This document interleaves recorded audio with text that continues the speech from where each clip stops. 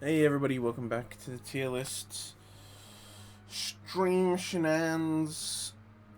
The internet finally decided to play nice today. It wasn't playing nice yesterday for like the entire day, no matter what I did. Um, and the day before that, well, the day before that was when the stream went out partway through, so you know what happened there if you were here. If you know, you know. You know what I'm saying? Anyway, um,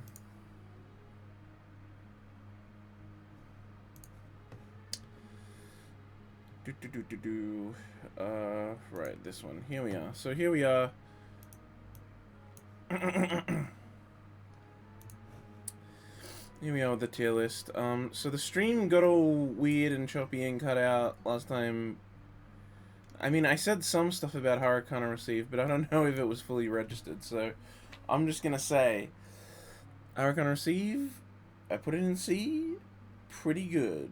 Hot girls hitting balls. That's all you need. That's all you need. Uh, but no, yeah. I mean, it's just a fairly decent sports anime. It's nothing too crazy. Um, I fell into a since like the 2 days ago when the stream cut out.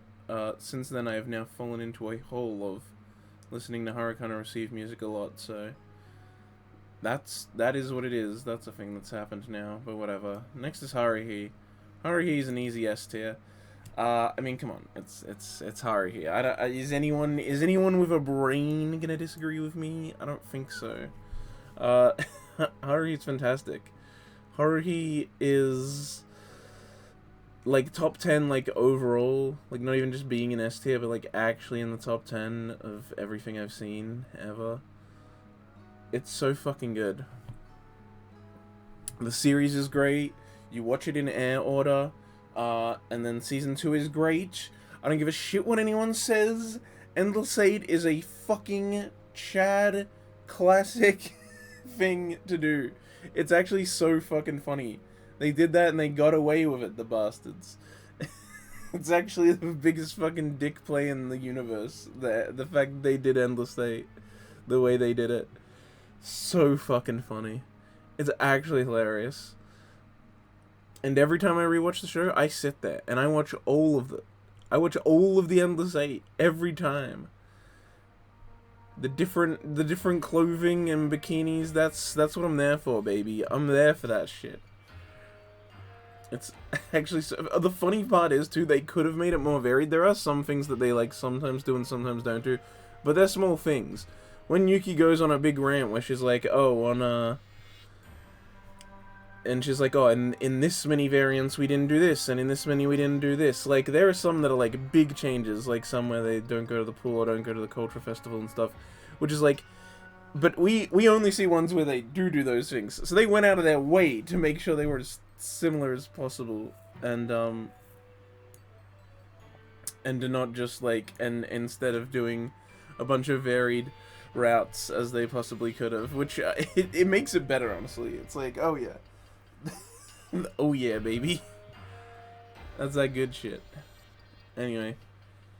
Hey K story. An A tier. Weakest thing that is directed by Miss Anything Good? I mean, I guess not. All I did was put Haruhi in S. And now I've put Hey K in A. I was making a hamburger for my mom. What a good boy. Good. Deserved. Yeah, Haruhi's fucking based. Based and Haruhi pilled. That's what I am. But yeah, I was just saying, Hey K story, lowest rated thing, directed by Naoko Yamada. But I mean, it's still good. It's still an A tier. It's just not an S tier like everything else that I've watched that she's directed. Because Hey K, you couldn't finish it. I quite love it. And I love the music in particular. The music's really good, especially the ED. One of the best EDs ever fucking made, in my opinion. I really liked it. It has some limitations. I think the main character, Biwa, she's pretty underused. and her powers are pretty underused as well. I mean, the whole thing's just a little bit. I mean, it tells it goes through the Heike story and it tells it, and I think it's really good if you're the kind of person that's like interested in that kind of stuff and you don't know the Heike story yet. Looks good. I was just bored out of my mind. Fair. See, here's the thing. This is what kind of what I'm saying. Like for me, I like really find like Japanese history and all that stuff in Japanese culture very interesting. I'm like, I don't know why, but something about it just really appeals to me, and I love learning more about it. And so the Heike story isn't something I had any experience with. And then by watching this, I was like, I want more context. And so I ended up like looking up stuff and like about that time period and the different clans and the free sacred treasures. And you know, the ones that were lost, like the sword, for instance, at the bottom of the lake. There's like one shrine that claims it has it, but I don't think anyone believes it's actually it. And yeah, like just crazy stuff like that. And so I like ended up liking it more as I was going, because it pushed me to do more research, which then, you know, helped me learn more about it. And then I would see more of the episodes in the anime, and it was just this big kind of experience for me, because it just made me super interested in the actual Heike story and that time period and everything. And so I was like just super interested in it. And yeah, I mean, that's a very personal reason to put it so high, but I mean, hey, every reason's personal. Subjectivity's implied. And yeah, I don't know. It was really interesting to me, because I just like that stuff. I like learning about that stuff. Also, there was a few changes I wanted to make. What was it? Yeah, I want to move Corpse Party up, and Are You Lost down. There we go. That's just a slight change I wanted to make. I was thinking back on Corpse Party more, and I'm like, why the hell did I put it in C? It's honestly a B. I like it way more than I was saying.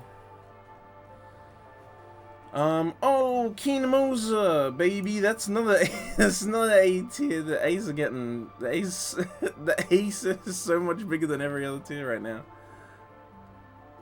I did as well, but I was just thinking about it more, and it's like, it's pretty short. It's got like other small issues. It's not bad.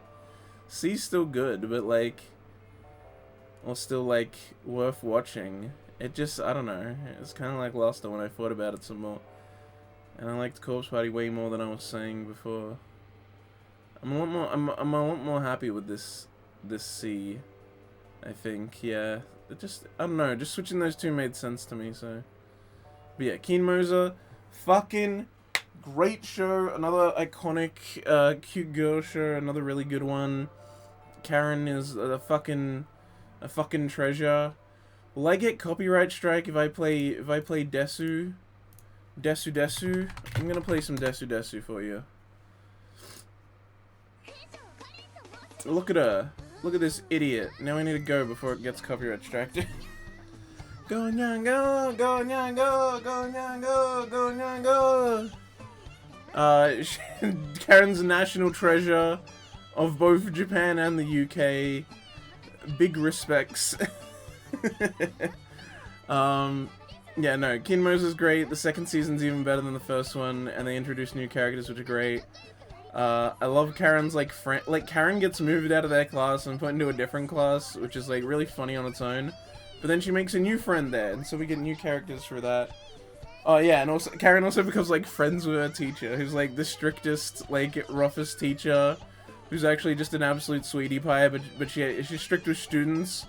But Karen just, like, is such an idiot that she just keeps trying to befriend her, and so she actually starts to break through to the cutie pie underneath, which is just great. And then the main teacher's also great. Totem Pole Girl. She sings about totem poles. It's pretty great. Meh. Of course you'd say meh. It's a cute girl show. You lack taste. You lack my refined taste. There's also I think this is actually more well known, like, outside the anime sphere, but then there's Ayaya. Yoko shinobi ayaya, ayaya. Ayaya.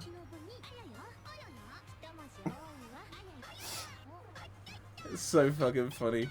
It's just so dumb. Yeah.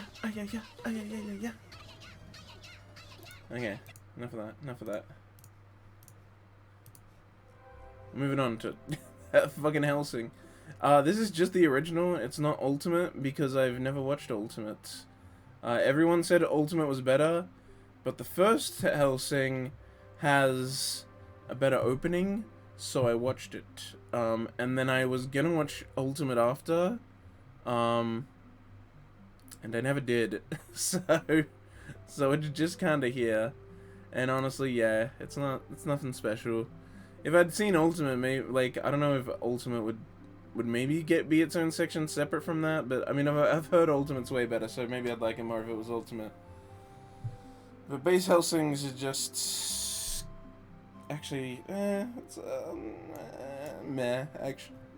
Actually, for me, the problem is I've actually forgotten a lot about it, which is a negative aspect. I mean, some people would say that's unfair, because like, oh, you've forgotten stuff. That's why, but it's like that means the show's forgettable. Like, I have shit up here that I haven't rewatched in ages, or that I've only watched once, like many years ago, and I still fucking put it high up. Like Evangelion. I haven't rewatched Evangelion since I originally watched it when I was in fucking high school. It's still an S tier though, because I still remember all the good things about it. Hellsing just kind of slipped out of my memory, which not really a positive if it does that. It does mean that I don't hate it though. It's hard to hate something I've forgotten. Forgettables are negative, but it's not like so negative that it becomes bad, because if it's bad, I'm gonna remember disliking it more than if it just kind of, if it's honestly, if it's forgettable, it was probably like a C when I finished watching it, and then just over time it slipped into D. That's not what everything in D is. Some of these I remember a lot, but you know, and that's the case for this one. Never seen it. Yeah, you do have a black heart. Takes heart to love cute girls. Yo, hentai prince and the stony cat, let's go. Obviously it's meant to be pervert prince, but I just find it so funny that even the English title is hentai prince and the stony cat. Hey, Rinko second. Thanks for the follow. Do I want to put this in B? Which is like the dumbest thing I could imagine doing. Yeah, let's put it in B. I don't give a fuck. This show's bad and I like it anyway. This show fucking sucks and I love every second of it. And it is 100% nostalgia fueled. This is one of the first few shows I ever watched. Like, this is like really early anime days that I fucking watched this. And I don't give a fuck. I liked it a lot at the time. One of the girls was like my best favorite girl, best waifu for like a good while. Until later. It's just so fucking dumb. Yeah, the show's terrible. But I like it. I don't even know what to say about it, man. It's like really generic, really short. Honestly, probably pretty forgettable for most people that watch it once they've like actually started watching anime. But it was just in that sweet spot of early day anime where I watched it, and it was like even though it's so generic looking back, like at the time, I didn't have any frame of reference. I didn't have any idea that like these were like very bland tropes, that this was very generic trash, that the fan service was really basic and overdone stuff. Like I didn't have the frame of reference, and so I liked it, and it kind of set the path for me to keep watching more, I guess. I don't know when I watched it though. I don't think it was, I mean, I had already seen Rokubu though by that time, I'm pretty sure, so I kind of already knew there was fan service everywhere. I think I had seen Rokubu before this. I'm pretty sure I did. Rokubu was like the third ever anime I fucking watched. So dumb. But yeah, I don't know. It shouldn't be in B. But I like it. When I think back on it, I can't help but like it and smile. I really liked it at the time. And so those are the memories that stick with me. Maybe I'd lower it if I rewatched it or something, because it would be infuriating. But I've never rewatched it, so I just like it still. It's like probably the dumbest reason ever, because usually I'm so much more harsh on shows, but like, something about this one, just right place at the right time, you know? Kinda, There's another show that actually is kind of like that, where it just hit at the right place at the right time.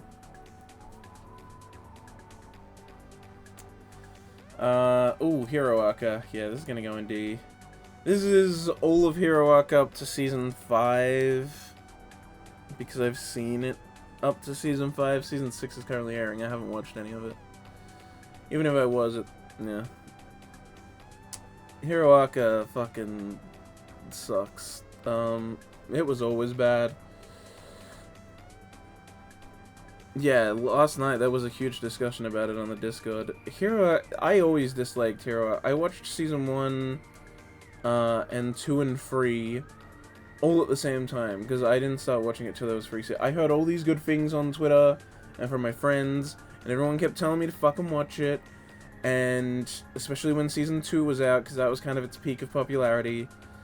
How many times I saw clips of the fucking Deku versus Todoroki fight on fucking Twitter, I swear to God, man. Everyone was posting that shit. Flick, flick, suck my dick, you know what I'm saying? They're like, oh, best fight ever made. He did the big flick. And then Season 3 happened, and so yeah, Seasons 1 through 3 were all out when I started watching it, and I watched all 3 seasons of them, and I was like, yeah, not really that good, actually. Pretty fucking boring and bad. It was getting better with each season, but then after Season 3, it started getting worse. So originally I was just like, alright, 3 seasons and it sucked, and I wasn't gonna watch Season 4 because I, like, disliked it. But then Season 4 fucking, like, came out, and I mean, part of me was like, well, Season 2 was better, Season 3 was better, so maybe Season 4 will be starting to actually maybe get close to being worthwhile. And everyone was like, I saw people on Twitter complaining about how, like, the Culture Festival, and they're like, oh, way too much Arca, not enough Hero, blah, blah, blah, blah. And I'm like, yo, that sounds like stuff I like. And then I watched it, and I remember this, I'm telling this all to you, remember that people are bad at explaining why they like and dislike things, unless they do it a lot. Like, I feel like in general, like, most normal people are pretty bad at explaining that stuff. But you get better the more you do it, and I have been doing it a lot, so I feel like I'm alright. I'm actually pretty trash in a moment like this, where I just have to keep, my brain has to keep flicking back and forth between different shows, and I do it all in a fast pace and live. But if I'm just taking my time and explaining something without me having to flick through a bajillion different memories right after each other, and also if I have time to write it down especially, I'm pretty good. But, like, people are bad at explaining why they dislike things. So the real reason that people dislike this season is because it fucking sucked. It's got nothing to do with the fact that they were focusing on the Culture Festival. It's just that it fucking sucked, even compared to other shows' Culture Festival arcs and stuff, or episodes and stuff. Like, it was just bad. It was poorly paced. The villains were fucking obnoxious, and Deku's fucking power up was, oh, I learned to, it's still flick. It's just flick, but now it turns out bursts of air. Ooh. It's like, yeah, the gentleman villain, he fucking sucked ass. As did the, like, girl chick that was with him. You liked him? Well, most people fucking hated the arc, and honestly, I was just like, alright, this just sucks. It's not because it's more arc and less hero, it just sucks. And then Season 5 came out, and everyone hated that too, because, yeah, it was terrible. And I watched it. I don't even know why at this point. I think I was like, fine, I'll watch every season. I just will. I'll watch Season 6 too, when it fucking ends. Why the fuck not? I'm just gonna do it now. It's D. I don't like it. It's D because some seasons are alright, some episodes are alright, some characters are alright. The character designs, at the very least, are good. It's got good character designs. I'll give it that. And the music can be good sometimes. And by can be good, I mean, the one, something run or whatever, you say run, whatever that one is. The good one, everyone knows the good one. That one's good. And then it's like not even used after Season 3, I think, so whatever. High score, go! Let's fucking go! S tier! Yeah, I love High Score Girl. High Score Girl's fucking fantastic. I love that it's just like this, like it's like almost set in an alternate world in the way, like it's reality, and it like goes through time of like game releases coming out at the time they come out and stuff.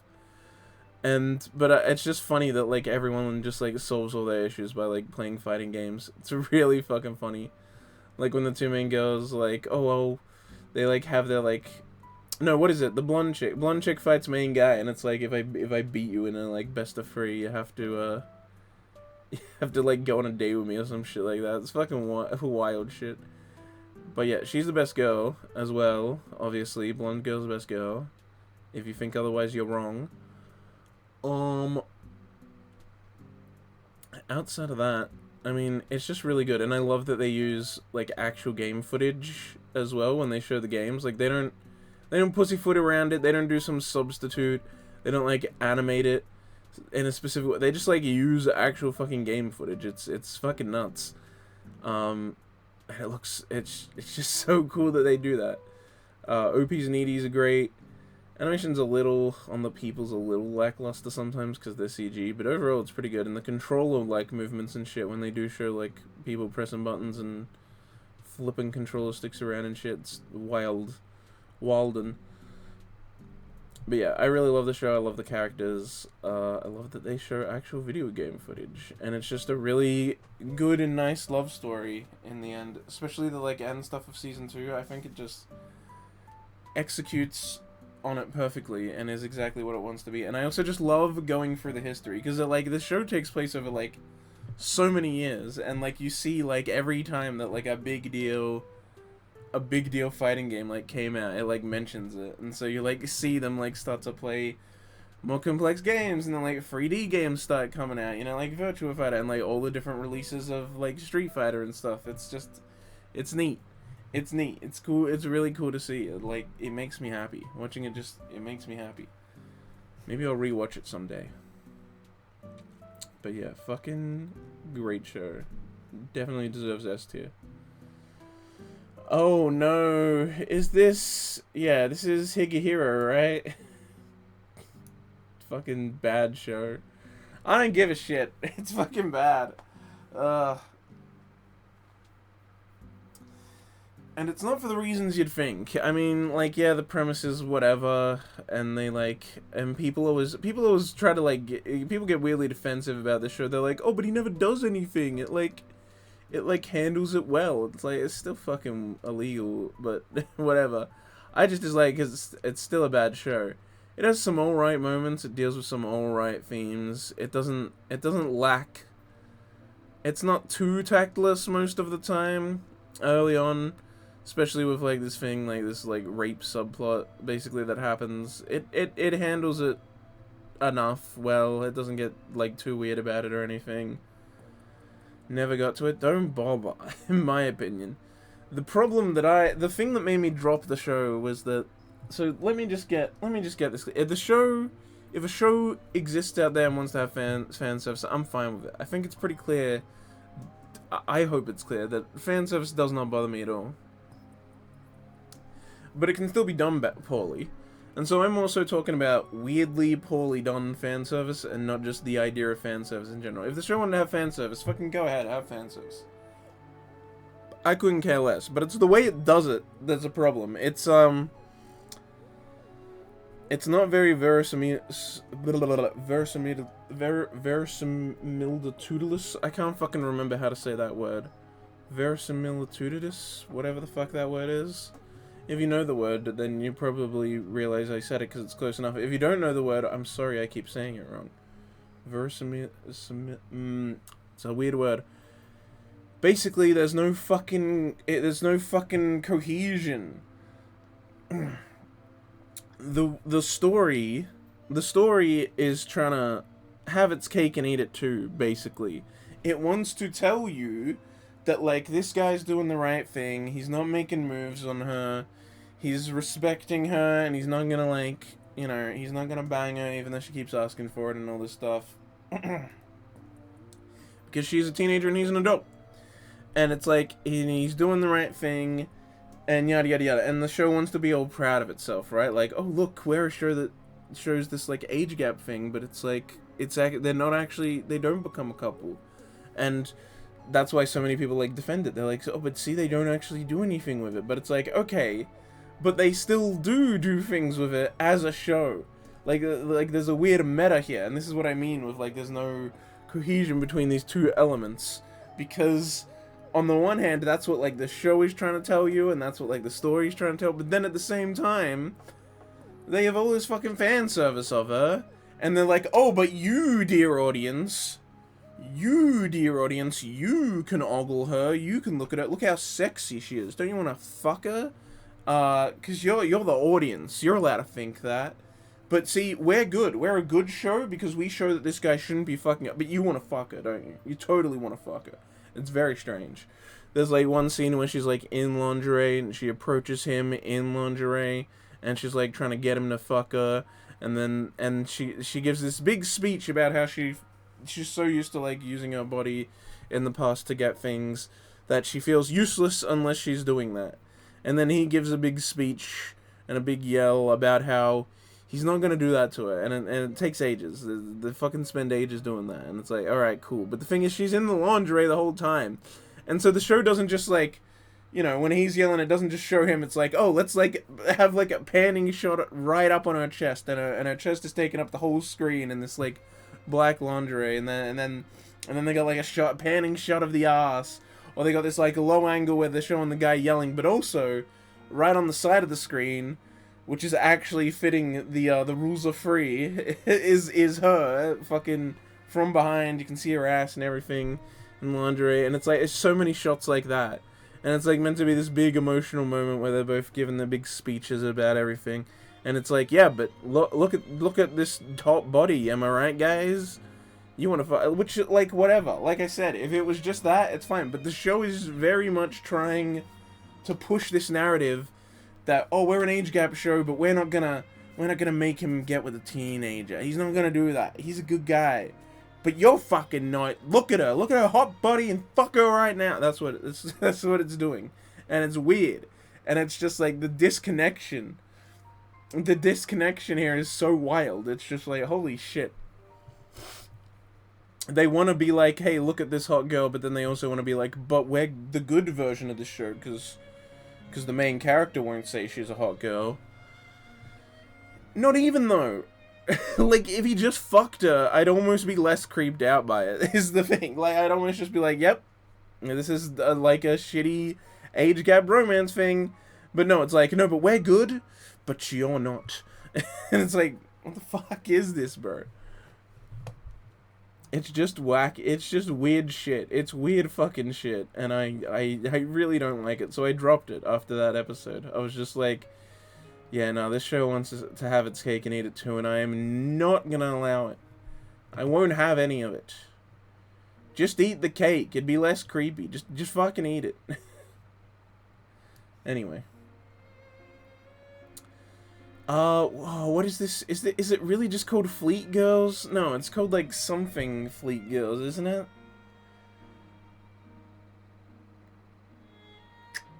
I can't even remember the name of the show. Yeah, put it in and see. This show's actually got alright ship battles in it. I wish I could remember its name, but maybe it is just Fleet Girls, I don't know. But never seen it. I mean, it's a cute girl show, but they're in battleships, and it's actually kind of cool because there's like a virus that's contaminating a bunch of the ships and causing them to like causing all the people on them to like basically become evil, and then the one ship that doesn't get this like virus infected on them is the ship with all the worst people. It's like the shitty ship that they just chuck all the students that got the worst grades onto it, and so they're like they're the crappy ship. But they're the only one that, like, isn't infected with this virus, and so they have to, like, go out and fight the other ships, to try and, like, because they also have some, they got this, like, cool chick on their ship who's, like, a genius who figures out a cure for the virus, and so they're like, we gotta get to the other ships and give them the virus, and so they have to get close to them, but the other ships try to fight them off. And the directing and the ship battles are actually super legit. They use, like, you know, actual ship tactics. There's, like, the intensity of ship battle where you have to do, like, such big turns and, like, make sure everything's lined up so you can fire the guns, like, at the actual other ships and everything, and, like, how, like, slow and intense it is, and also how, like, every hit matters, like, so much, because the fucking ships on the ocean is big bad if they get hit, very bad. And there's like 30 fucking girls on this ship though, because it's a ship. It takes a lot of people to run a ship like this. So yeah, there's like 30 fucking characters, and they need to give all of them time so that you can pick your waifu, goddammit. But obviously the main girls get more focus. I think I remember liking this one the most. This one down here, I think, or that one. Maybe it was that one. I think this one's voiced by Yurika Kubo, which is probably why I like her. Yeah, but Azur Lane and Concolare are like the girls of ships. This is they're piloting ships. They're not actually like the ships made into girls. They're just normal girls that are piloting real ships. That's it. But yeah, the ship battles are pretty cool and legit and fun, and I was surprised by that. But then there's also just a lot of animation shenanigans. Like, I saw some people that were like, oh, if you hear the plot, like, with the virus and the ship battles, you think it's, like, way more action, and it's like, no, it's still in the end a cute girl show, and there are some episodes that are just, like, let's all get in bikinis and swim in the ocean, like, you know, it's still a cute girl show at the end of the day, and has its silly little cute girl animation shenanigans. I don't know, I'm mostly putting it in. I think I actually like it more than... You know what? Fuck it. It gets a B. I don't give a damn. It's a B show. It's actually pretty fun. It also got a movie, but I have not seen the movie. I don't know if it will get any more content. I can't remember if more's been announced or not. I also know they had a collab with battleships. The like a battleship game that's like actual, like, you know, ship battles and everything. And it had a like collab with that game. Fucking wild. High School Fleet, that's it. That's it. High School Fleet, yeah. Yeah. Good shit. I'll put it in B. That's what Higurashi, let's fucking go. I think A tier for Higurashi. If it was like just the first season on its own, honestly, S tier, but like the later stuff just like isn't nearly as good as that first season. That first season, it hits hard. Shit goes hard. Feel free to screenshot. But the later seasons aren't nearly as good. Been playing the VN. Yo, I've been playing the VNs. Well, VN. I've only started chapter 1. I haven't gotten very far in it at all. But I have started. I have started reading them as well.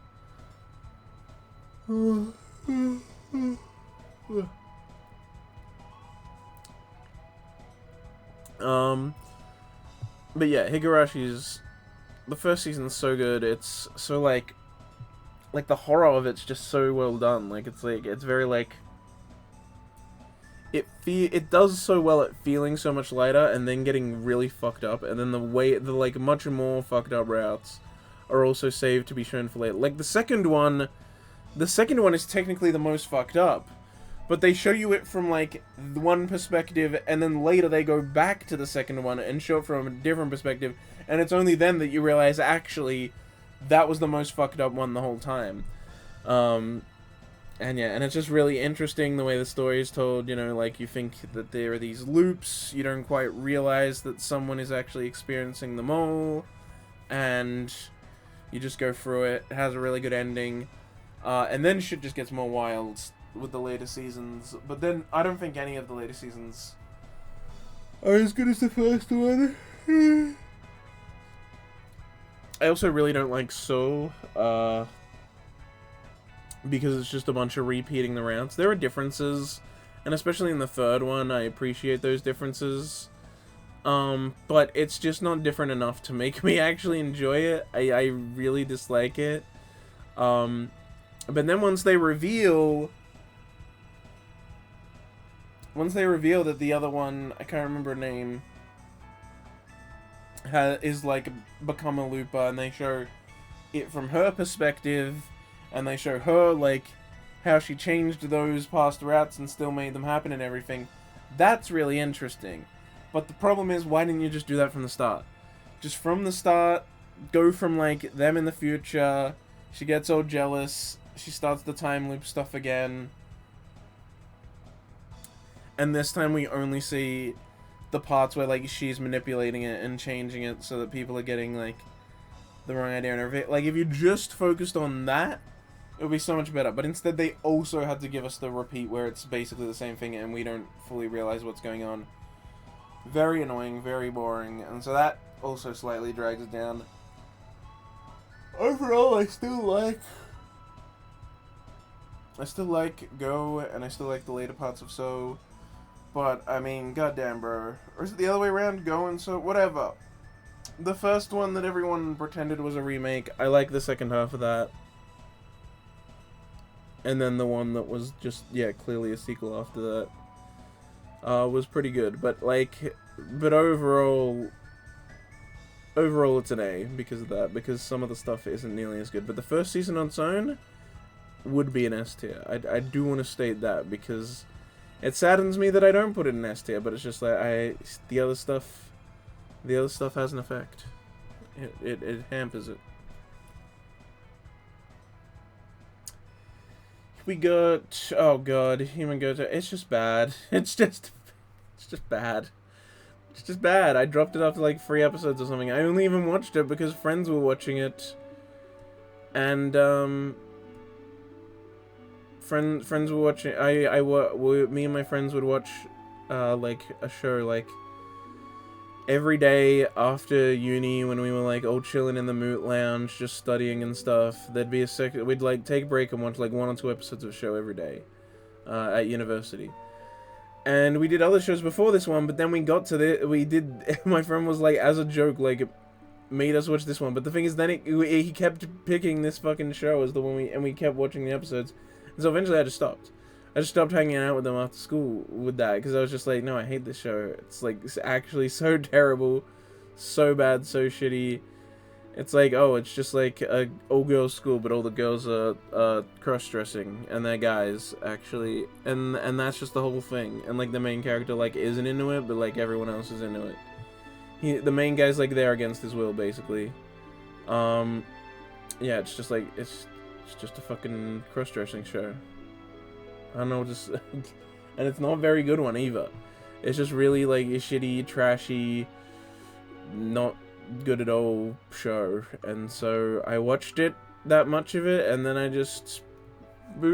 stopped, and then I stopped. Yeah, I dropped it. And so it shouldn't have even ever been here, because I never probably would have started watching it on my own. But I did. And here it is. Anyway, Himote House. Yo, I gotta give this a B. This show would be like a D or maybe even an E if it didn't have one thing that's saving grace. So like the show normally is pretty bad. It's a CGI show. It's very poorly animated. It's a short. It's got this like crazy, like, just over the top vibes. Everyone, like, has a superpower for some reason. They all live in this house together. There's not much of a plot. It's just kind of like shenanigans and bits happen, and it's a short, and it's like, and that's it. And so at first it's like, okay, that seems incredibly shitty. But then when I was watching the first episode, at the end of the first episode, these motherfuckers pull out some ad-libbing. They do ad-libs, bro. They do fucking ad-libs. They have a moment where all the girls are, like, sitting there, and I guess they're doing motion capture at that point. Maybe they do motion capture the whole time, I don't know. But they're, like, all sitting around, and they just, like, do a bit like they're on a fucking talk show or, like, podcast or something. Where one guy's like, oh, let's, like, you know, like, there's things you always see with voice actors where they, like, get together and do, like, talk shows and stuff, and it's just, like, promotional stuff. It's like that, where, like, one guy, like, picks out, you know, these, like, scenarios, and then, like, 2 of the voice actors, like, just act out that scenario. And the whole thing's ad-libbed, and you can tell it's ad-libbed because they don't talk like anime characters. They just talk like Japanese people, where they're, like, sitting there, and, like, the way they talk in talk shows a lot of the time, where, like, they talk over each other a bit, the way they, you know, because they're not reading a script. They laugh at each other a lot, they laugh at the situation and all this stuff, and, like, it's just, and it's way more better than the actual show. It's so much better than the scripted parts of the show. And as the show goes on, they start to incorporate them more, and eventually it's just not even like a thing that they do at the end. It's like part of the episode. Like a plot happens where like something happens that's like, and then they basically play out like a murder mystery scenario. And so all the girls like come in and they're just like ad-libbing this thing where they obviously have like what the actual evidence is like in front of them, and they're just like playing out the scenario and like trying to figure out this weird little murder mystery thing that happens, and it's so good. Like all the ad-lib parts are just actually so funny, so good. The voice actors are good at that part, as most Japanese voice actors are. It's like, and it's way more interesting than the show. I'm like, man, the whole show should have just been this. The whole show should have just been these, like, ad-libbed. It would have been fucking great. Because, like, all the ad-lib parts are the only reason I stayed. I just stayed because I wanted to see more of those parts. Those parts were fun. They were interesting. They were enjoyable. Those are so boring to me. Really, bro? They're so funny, though. How can you not like them, bro? Aw, bruh, this guy. It's fucking great. Like, because also there's so, like, subbed, finding, like, those, like, talk show things where you have the voice actors just, like, talking about things and announcing news, but then they also, like, just kind of do little bits and skit. Like, finding subbed version stuff of that is, like, so hard. And so, like, Emoji House is great, because it's, like, basically just that is part of the show. So it ends up all getting subbed, and it makes me happy. That stuff makes me happy. It's why I'm glad there's also like one YouTube channel that just like subs all of the stuff that like Takahashi Ray does. So that stuff also, like, watch it there. It makes me happy.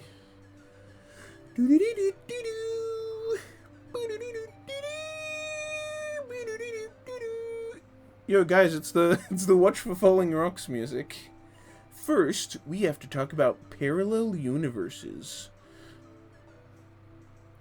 Now I'm gonna skip ahead and I'm gonna talk about idols, but with two L's, I believe. And I want to talk about this show right after talking about Himata House, because the reason I watched it was because I had been informed that it was in fact a show that is fully ad-libbed, and they just like got the voice actors and chucked them in a room and they just did the thing.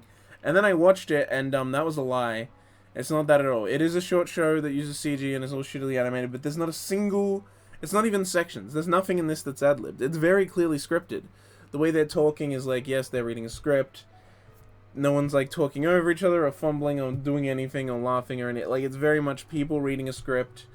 It's like acted. There's like too much of a plot for it to be ad-libbed as well, and just like, it's very clearly not ad-libbed. So whoever told me of that, they obviously were just mistaken. I guess they thought it was, but it's like, it's clearly not. If you've listened to like, yeah, like stuff where Japanese people are just talking and doing whatever versus how anime characters talk, where it's like people reading a script and knowing what's happening. They're very different situations, and it's very easy to tell. Especially if you watch VTubers as well, because VTubers are more of that, like, ad-libby stuff. They're not going off scripts. And so it's the same kind of... You can tell. You can tell when someone is... you can tell when it's ad-libbed or not, and this was very much not. And so the only reason I watched it, because I wasn't going to watch it, but then I heard it was ad-libbed, and I was like, oh shit, that's actually... I want to watch it then. Watched it, it wasn't, so it's just absolute garbage fire. Chuck it in F. I never would have watched it. It literally shouldn't be on this list. I was fucking lied to. I was tricked. So, I honestly shouldn't hate it as much as F. Maybe more E or D, but, like, I wouldn't have watched it as the thing. I was lied to. It's not the show's fault, I guess, but, like, fuck. It just makes me hate it even more, because otherwise it just wouldn't even be on the list. Which, if it's not on the list, like, because I never would have even wanted to watch it otherwise. Like, it should just be a nothing. It shouldn't even exist. Anyway, Hinamatsuri is pretty good. Not quite an A, but definitely a B. Hinamatsuri is really good. It'd be like the higher end of B. If I had the A plus A minus and B plus B minus, I'd put it in like B plus probably. Maybe A minus. But yeah, it's a fun show.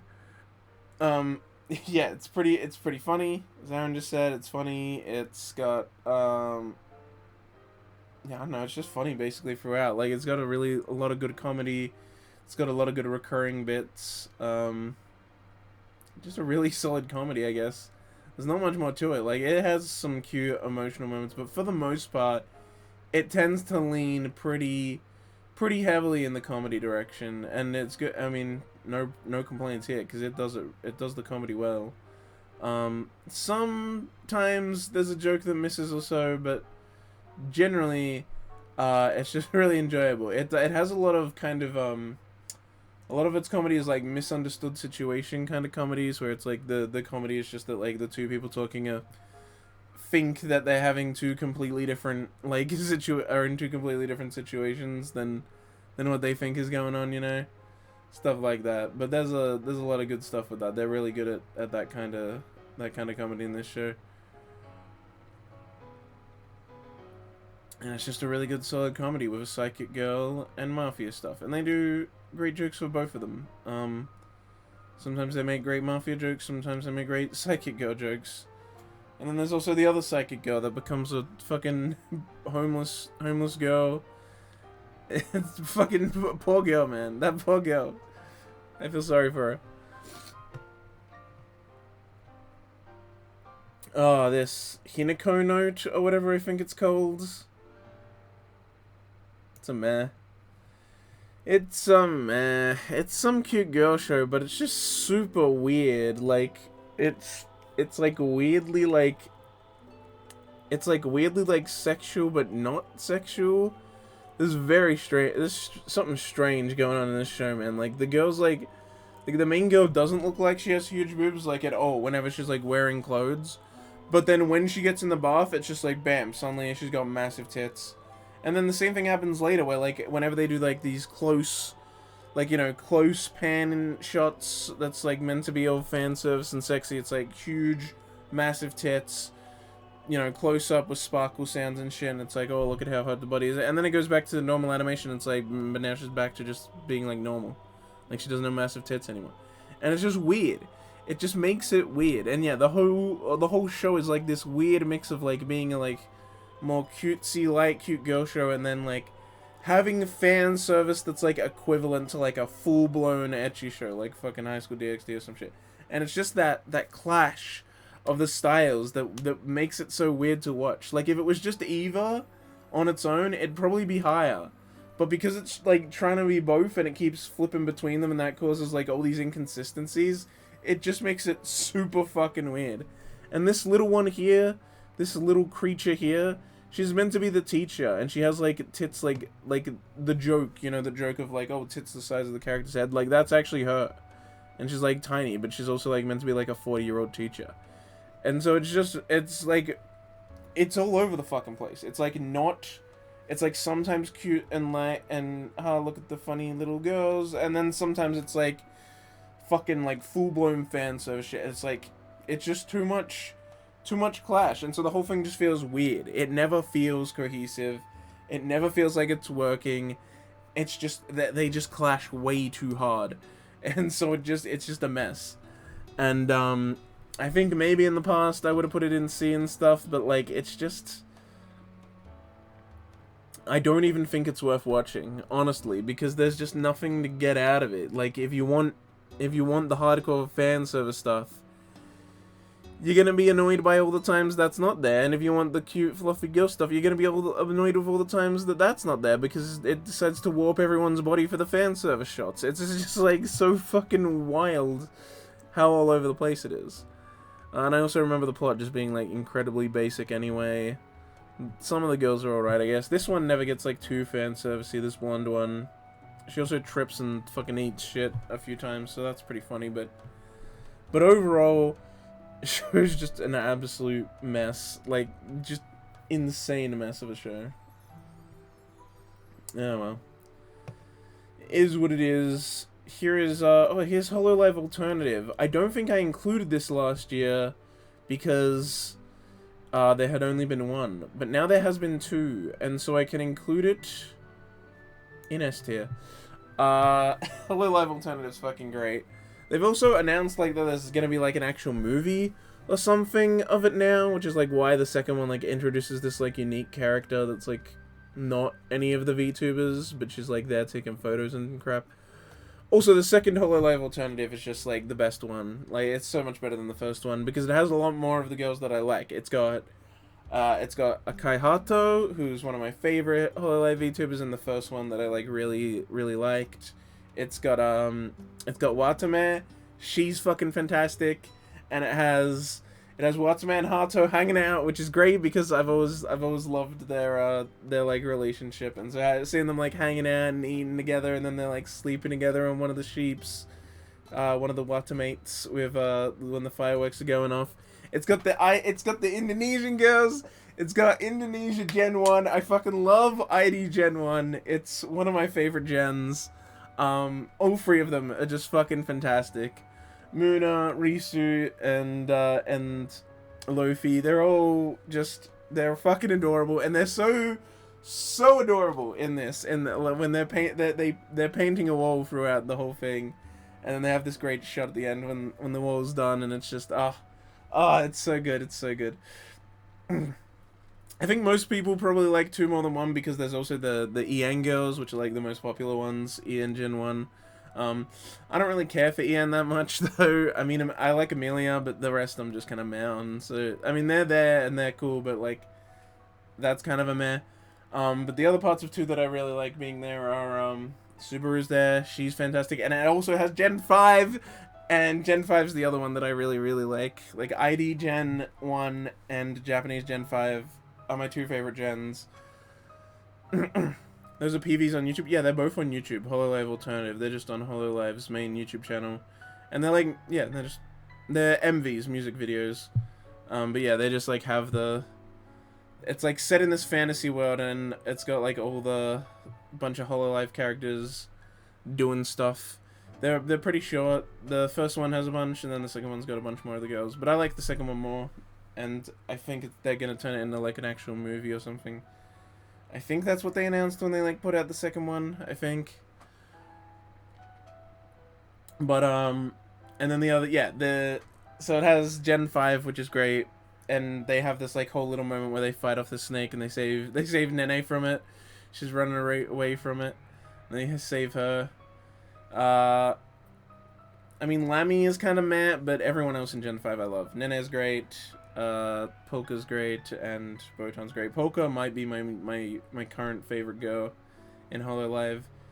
She's just so fucking funny and so fucking talented as well, like as a voice actor. It's crazy the amount of different voices she can do.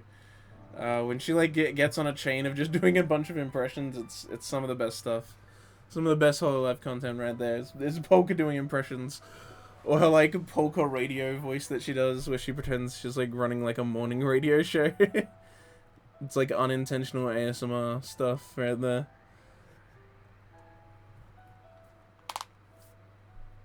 Oh, my throat is getting dry. I should drink.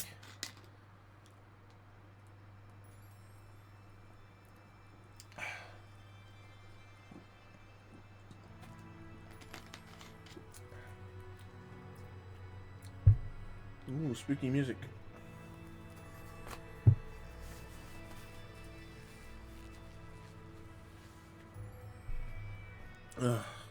Ooh, oh, I feel weird. Alright. Let's keep going. Can't stop till you get enough.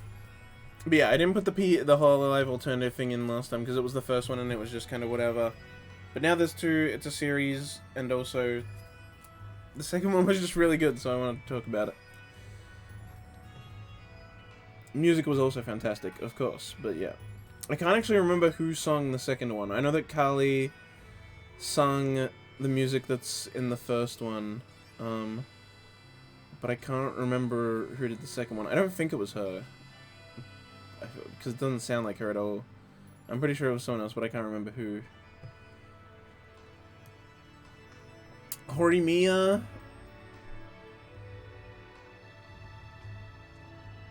Maybe is it really B, I guess? Here's the... Horimiya is a weird case. Harumi is so hard for me to talk about because it's such a gradient of quality. It starts out fucking fantastic. It's got pretty good production quality. It looks really nice. The OP was fucking amazing. The characters are really likable from the start. And they have this slow build up of the characters getting together, but it's not like slow like in, you know, it's not slow in the typical anime where it becomes a will they won't they forever. Like, they actually get together fairly early on, and so you have this like thing where you slowly start to see them fall for each other, and then they actually start dating, and that's great. More shows need to do that. It's so dumb. Harems are dumb. Alright, harems are fucking dumb, where it's like, oh, who'll you pick, or it's like, there's an obvious one that's gonna win, but it's just will they won't they for the whole time, and then in the last episode it's like, oh, they got together, whoever won, you know? This chick won, and it's like, that's so fucking boring. Like, we want them to be together. Why is that the conclusion? Now that they're together, why don't we get to see content of them being together? Any show that actually has characters get together before the end is so much better, because then we actually get to see them being a couple. We get to see them being happy together. We get to see the thing that we wanted. If you want it and you go, yep, it happened and now it's over, so you don't get any content of them as a couple. It's like, why the fuck would I be happy then? Like, I think romance shows are so much better when the characters actually get together before the end. So, big plus to Horimiya for that. That was fantastic that they did that. Yeah, exactly. They got together so it's so good.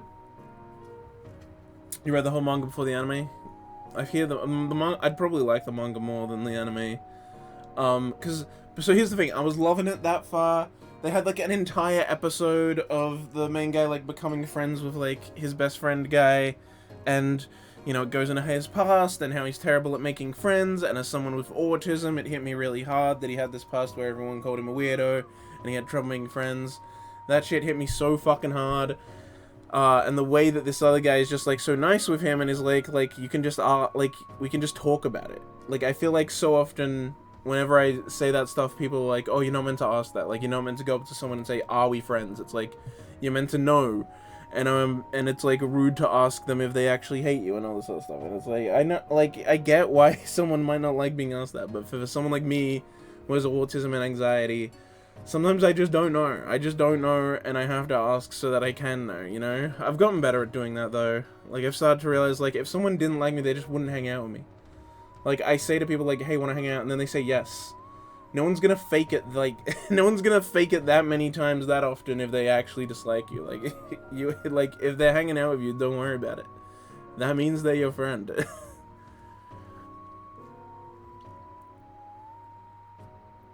I don't think many mangaka are able to write stuff that is not will they, won't they? I mean, it's definitely common.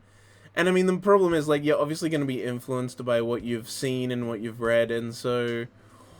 Or you're going to try and copy popular trends so that your work can also get popular. So, I mean, like, the fact that there is a lot of will they, won't they just means it's gonna beget more of the same thing. Everything begets itself, you know? And it's like isekai. Like, isekai begets isekai. You get a popular isekai, a bunch of isekai flood it, and then it's like... And then one of those ones that was copying the other ones gets super popular, causing other people to then get inspired by that one, and then one of those will get super popular, causing... And so you get these, like, just waves of isekai that never end, because one of them in the group of stuff that's, like, one or two of them is gonna become, like, a hyper-popular show, and then that's gonna start a brand new wave of it, you know? It's stuff like that. There's also, like, a slight lag, because it's, like, like, light novels exist before the anime, and so them getting, like, anime adaptations at, like, different points, some of them get more popular via that anime adaptation, but some are, like, already popular as light novels, and so it causes, like, it's, like, just this weird, staggering influence that, again, causes the waves, even if a bunch of them came out in the same kind of few years. It's like, well, one got an anime adaptation here, and then a few years later, one of the other ones got an anime adaptation, even though they, like, existed at the same time as light novels.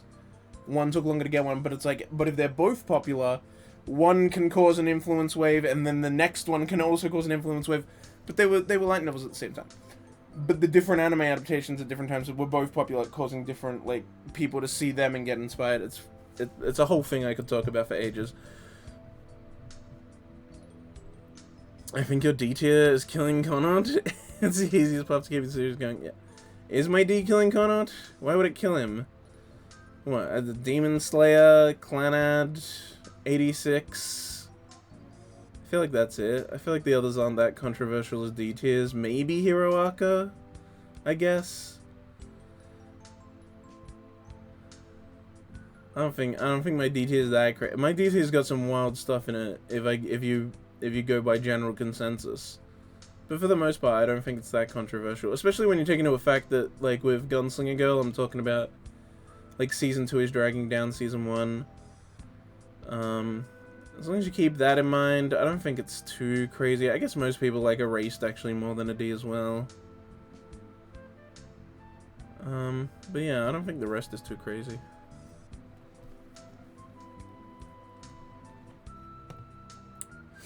I guess I almost said half the tier, to be fair, so whatever.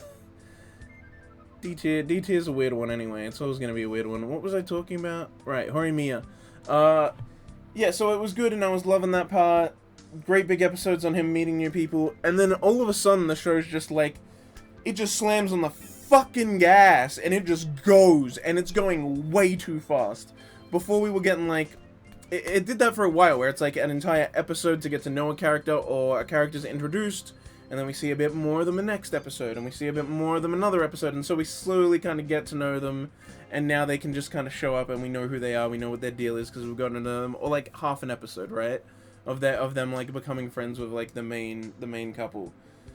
But then it's just like, oh, this guy you've never met before? Yeah, he's friends with them. And he's just like there. He's just like standing in the group conversations and they're talking about him like he's always been there. Or like, he'll meet some guy and he'll be like, hey, buddy, nice to meet you. And then he's just like best buddies with everyone. And, or like, they literally have a point where one girl takes one guy, takes him up to the main guy and is like, this guy wants to be your friend. And then he's like, okay.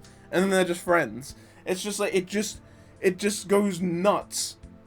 Skipped a ton of chapters. Yeah, that's what it fucking feels like. That's why I said I'd probably like the manga more, because it goes nuts. I assume it's because they wanted to get to the point where they get engaged at the end of the first season. I think they wanted to get to that point, but that meant they just had to fucking like blitz it after a certain point. And it's so weird as well, because they start out like doing like an appropriate amount of time given to each section, and then they just they're gone. They're fucking out of there. They're fucking quarterback got the ball and he ran, baby. He just ran and he got the fucking touchdown, but it was gone. I don't know. This analogy is falling apart. Forget it. It just goes so fast and it's all over the place. Characters are never introduced and then they're part of the friend group. Characters are introduced very briefly and then they're part. It completely fell apart, and that just made me lose all interest in it. I was loving it before then. I was like, this is the show of the season, maybe even show of the year. When it was airing, I was like, I love this so fucking much.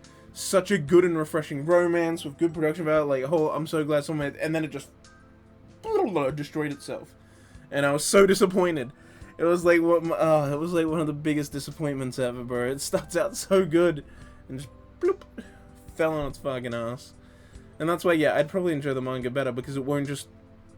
It'll probably stay with that good pace early on, where it's like actually giving time to new characters and everything.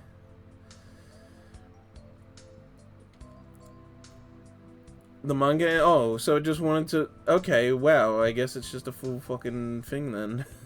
Jesus.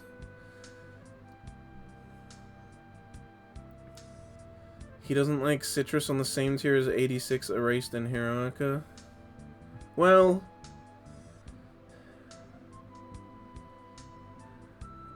86 Erased and Hiroaka. Yeah, I mean, some parts of Hiroaka are better than Citrus, but not all of it. 86 is in D because of a weird situation that I've talked about with its all over the place quality. So it's not as bad as Citrus. And Erased is about it. Yeah, Erased is as bad as Citrus for me.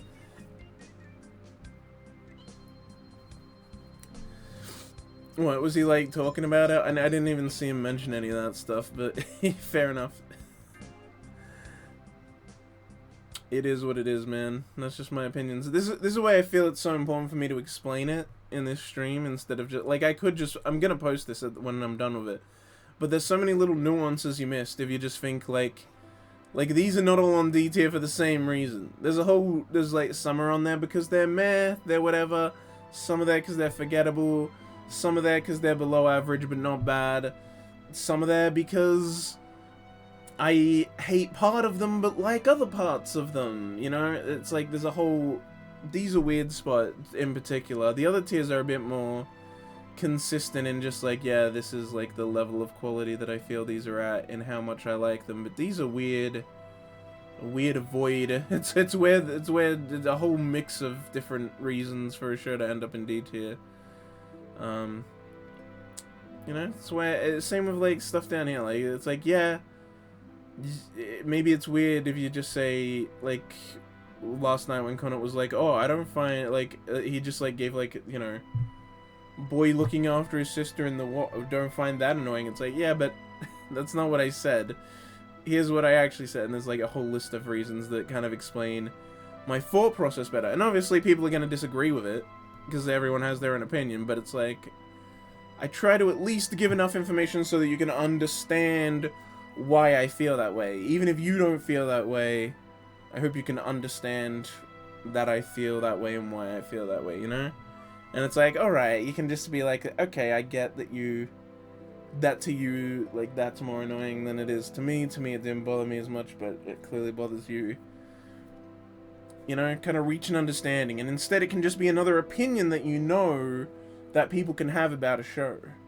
It helps add to the big pot of opinions instead of just being like, well, this is the general consensus, so let's just pretend no other possible thought pattern is possible. It's like, no, we should look at the people that are kind of the outliers here, because they have their reasons too, and if we add that into the pot of opinions, we can maybe understand the show more, and the different ways that it can be seen and viewed, and the different takeaways people can have, you know? I just think it's fun to learn why people think different ways about you when it comes to media and stuff. Like, if I like something and I see someone hates it, it's like, why? Tell me, I want to know why. I will disagree with it, obviously, because I like it, but it's interesting to know why they dislike it, you know? At least I think so. I think some people just get upset, but I personally think it's very interesting to find out and helps. I always use this analogy, the pot of opinions. I don't know why I like it so much, but just, yeah, add it to the pot. You know? Mix it all in there, make an opinion stew.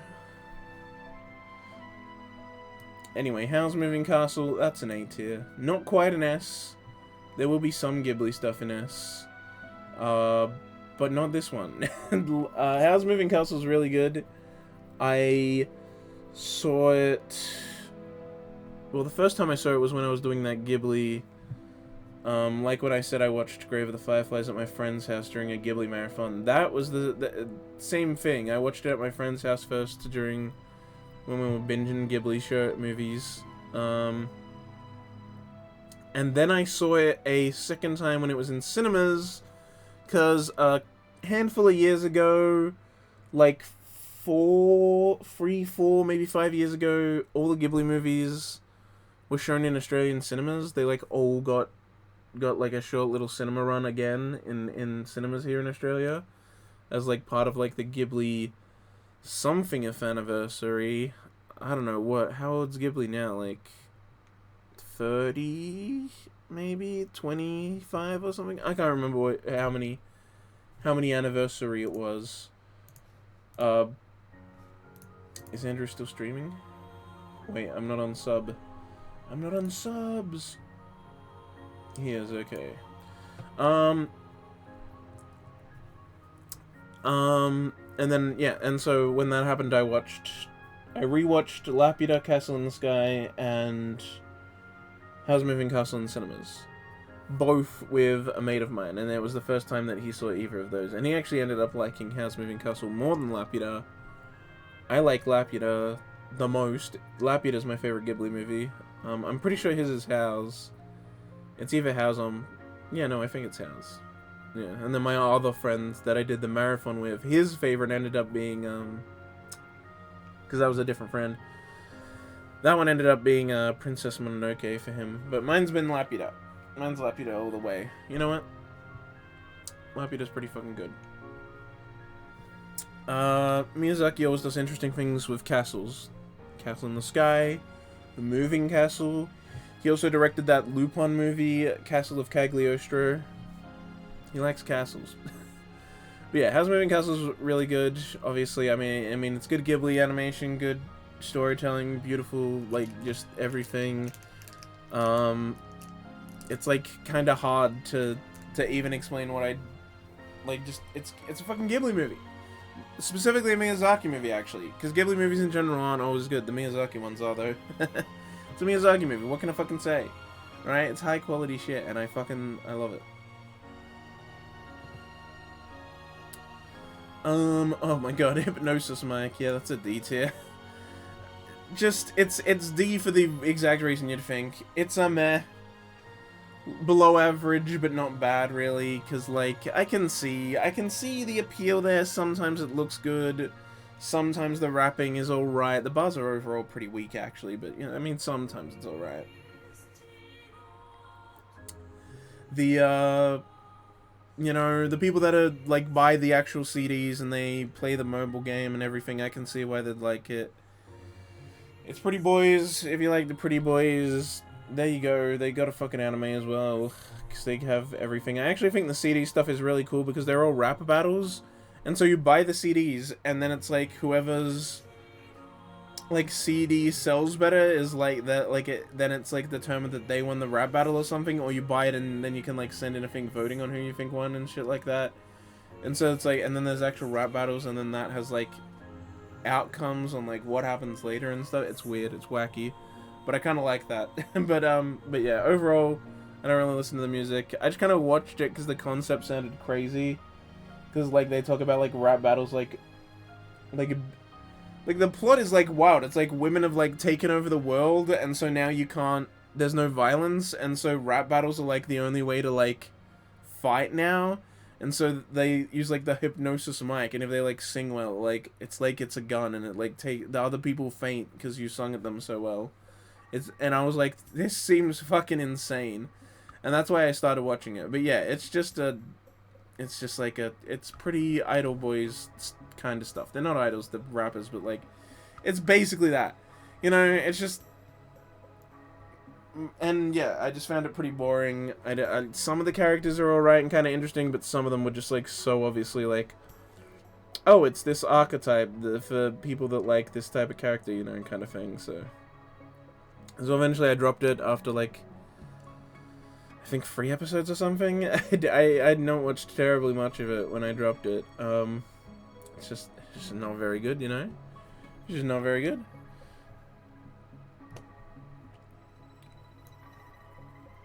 Here we have Ichigo Marshmallow. Strawberry Marshmallow.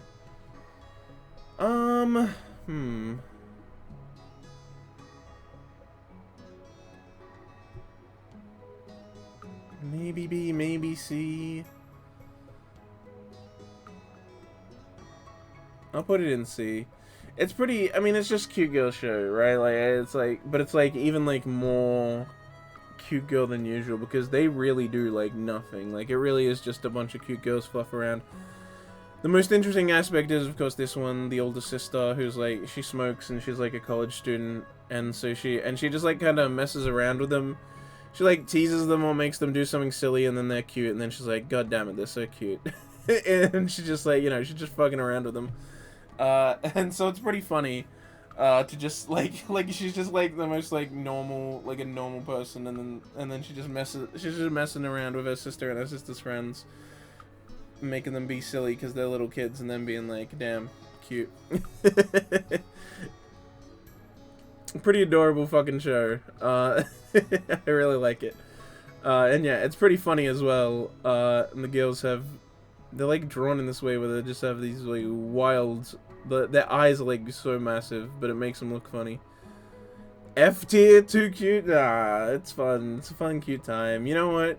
Nah, fuck you. It's in B. It's B tier. I'm talking about it more, and I'm actually remembering how funny it is. So, I actually did want to move it up to B. It's good. It's good stuff. Oh man, I should rewatch it. I don't know. Like, I haven't seen many other shows that just have that vibe, but where the older sister's like, you know, she's like drinking and smoking, and she's a college student, and then she's just like it feels like a real like little sister, older sister relationship, because she's just messing with it and messing with her friends, and then like internally in her head she thinks, God damn, like it's cute, because yeah, it's cute to watch, to like mess with little kids and then just watch them be silly, and you know, it is what it is, and it's pretty great for it. Also, it's the show that I remember being the one that taught me that Japanese characters say moshi moshi when they answer the phone. And then when I was going out with my Japanese girlfriend, I said it once when I answered the phone call from her, and she's like, how do you know that? And I'm like, from anime. There's so many times where I'd say something and she's like, how do you know that? And I was like, just from anime. Because like there's the stuff you learn normally, and then there's the stuff that you'd never learn when teaching yourself Japanese, but it's like, yeah, but they say it enough in media that I picked up on it. Just weird stuff like that. Yo, Ikamasume, Kyun,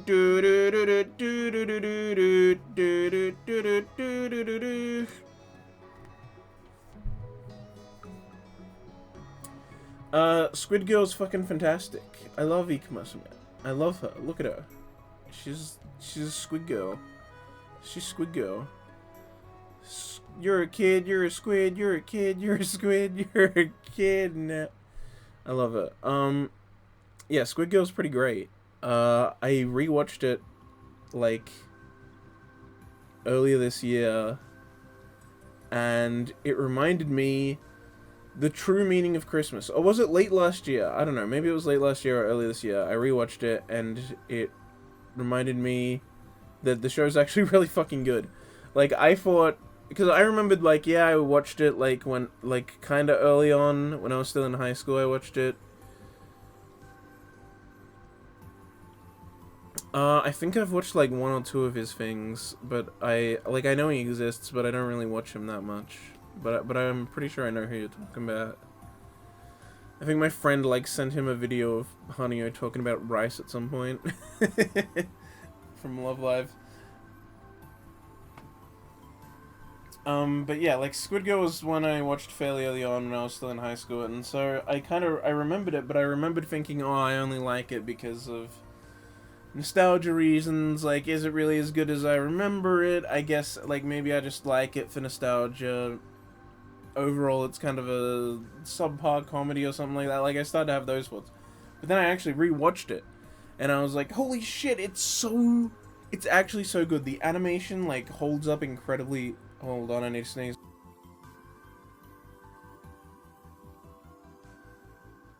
That was a big one. Like, the animation, like, holds up incredibly well. Like, if it came out today, I'd still be like, damn, that's good animation. Especially on the tentacles. Like, Squid Girl's, like, tentacles, like, the way they move around and do everything. Like, it's crazy. It's really nice animation, and it's all 2D. And yeah, like, overall, it's just, like, it's really clean. When it does do action scenes, like, it does it really well. It's very, for its age, it doesn't look its age. It's, like, way too clean for its age. Like, animation from, like, its age doesn't look as, like, clean, I guess. Clean's the only word I can think of. I think it's just that it has more digital stuff in it than a lot of stuff from that time, probably. Which obviously holds up better. As long as it's done right.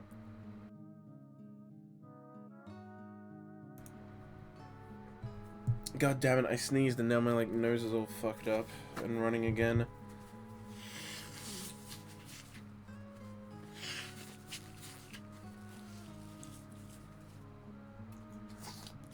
Just go back to normal nose, you were doing fine. Oh, why'd I have to sneeze? So annoying. But yeah, it's continuously funny, the characters are great. I think, Squid Girl's like it's a very, it's kind of like Jahi, and like, every character, like, has their bit, and so the thing is just, like, every time that character's on screen, they do their bit, And you think that would get boring, but Squid Girl's really good at, like, finding ways to change the characters a bit, or give them a new interaction. Like, you kind of have, like, oh, this one side character and this other side character, they've never met before. They've never, like, been on screen at the same time. So if you have them both show up, like, how them both just doing their different bits, it's like, how does that collide and how does that change things? And it's good at, like, sometimes introducing new characters, making some characters be friends, and having other characters, like, or have their, like, bit change slightly, have them develop and have the dynamics change and everything. It's really good. It's really good at, like, every character has a bit, but it never gets old, because they just keep finding new ways to do the bit or have them interact, do a new combination that we haven't seen before between the characters, and it makes it keep being funny, while also, you know, always sticking to the character, like, what they are and everything in the comedy. Really, really good. Just really good, like, a good gag show. I wish it got more seasons. The manga ended quite a while, like, a few years ago now. Like, more than a few, like, 4 or 5 years ago now. But, like, there hasn't been another season for, like, 10 years or something. There's more than enough content for them to put out, like, a third, maybe even a 4th season, but I don't know. I don't know if they ever will. Ikamusume is in that weird spot where, like, yeah, it's old enough now that, like, other old shows that are kind of getting revived and, like, oh, this time we'll do full adaptations, or this time we'll give them more seasons. Like, it's kind of in that range, but it also, it's not quite, like, it's well known and well remembered, but I don't think it's quite big enough to get that resurgence, you know? It's not like Madoka Magica, Fruits Basket, Devil is a Part-Timer, Spice and Wolf, you know? These are all the big ones getting revivals. Maybe once we run out of big things to redo and fix with their anime adaptations, maybe we'll go to lesser ones like this that need it, but I just, yeah, I think it just kind of is stuck being in the manga bait age, where it got its 2 seasons, it got another OVA that gave it a few more episodes, and then it kind of died. That's why I'm worried, like, I'm worried, like, Gakugarashi probably isn't old enough or popular enough to get more seasons as well. Because we're in an age where manga bait isn't as popular, shows actually get more seasons than they used to, and it's like, and a lot more full adaptations happen. And they even give it to older shows. Either they get a fresh new adaptation that goes all the way to the end and is a full adaptation, or they get new seasons put on top of the older ones. Like, that's happening to a lot of shows, even if they're older. So it is a retroactive thing. It's not just a new trend. It retroactively affects older shows too. But, like, you know, you gotta be at a certain level of popularity for people to remember it and decide to pick it, to put all that effort into animating it more. So it's a big maybe if it'll even, you know, happen. Even though it's kind of ripe for that. Oh well. Speaking of manga bait, holy shit, was this show manga bait. Interviews with Monster Girls, is that what it's called? Demi-chan, whatever. Interview with Demi-Human Girls. I don't fucking know. This show's pretty good. It's pretty funny. I mean, it's a fairly simple comedy. It's lacking in a few ways, but overall it's just a pretty fun, simple comedy show. The teacher is the best girl, the succubus teacher, who's wearing a tracksuit and glasses and shit to try and... She has to make herself less sexy so that her powers don't run out of control. It's fucking great. And then, like, at one point, she helps some, like, student up who trips. And then he's like, whoa, for a second I just thought there was a really sexy lady here. When he held her hand, because then her powers were having an effect on him. But then as soon as they're not on hand, he's like, whoa, that was weird. It's fucking hilarious. And yeah, it's just a bunch of silly stuff like that. Like, all the jokes with the succubus teacher are great. Like, at one point she falls asleep on the train. And so it causes, like, someone else who's sleeping on the train to, like, have a really sexy dream because succubus powers. And so because of that, she also, like, lives out in the middle of nowhere because she can't live in an apartment block. Otherwise, her powers would affect, like, everyone else sleeping in the, like, entire building. It's just like so, like, yeah, like a succubus like trying to live in normal society. It's just like so many inconveniences. And of course, the main guy, to try and get like more info and research on her, he tries to act like he's not being affected by her powers, but he is, and it's so fucking hilarious. At one time, they're like at the pool, and he's like, "Oh, you can go in if you want to," and she like unzips her jacket and like pulls it aside, and she's in a bikini, and she does like ta-da, and then at him and then he just like has to like stone cold stare at her, and then he's like, "Oh yeah, you look cute," like trying to be normal, and then it just like zooms into his face, and he's like, "God damn, she's cute." There's like a volcano exploding in the background and shit. It's like, oh my god, this man's iron will. He's holding back so much right now. It's like, it's so fucking funny. But yeah, she's pretty fucking hot. Best girl, easily. But yeah, it's just stuff like that. And then there's other girls that have like other abilities. One's like a vampire or whatever. One's got her head off and like the fire in its place. I can't remember what they're called, but yeah. And then they tease an invisible girl in the. They had season 1, and then they had an OVA, and in the OVA they're like, "Oh, there's gonna be an invisible girl added to the cast," and it very much feels like manga bait, because it's very much just like it doesn't feel like a setup for season 2. It feels like it's manga bait, and since there hasn't been a second season, I very much assume it was. It's like, oh, go read the manga to find out about the invisible girl, you know, that kind of shit. Especially since it was put in the OVA and not put in like the main show. It's like, oh, the people that care the most and will see this, like, yeah, go read the manga, you fucking loser. I don't know why I said like, it's whatever. That sucks. I really enjoyed season 1. Yeah, it was a good show. Nice fun comedy. Yo, Isekai Quartet! I just watched the movie for Isekai Quartet last night. So it technically wasn't included when I made and started this tier list. But now it is. Fuck it. We'll just say the movie counts. I'm not gonna add any new entries into this, but I mean, if I've seen the movie now, no reason to not factor it in. No, not last night. Yesterday, like yesterday in the morning, kind of deal. I think B maybe. I think I'll put it in B. It's... the movie's really good, though. I think B. I think B is good. It's...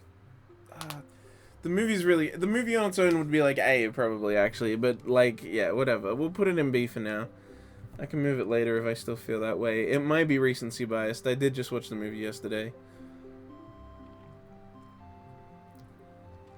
Gotta try and curb that recency bias. Obviously, like, it's fun. It's a fun show because it's just like a crossover between all these characters, and it doesn't take itself too seriously, and it's mostly just kind of silly fun. I like that. I like the Konosuba characters hold up the best because they're already from a comedy.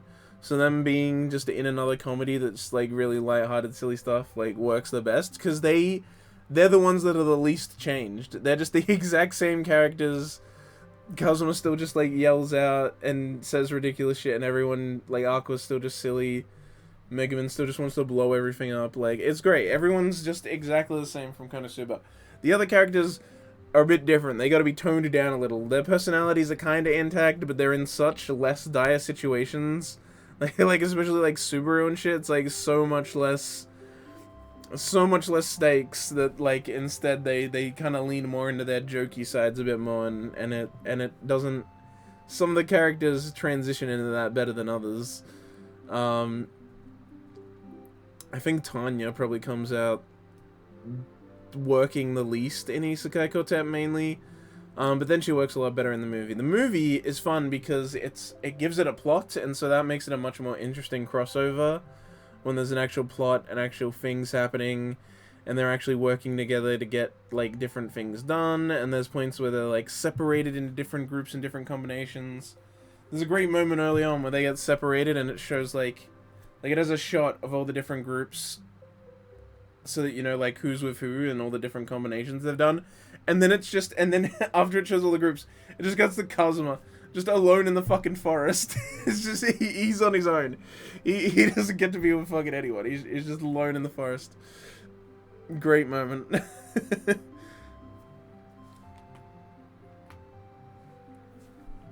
Kazuma's also great in the movie. I won't say too much of spoilers, but he has like all the best moments. It's actually crazy how much he does, which is funny. I mean, his whole character is that he's like the worst, but then he's also like the most reliable person ever, and he can just switch between the two in an instant. It's like sometimes he's like super reliable and get shit done, and then other times he's just like the fucking worst human being to ever live and an absolute fucking sex pest. He's great. I love the Konosuba cast in particular. But yeah, everyone kind of fares better in the movie because it's a bit more serious, but it's still able to be silly comedy. And it's just a lot more fun as a crossover when they actually have things to do and have a plot going on, and they gotta do stuff. And everyone's powers kind of get a moment to shine and stuff like that. Plus, because of the way it's structured, like usually like Shield Hero, Naofumi, Raphtalia, and Philo, they kind of get pushed to the side in Season 2 because they're part of another class, and it's just like every now and again they kind of get a bit where they get to do something. But in the movie, because they're all not in their classrooms and they're put in a different situation with stuff happening, they get to kind of just be as important as the rest of the main cast. There's still some characters that don't do much. Raphtalia doesn't do much.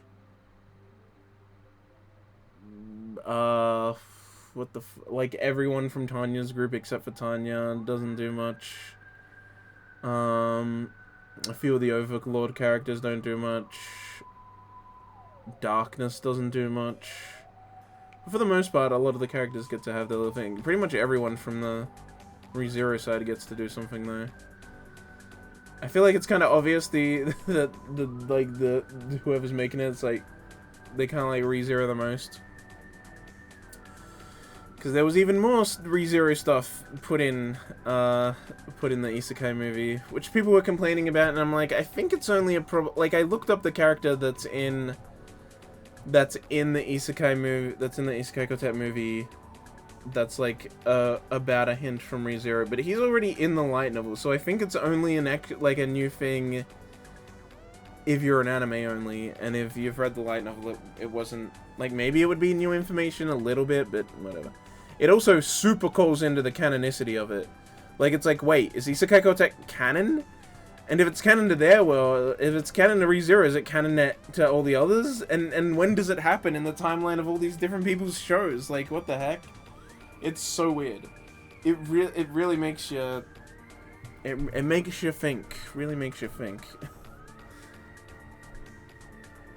Anyway, I'm just glad, like, all of these shows got more seasons since Isekai Quartet started. Overlord got Season 4, ReZero got Season 2, Season 3 of Konosuba has been announced, and Season 2 of Tanya has been announced. So, good to see them all still getting new stuff as well from their main series. But yeah, it's super weird that that thing is there and, like, makes Isekai Quartet maybe canon, or maybe that's just what happened to that version of the character in this version of the world that's the non-canon Isekai Quartet version of the world. I don't fucking know, bro. It's so weird. It's so weird. It's so weird that they just slipped that stuff in there, but whatever. But yeah, Isekai Quartet, fun show, really good movie. I enjoyed it. Here is the Killing Slime for 300 Years show. It's whatever. I really dislike it. I watched it because it kind of had this vibe of being one of those, like, chill isekais where it's like, oh, I go to another world and I just kind of chill out, and it's not, like, about adventure and fighting, because she wants a chill life. It's just that, like every day she just kills a few slimes because that's enough to, like, get her enough money to buy what she needs for the day, and so she just does that every day, and because she's immortal, like a reincarnated immortal person, who's a witch, and she, like, lives far away from town, so she walks to town, kills a few slimes, and then buys what she needs. And sometimes she makes medicine and does magic to help people out there.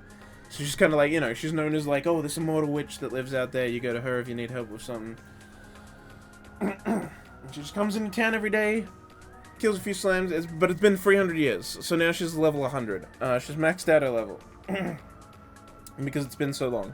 Even though she was just killing slams the whole time, you know?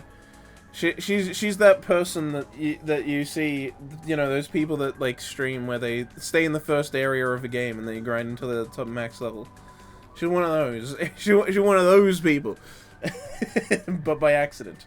But yeah, she finds out she's level 100 because she never checked her stats. But then someone finally does for her, and they realize she's high level. And then everyone finds out that she's like the strongest being in the universe. And they all want to fight her, so then she, like, beats a dragon, and then the dragon turns into a cute girl, and it's like, okay, now live with me. And then these slime girls show up, and they're like, we're the vengeful soul of all the slimes you've killed. Every time you kill a slime, we get more powerful, and they fight her, and there's, like, big fight action scenes. And then they join her, and then I'm looking at the OP, and it's just a bunch of different girls, and I'm like, oh, I see what this is becoming. I don't want this anymore, and I dropped it, because I thought it was going to be a chill vibes isekai, but then no, every episode there's a fucking big fight and another girl joins her harem, and I can see there's all these different girls and species in the OP, and I'm like, oh god, all these characters are gonna fight her and then join her and live in the house, and it's just gonna become nonsense. I found the light novel so boring. Yeah, so I was like, I'm not enjoying it. I wanted chill vibes, god damn it. Not even that well animated fight scenes, and not good comedy either, honestly. So I just kind of dropped it, because it wasn't really what I was looking for, or what I wanted it to be. It didn't really make me that angry, because I was just like, whatever, but, like, it was pretty disappointing, so just chuck it in D, I guess. Jahi! I love Jahi! Maybe B? B for Jahi. Not A. You don't get to go to A, Jahi. Jahi-sama, the great Jahi-sama, everybody. Here she is. I love Jahi. It's a great show. It's a lot, like I said, Ikamusume is like this, in that, like, all the characters have their bits, but then you start having them meet other characters, or you have them develop and change in some way, and you just, like, you have ways that you can keep having a character have the same bit, but they keep evolving. And yeah, it was just really, really fun, silly comedy show that I really liked. I found the characters really endearing. It does emotional bits every now and again, and they hit pretty good when they happen. And the comedy's really solid. The characters are all really great. I really liked, like, all of them pretty much. There wasn't like any character where I'm like, oh, I don't. Like, if a character came on screen and it's, like, time for their bit, there was never one where I was like, oh, this character. Like, no, they're all fucking great. Yeah, it's just a really fucking good comedy. That really, like, yeah. I don't know what to say, man. It's just a good comedy with really good characters and good emotional moments when it needs them. And it also has decent, semi-decent, like, plot progression. I think it's quite interesting the way the characters develop and, like, get new powers over time as well. Like, like, just in ways you wouldn't expect. Because, like, as they introduce more characters and also introduce more, like, characters from Jahi's world, it's like there's more and more magical stuff introduced. And so over time, like, more and more characters, like, start to end up being affected by that and getting, like, their own magical powers, or having their magical powers, like, changed in some way. It's pretty interesting. But yeah, it's fun comedy. I really like it. One of the better ones. But I heard it's only like 20 episodes long. It's not like 24, it's just 20. But I heard that pretty much almost caught up with where the manga was when the first season came out, so probably won't be another season for a while, if there ever even is one, but it was a good it was a good time. It was a good time. They showed off quite a lot there. If I was more of a manga reader, it would definitely be enough to make me go read it, and maybe it still will one day, who knows, but yeah. Nice comedy. Alright, I'm gonna take a quick break.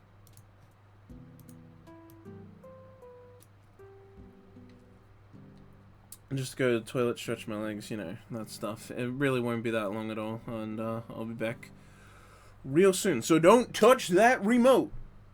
I'll be back soon.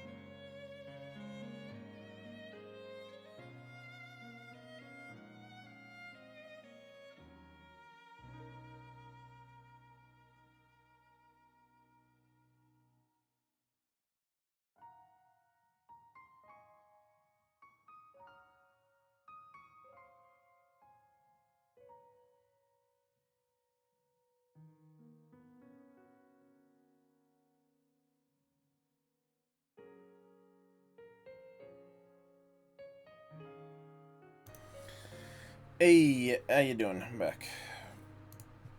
Alright. Let's keep this train a-moving. John Tomapong! C. It's pretty, C. I'll stick with C. It's pretty funny, though. It's actually pretty funny. The thing is, it's just short, and it's, like, really simple. In episode 1, they even mention Truck-kun, and they make an isekai joke.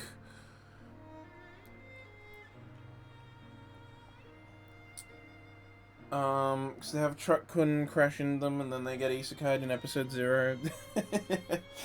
And they actually call it Truck-kun and everything. Then in, episodes, and then, like, after that, it's just jokes. It's just mahjong jokes. I mean, it's pretty funny if you, like, already care about the mahjong... Oh, sorry. If you already know the mahjong soul characters like I do, and also know how mahjong works, because then it's pretty fucking funny. Like when they're playing in a blizzard and she plays all whites as a hand, it's like, it's so fucking dumb. Shit like that's really funny to me. But yeah, it's just a really simple comedy. It's a short, but I honestly found it really funny and enjoyable. And it's got Kaguya Hime, best girl! Look at her there, Kaguya Hime, my precious baby, my wife. Oh, right. Japan Sinks 2020. This'll just be a D. I found this show to be really subpar, pretty disappointing, honestly. Yeah, it just, I don't know, it let me down. The music was alright, because it was by Yoshio. But, yeah, I don't know, just not Masaki Uesa's best work. I didn't like... It was alright at the start, like, it actually started out pretty good. I really liked the first episode in particular, and then as it kept going, I was, like, kinda there for it, and there was some alright vibes. Show was an F. But then as it got, like... As it got near the end, it was just, like...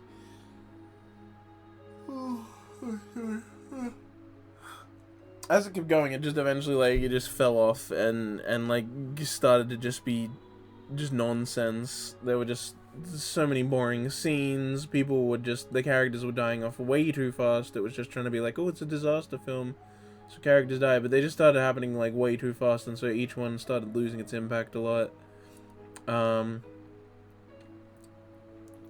Yeah, the whole show just fell apart. It was a shame. I was really excited for this. I watched it, like, the day it came out.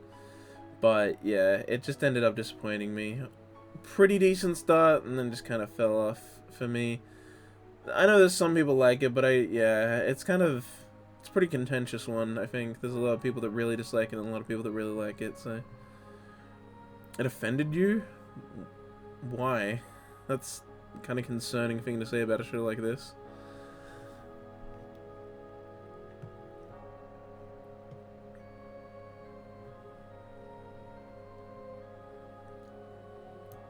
Anyway, now we have Mushoku Tensei.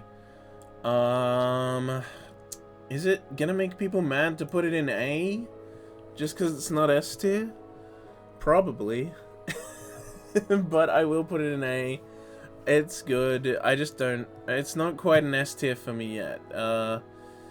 Maybe it will be with more seasons, keeping in mind I'm only watching the anime. I haven't read any of the light novels. But, I mean, the first season is really good. I guess all we got that's new this year was the Goblin Slayer OVA, which was also really good, but, you know, just, it is what it is. I really liked it. It's really fucking good. It's got good stuff all over it. Is an S? Yeah, I figured. I mean, most people in the Discord would probably say that. But for me, it's just an A. Really good stuff. I like... Obviously, a big element of enjoyment, you know, is, like, how deep the world is and how well, like, established it is and how... Just, like, just exploring this deep world and slowly uncovering more and more of it. The world building's really good. Seeing Rudius trying to better himself with the second chance at life and the way he slowly gets better and overcomes issues that he has is, like... I mean, that's always good. It's like what I talked about with, bottom tier character, Tomozaki-kun, like, just watching someone trying to better themselves is always nice. It's got cute girls. Eris is the best one, but I've heard Eris is best girl. Eris is the best girl. Get fucked. Eris best girl. But yeah, it's just really good. It's a really solid, like, epic that's, like, told over a long period of time. It's done a lot of good world building and establishing of so many different things, and they all come back, and it's all just very well written and interlinked. It's a really well written, well built fantasy story that's, like, setting up to be an epic and just gonna be this big long thing that's very great. I can definitely see this becoming an S tier eventually. For now, I'm feeling more an A. But yeah, I would not be surprised if I eventually end up slapping it into S with more seasons, because it definitely has the potential to be something really special. And most people who have read the light novels are already saying that, yeah, it pretty much is. So hopefully it rings true with me too. JoJo's, this is just part 1 and 2, because I haven't seen any of the rest of the parts. I also don't know, when I get to the later tiers, I feel like I'd have to make all the different parts probably be their own, like, sections, maybe, because eventually they just become so different. But this is just part 1 and 2. They add as, like, one season anyway, so yeah, just have it as one thing. And that's all I've seen, and, I mean, it's alright. I guess C, maybe a B. I could possibly see myself changing and changing my mind later and putting it in B. But for now, I'll chuck it in C. It's alright. I mean, it's got good fights, it's got some iconic moments. You know, part 2 is where we get Caesar! And you know, it's fucking Caesar. Caesar! I'm sorry, it's just so fucking dumb. I'm just remembering all the fucking Caesar memes I've seen now. Anyway. He just gets crushed by a fucking rock. What a loser. But yeah, JoJo's pretty fun, and silly. But I can see how also, like, with part 3, why they changed into stands, because Hanum, whatever it's called, they really, like, with part 1 and 2, they really, like, kind of already used it for used all of it and shut off all that it can do. And stands are just so much more versatile because they're, like, each one can just be whatever the fuck you want, you know? It's not such a strict rule system. It's more just like whatever the fuck you want it to be. A stand can be that. It isn't tied to... It's just each stand is tied to its own rules rather than the whole system being tied to rules.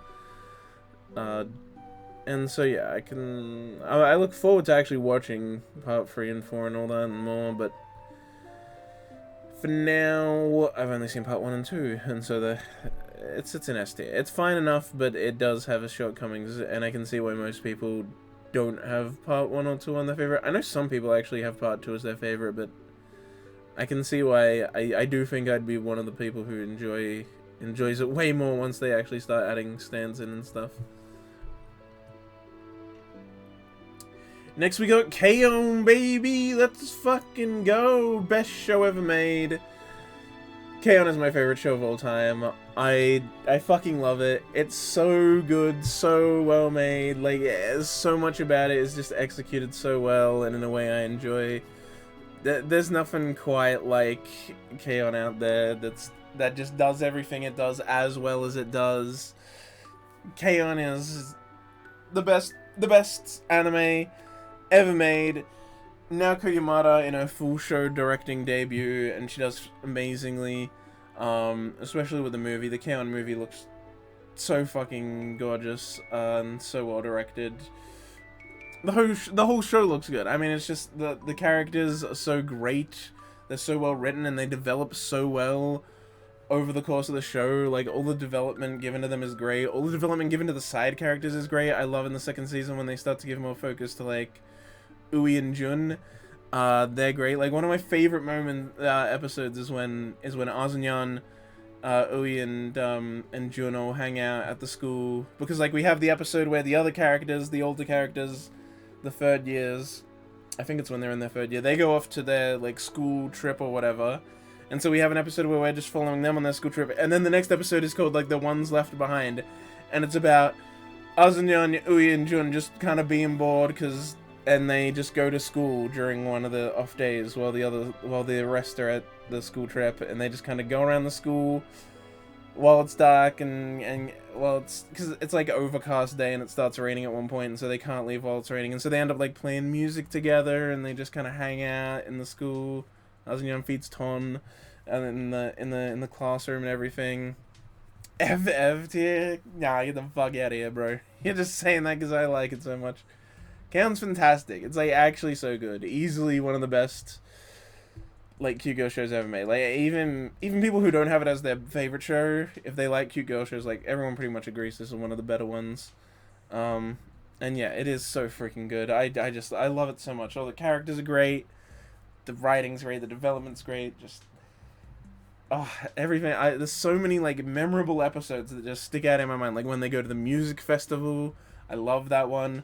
All the different times they go on their training trip to one of Mugi's fucking holiday houses, and they like each time they get like bigger and better holiday houses, but each time Mugi's like, oh, I'm sorry, we had to get such a small one because she's rich. There's also the best version of like rich girl that's fascinated by normal things. Mugi did it best. It was funny, and then since then that joke has been run into the ground with other shows. But here in K-On!, it's funny. It's like actually done really well here, especially with stuff like, because it's not just like, oh, she likes fast food. It's like, oh, she likes like cleaning products because she's also never had to clean anything herself. It's fucking so hilarious when she's like looking at the cleaning products and it's like, whoa, it does all these different things. It's just like, you know, the normal like advertising of cleaning products where it like lists all the things on the bottle and stuff, and then she buys it and fucking like cleans like a tap, and she loves it. She's like, whoa, it's so clean. All the characters great. Show also makes me cry every time when they fucking sing the song for Azunyan. It's like, holy shit, that kills me. It fucking kills me. And when they do the last culture festival and they realize, like, afterwards they're like talking about how that's the last culture festival where they'll all be together, and they just start crying in the room. It's like, bro, you can't do this to me. I love the show. I rewatch it, and I've rewatched it a bunch of times, the whole thing all the way through, and every time it gets me, bro. Every time I cry. I love it so much. K-On's just, it's freaking fantastic. Such a good show. I'm so happy fucking Death Metalhead in the Discord got the Blu-ray and he's gonna finally watch it. He's like me, so I know he'll get it. I know he'll love it. He respects. He gives cute girl shows the respect they deserve, alright? unlike Aaron. Unlike this freaking, what's the word? Heretic. That's it. You're a heretic. He disses the good word of cute girls. At least I put Hinako no low. That's a bad cute girl show. They can be bad. They're not all good. K-On! Is a very good high B, low A tier. That's fair enough. Considering how much you don't tend to like cute girl shows, that's pretty good. I know, I at least know that you admit it's like one of the better ones. Which is kind of like what I was talking about before. Like, everyone, like, even people who don't have it as a favorite show or anything, like, I think everyone kind of admits it's one of the better cute girl shows out there. One of the really good ones. Yeah, it's good shit. So for someone like me, who just naturally loves that genre and those type of shows a lot, it obviously ends up kind of just being really good and really striking a chord with me.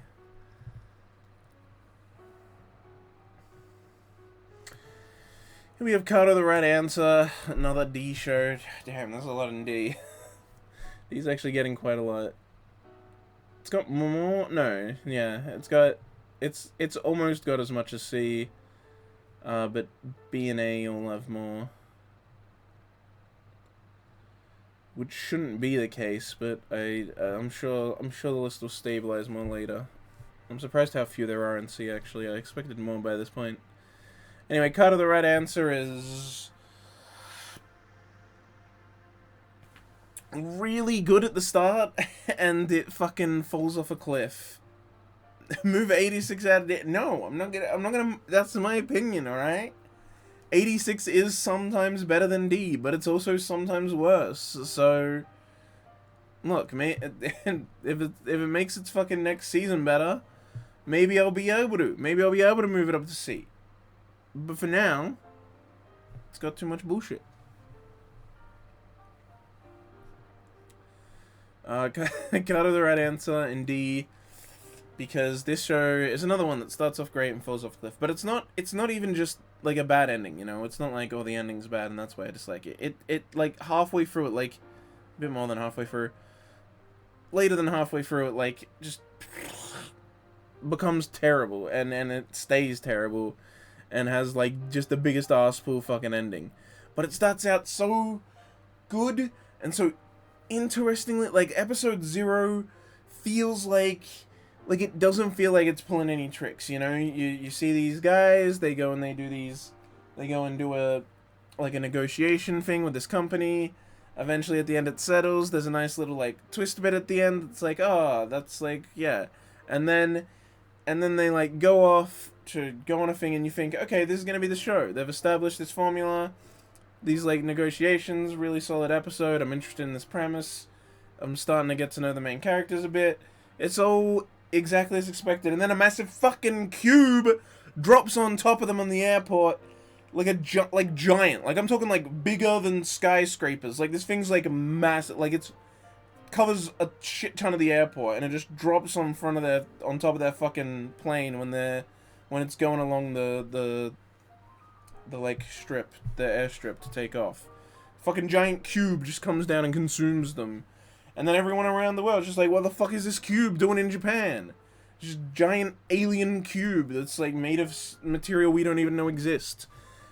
And then it ends up becoming this really interesting show where these two, when, you know, we already established they're negotiators, they become the negotiators to help negotiate stuff between the Japanese government and these aliens that have landed and want to introduce this new technology to humans. And so he starts out with like these bowls that have endless electricity in them. So if you hook something up to them, they get electricity. It doesn't produce any like emissions or anything bad or waste, and it's endless, so it's just literally endless electricity. And like it's very realistic in how it portrays like how the people like show up at this cube and they quarantine it off and everything, and the government's trying to work out. Negotiations happen, and of course they're broadcasted, and it's like they're all very serious about like trying to figure out why these aliens are here and why would you give us this technology, and they show it off, and then of course he gives a shit ton of these endless electricity orbs to the Japanese government, and so then we also see like the UN talking about it, and they're like, whoa, why does Japan get all of these? Like we need to put in an order right now that they need to share this with everyone else. Every country needs to get the amount that they deserve based on how much electricity they need, and like and it's just this very interesting.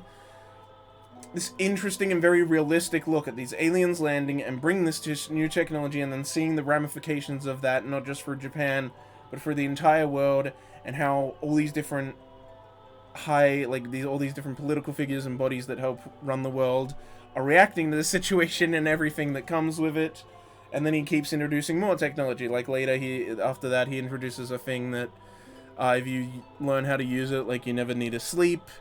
He introduces this technology that like endlessly clones things, so you can use that on food, and then like that'll solve world hunger and all this stuff.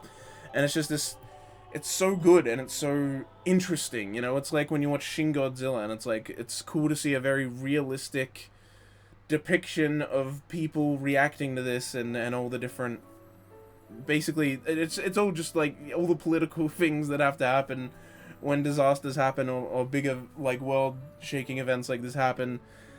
Trying to manage it all in the way the general public reacts and the way the people in charge react and all this stuff. It's very, very interesting to watch, and I fucking loved it, and the questions it brings up and the way it makes you think about things is so cool. And then it just eventually goes off the rails because it just kind of starts losing itself, and it like there's this girl and she's like also an alien, and she says some cheesy fucking line about being humanity's biggest fan or whatever. And then they end up having to have a battle with this guy because he's like, the alien's actually a bad guy. And then there's like this hyperbolic time chamber that they have a daughter and they put the daughter in the time chamber, and then she comes out of it later, and because she's like half alien, she is able to beat this guy and get rid of him. And it's just like just this fucking arsehole bullshit ending, and it's just like what the fuck is going on? It just becomes terrible. It was like such an interesting, thoughtful show, like it really made you think, and it just had all these interesting, cool ideas and sci-fi ideas, and it was writing it and doing it so well, and then it just became nonsense at the end, and it's just such a disappointment. It was really sad. The last like handful of episodes, it's like maybe this can still be salvaged depending on the ending, but then the ending is just garbage, and it's like, all right, that kind of makes a good chunk of the end of the show bad. That sucks. it's just sad. It's sad because the start's so good. Like, I want to sit down and rewatch the early episodes and then just not watch the rest of the show. That's like how good they are. I want to rewatch them, but it's just, I wish it had just been good the whole way and stuck the landing, bro. It would have been so good. It'd be like up in A or even S, honestly. Started out so promising and just fell apart.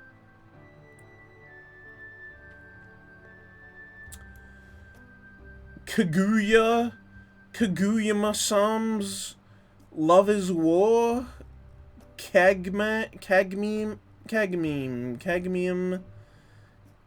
Opium, Love is War. Definitely not S tier, I'm afraid. A or B, probably. I think I can put it in A tier. It's not S. Calm down, Aaron. It's not S tier. Not for me. I know most people would, because it's like, what, second highest rated thing on Mal? Third, if Bleach is still on top?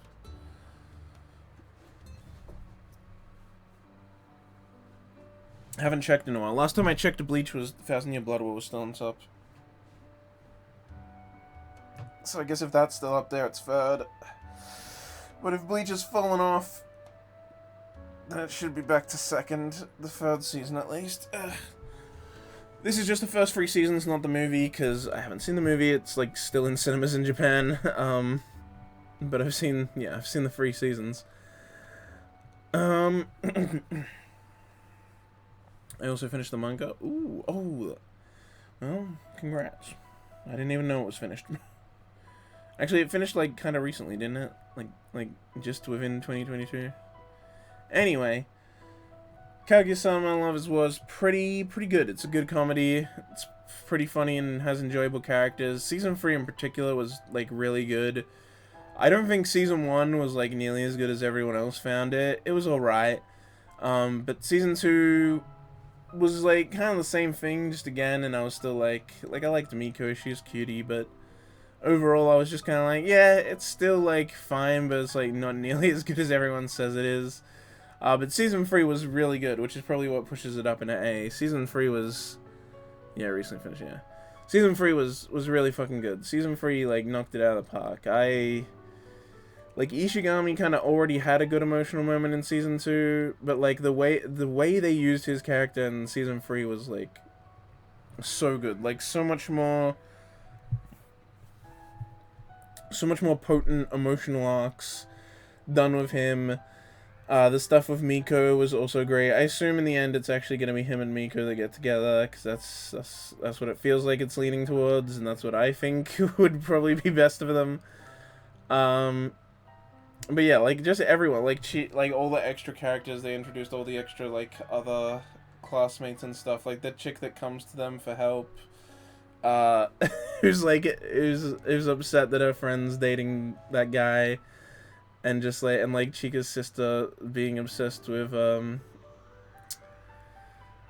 president and all that stuff, like, just all these great extra characters that are great in their own way and have their little bits that are really fun. Yeah, I don't know, man. It's a good show. Pretty good show. Pretty good comedy. Its characters are definitely a shining point. It's got really good characters, so worthy of an A tier because of just what they did with all the characters in season 3 and all the emotion moments they have were really well done.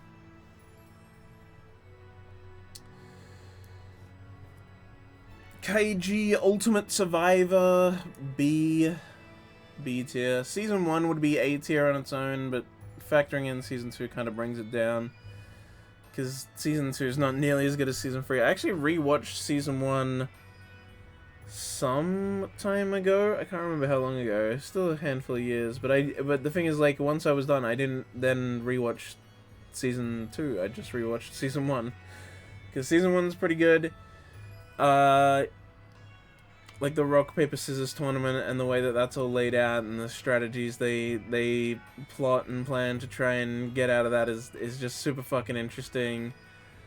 And I like the way that Kaiju, like, after that just becomes like kind of this, like, it becomes like, it's like the typical thing with these games, these like death game Ultimate Survivor type shows with debt in them. Like, the main character does it once, and then he keeps doing it because he becomes this pro that's like trying to take down the system by doing it, you know? It's like what Squid Game's gonna become in the second season. It's what happened in oh, what's the other one I'm thinking of? I can't remember. There's something else I was thinking of. And then there's also like Liar Game. Liar Game's another one like that. Oh, Tomodachi Game. Yeah, Tomodachi Game's like that. But yeah, these like death game shows where there's death, but then there's also not death. There's just getting a shit ton of debt, and it's really fucking fun, especially with, like, everyone dies in the fucking second half of season 1, and then the, like, oh my god, the shit that goes on with the fucking second half of season 1 is so good when he has to play the card game against, like, the leader of the whole thing, and oh my god. It's not even leader, he plays it against Tonigawa, doesn't he? Yeah. And that fucking card game is so intense, and the man cuts off his ear. He fucking breaks a mirror, gets a shard of the fucking mirror, and cuts off his ear to get the upper hand. Like, what a fucking Chad. His man's willing to go all the fucking way, man. It's so good. Yeah, don't worry, Tomodachi Game's not very good. I'm just saying it's like this in the way that, like, there's a debt game and the characters get involved and then they just keep getting involved more and more times and kind of try to take down the whole system. It's just like that. There's a lot of shows like that. A lot of these shows where, like, the characters acquire debt after each game is like that. With, like, oh, the complex rules and you have to try and solve it each time. But yeah, Kaiju's like one of the best versions of that. It's really freaking good. The second season's not as good because it's just one thing for the entire time and it goes on for a bit too long. There's, like, so much more of the manga past that point. I don't know why they had to make that take, like, an entire... how long it did. I wish if it was, like, half the length and then they got into the next game... like, next part of the series in the second season. That'd probably be a lot better. But it's whatever. The second season is just not as good, which kind of brings it down to B. But the first season on its own would be A for sure. It's really fucking good.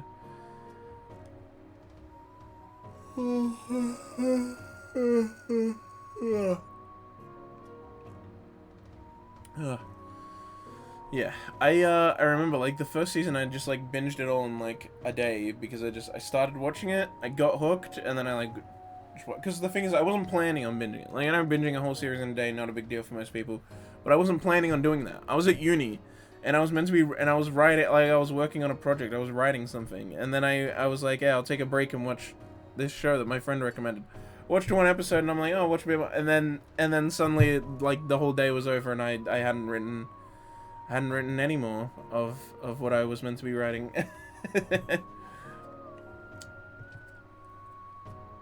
It was fine then. Then the next day I finished it, the thing I was writing, so it's not a big deal, but it just, yeah, it was really freaking good. The first season especially is really freaking good.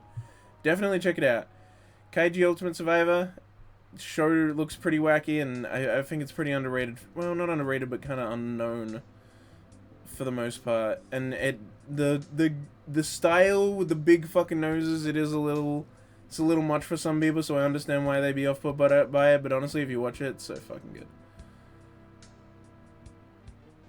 Andrew was almost done, has 4 girls left. Nice, nice. Ooh, Kakushigoto. Kakushigoto, huh? Probably C. I think there was a movie or something. Was the movie a recap or was it a continuation? Well, regardless of what it was, I've only watched the series, so this is only factoring in the series. Yeah, wasn't there a movie? Am I just remembering wrong?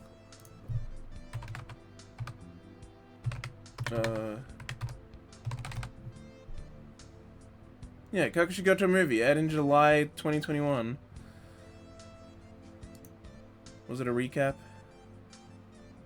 Yeah, just a compilation movie. Okay, it's a compilation movie. That includes new scenes that are not adapted in different perspectives. Okay, so it has some extra stuff.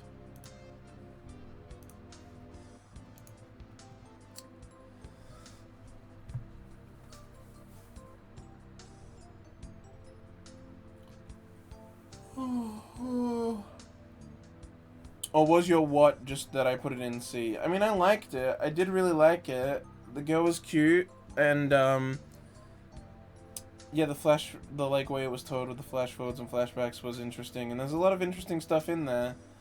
But I don't know. It just it's just fine, you know. It just didn't do anything for me much more than be enjoyable while I was watching it. Like C is still things that are good and worth watching. It's just not quite as good as B tier. It's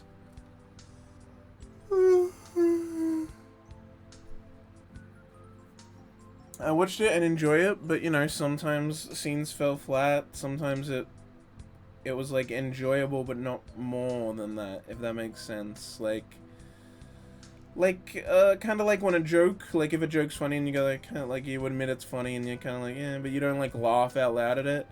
It's kind of like that same vibe, but not for jokes, but for just enjoying something. It's like I enjoyed it, and I know I enjoyed it, but I didn't enjoy it, you know? If that makes sense. Is that a shit analogy? Maybe that's a shit analogy. But that's kind of the idea, where it's like, yeah, it's enjoyable, but I don't know. I enjoyed it. The girl was cute. And also really fucking dumb. But, yeah.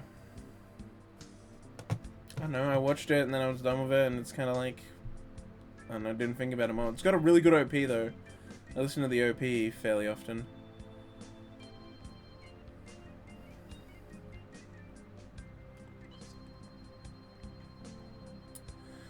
Kore. It's the show that doesn't exist. And the second season that doesn't exist. And the movie that maybe exists. Just C is fine for Kankale. I pretty like it. This is not factoring in the second season, as I have not watched it yet, really. But the first season... Oh, it also isn't factoring in the movie, actually, either, because I haven't watched that either. It's just the first season. First season of Kankale is really good, though. I really like it. It's pretty fun. Yeah, I know, the character designs are, like, really good. Obviously, they're iconic. Season 2 doesn't exist. Don't worry about it. Neither does Season 1. The character designs are iconic, especially characters like Kongo and Shimakaze and stuff like that. And so they're obviously like just fantastic throughout. I'm watching them just doing stuff. Honestly, I find it pretty enjoyable. I'm pretty sure Kankale fans of the game, don't like the first anime season, but I like it. I think it's fun and cute, and it has some really good animation in it at times. Yeah, I mean, it's nothing crazy good. Like, I'm putting it in C, but but it's enjoyable enough. It's a fun time. And, yeah, I mean, I didn't see anything wrong with it. I liked it quite a bit. The girls are really cute, and I like the episode where all the Destroyer lollies hang out because they're all voiced by the same girl. So it's just like an entire episode of the one voice actor doing, like, 4 different voices, just talking to herself, which is really funny. Yeah, that's something I should mention about Isekai, because I wish it did more of that. It should have had some joke with Amelia and Megumin hanging out, because they're both voiced by Takahashi Rai. Subaru is also voiced by the same guy that voices Grant, who's one of the guys from Tanya's group. So they could have interacted, and then also one of the Overlord characters, I can never remember the other Overlord characters' fucking names, because I also only watched season 1, but one of them is also voiced by the same voice actor as Puck. And so there's 3 instances of you having 2 characters voiced by the same voice actor. You could have them interact and like make a joke about it. It'd be fucking funny. But they never do. I'm pretty sure Subaru and Grant talk like once in the movie. Amelia and Megumin talk never until the movie, and then in the movie they just talk once, and it's like god damn it. This is ripe for making great meta voice actor jokes. It'd be fucking hilarious. Canon, just D. I dropped it because I found it boring. I mean, not too boring, but just like boring enough that I didn't want to watch more episodes of it, so I dropped it. It's not like too bad or anything. I don't find it boring in a way that I hate like some other stuff I'm gonna put on later. Like a lot of the stuff I find boring I put in F, but Canon I found boring in like a way where I just didn't, I don't know, like, maybe not boring is right, but like a lack of giving me a reason to want to continue. Like, it was fine enough to watch, but but I just never felt, I didn't feel the need to like keep going really, because I just wasn't getting much out of it, and so it ends up being a real meh. Main girl's kind of cute. The girl that I presume was going to be revealed to secretly be a cat or something, she's also kind of cute. Actually, all the girls are kind of cute, but they're also all airheads.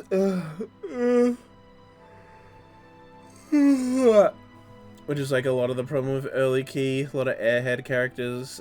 In the more modern Key, it's like, okay, just make like 1 or 2 characters be airheads, but early Key shit, it's like everyone's an airhead. Because that's what Moe is, when the girls are dum-dums. Because girls being dumb is cute, and I mean, it's true, it is cute, but...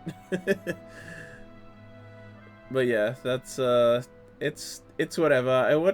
I can't even remember how much I watched, but I never really got to any of the characters, like, stories or mysteries being revealed. It was just kind of like a lot of meandering around stuff still going on, so it's whatever. But yeah, I just didn't feel very motivated to keep watching it, and so it sat on my list for ages. I had it just sitting there for like so long, and I was like, yeah, I'll get back to it. It's at that episode. I'll get back to it. And eventually I was just like, I'm not gonna get back to it. I have no... The drive has never been there for me to continue. I should just drop it, so I just dropped it. But yeah.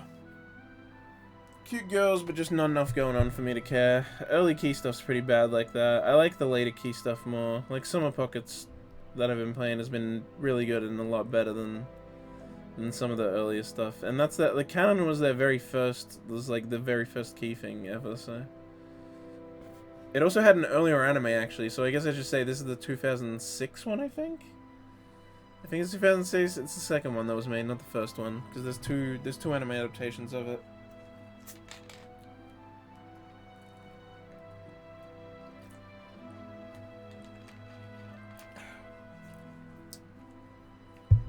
I think this is like an early KyoAni one, before they then went and did Clannad. Was it? Was canon really early KyoAni? It sounds like, it feels like it shouldn't be, but honestly it might be.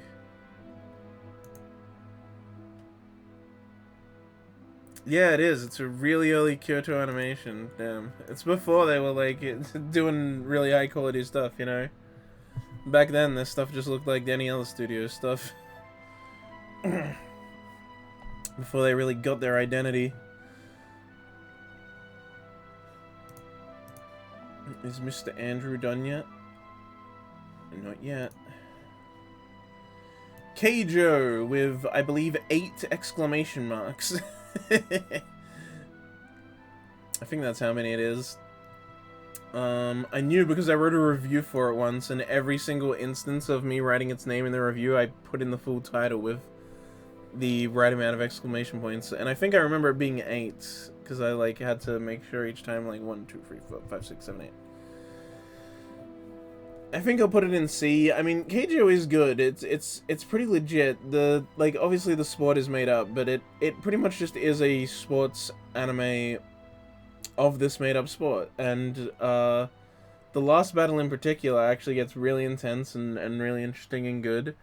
It obviously makes like a shit ton of jokes because of course it's like fucking ass bouncing shit. Kuma sport. I guess. But yeah, it's actually pretty legit. Pretty legit sport anime action. I need a new one. This one isn't. Let's go with this one again. We go from the start. There you go. Different music. Change it up a bit instead of just playing that one again. Yeah. In fact, Raymu, I don't know if you know that. Do you remember when I watched some of Keijo at your house? I was at your house and you were trying to get me to watch fucking Flip Flappers, and I was like, no, I'm in the middle of Keijo. Let's watch Keijo. And I watched like the last like 3-4 episodes at your place. And then I think that was also the night where later I ended up playing Civilization on your PC. Flip flap, flip flap. What goated show, Flip Flappers? I've still never watched it. It was so funny because that was like shortly after the season that had Keijo and Flip Flappers like had ended, and so it was you saw it on my Crunchyroll queue when I went to select Keijo, and you're like, oh, watch Flip Flappers instead. Let's watch Flip Flappers again. And I was like, no, I'm gonna watch this. And I've still never gotten around to Flip Flappers, but I still want to. I still intend to watch it someday. It's in the endless pile of things to watch. But yeah, I've still never got around to that. Keijo obviously more important. But yeah, Keijo's fine. It's just, I don't know. It doesn't have anything too special in it that's gonna make me move it up from B. It's just gonna stay in the C. Worthwhile, but nothing special. Kimono Friends. Now here's a goated show. Kimono Friends is fucking S tier. This is just the first season, which I should actually state, because a lot of people hate the second season. That's why I've never watched it. If the fans don't like it, then I don't want to see it. Alright? Kimono Friends is good. I'm not going to have its name soiled by the second season. Those motherfuckers at Kadokawa. Fuck you, Kadokawa, you pieces of shit. Fuck you. Not only did you ruin season 2, but you also turned it into some weird newbie trap to get prostitutes. It was fucking wild. Do you guys remember that shit? That fucking, like, that just madness that was Kadokawa at the time. All this weird shit came out about him when, like, Kimono Friends season 2 aired. It's fucking insane. Insane shit. Anyway, Kimono Friends. Great show, though. The director did a great job of making a, just a really interesting post-apocalyptic show that had great mysteries, and, like, because you watch it, and it's so shitty. It's like, oh, it's really bad CGI, because the CGI is really bad. I mean, I'm not gonna deny that. CGI is trash. And, like, at the start it seems like it's nothing. Characters are running around being silly. Like, this is so ridiculous.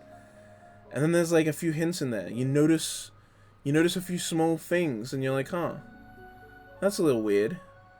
And then it keeps happening. And as each episode goes on, you realize it's a fucking post-apocalyptic show. And it's so good because it never outright tells you that for quite a while. Eventually it does tell you that humans are extinct, but it doesn't tell you that early on. And so, did I pause? Oh no, I'm just moving on to the next one. Whoops. It never, like, outright tells you that in the early parts. It does, like I said, it eventually tells you humans are extinct, but early on it doesn't tell you that, and so it's just different hints. Like, you notice that, like, something is, like, a man-made structure, but it's abandoned. No one knows who Kaban is. Like, she's clearly a human, but no one's able to say, like, oh yeah, you're a human, because there are all these different animals and they don't recognize what animal she is, and so you're trying to find out. And you just slowly realize that it's a post-apocalyptic world, and it works so well because it's that, like, naturalistic world building and character dialogue, where no one's gonna just say something that it wouldn't make sense to say. There's not gonna be a big exposition dump explaining things. It's just everyone's just acting the way you'd expect them to in that situation, and it's you slowly as the viewer are able to piece it together for all those little moments. And yeah, and like later on it gets like actually serious and shit starts to go down. You know, there's the whole don't let me leave, fucking that clip that someone did where they placed that on top of the fucking Kimono Friends. Make him stay now. From Interstellar. Great, fucking great video. The person that did that. But yeah, Kimono Friends. Whew, so good, so fucking good. It's crazy that something that had that bad CG and was like kind of just thrown together, I assume, to just make it, because it was a failed mobile game. Like, the mobile game came out, the anime was meant to come out, and the mobile game died before the anime came out, so it was like, what the fuck?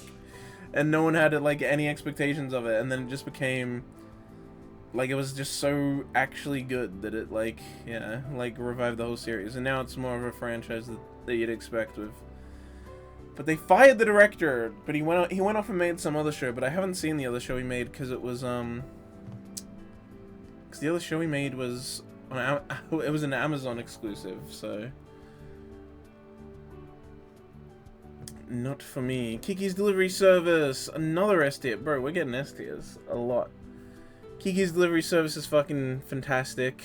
One of the best Ghibli movies. I'd say it's probably the third best.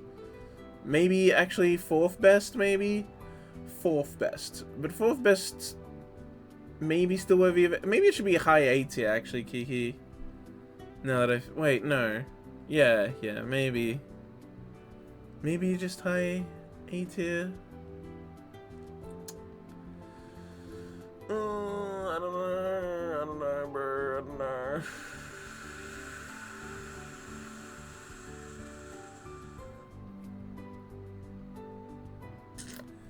For now, I'll leave it in S. I might move it down to A later. What show are you going to? What do you mean? What? Oh, when am I gonna end? At Lucky Star still. So where is it? There it is. So it's probably gonna take another, like, I don't know, maybe a little under 2 hours or so-ish. Maybe an hour and 40 minutes more or so. I don't know. Maybe an hour and a half. Hour and a half to 2 hours probably left. Once I get done with Lucky Star, there'll only be about 150 shows left after that.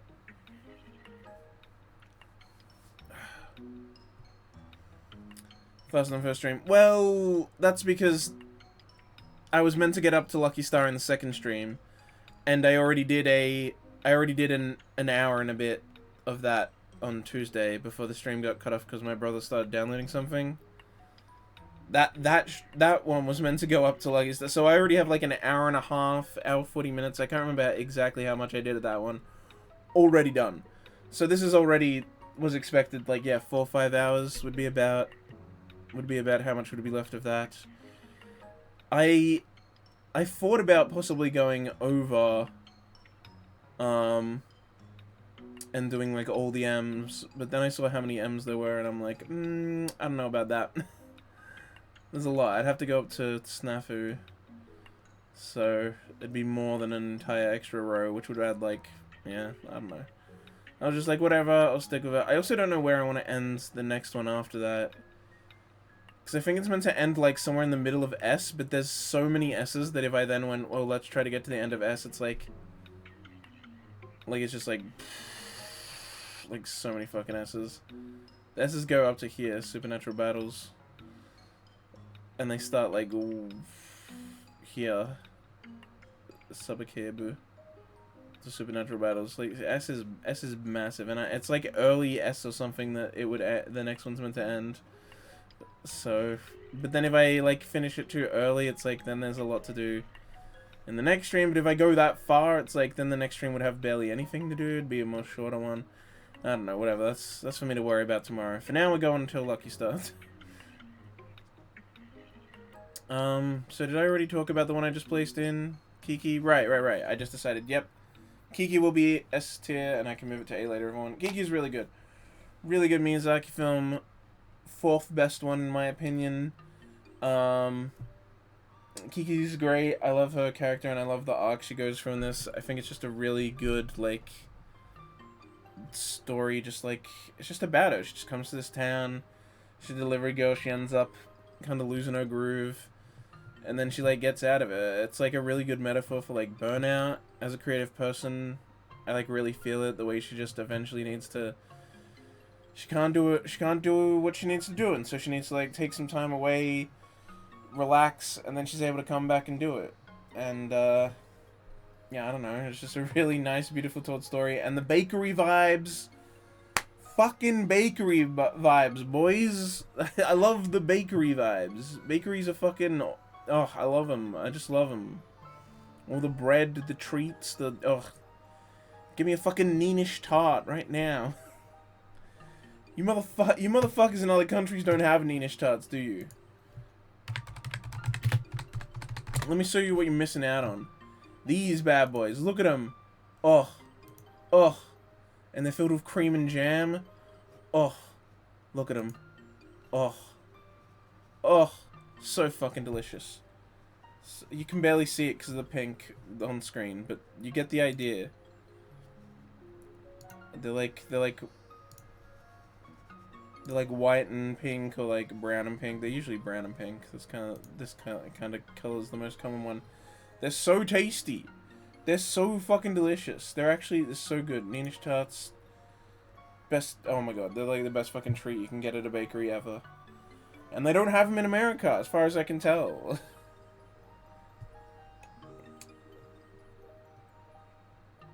They have the black and white cookie, which my mom said when she was in New York she thought was a Neenish tart, but it wasn't. Man, Neenish tarts. Ugh. I just want one now. I want one. Anyway. The massive tangent. Kill la Kill. A tier. I might... I don't know. I don't think I would move it down, actually. A tier for Kill la Kill. Kill la Kill's fucking fantastic. It's got a... Did the game... The game downloaded on Tuesday. It's just for some reason... Like Tuesday my time. But for some reason on Wednesday, the internet was still bad.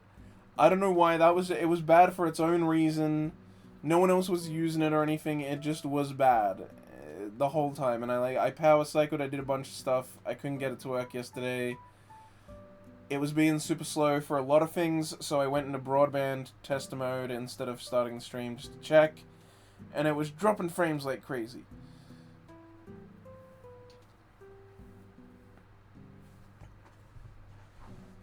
Oh, I guess also that means you're done.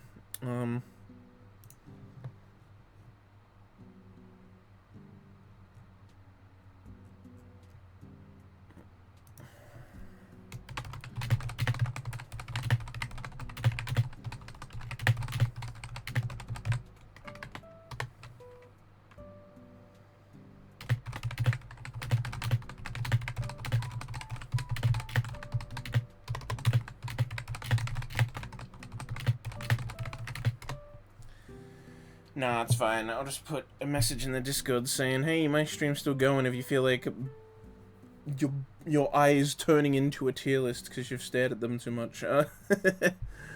My voice is gonna be shot tomorrow. Sorry, nah, it's fine. I did tell folks about your stream and about how you dissed a legend. Oh, right, yeah, I did do that, didn't I? Yeah, right down there. Right next to this other legend, Idols. Idols with 2 L's. I'm sorry I dissed Idols, guys. I know it's a legendary show. I know it's a classic. How could I? Yeah, I've been going for almost 3 hours now for this one. I get what you mean about the voice being shot, though. Like, visual novel streams and tier list streams are ones where I'm just, like, endlessly talking. Like, with others... Sometimes I'm thinking, I'm focusing on the game, and like enough's happening that I don't need to talk, or cutscenes happening when I'm playing a game, you know. But the visual novel and tier lists, it's like it's just non-stop talking. just talking. It's mentally taxing, is what it is. Especially tier lists, like just you gotta be like, oh yeah, this from this show and this show and this show, and your brain's just pew pew pew pew all over the place trying to remember everything. And then as soon as you're done talking about that and remembering it, bam, remember this completely unrelated thing, and you just do it over and over and over. Idols had some really funny moments, bad production for sure. Yeah, you don't want dead air. Yeah, in a game you can have more. Idols was not... Maybe it was funny sometimes, but I didn't enjoy any aspect of it. I just found it completely undesirable to even watch. I never should have watched it in the first place. I explained earlier, the only reason I watched it was because someone told me it was an ad-lib show, and then it wasn't. It's fucking scripted, and it's obvious it is, but whatever. Yeah, that's the other thing. Dead air for me is particularly scary because if there's no cam, because with no cam, like, there's where I'm worried that people will think I'm like one of those people that stream and then just don't talk at all. Like they're just streaming without a mic or whatever. I've actually had people think that because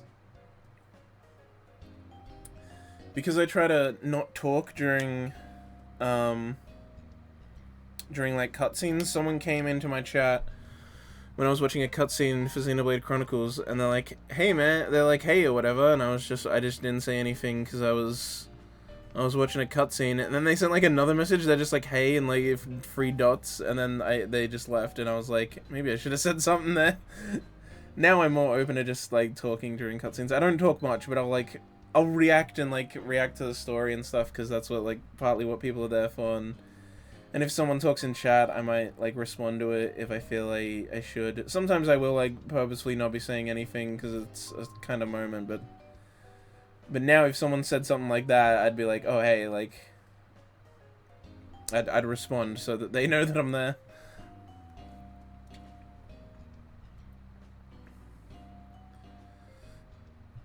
It's super scripted, but the girls did really well despite... Yeah, I mean, I'm sure it was fine, but it's just... It's trash I would never watch. If I only watched it because someone told me it was an ad-lib show. And ad-lib stuff like the ad-lib stuff in Himata House, I love. I find it really interesting and funny, and I think the show would be better if it was ad-libbed, honestly, because voice actors tend to be pretty funny and just coming up with stuff on the fly, so...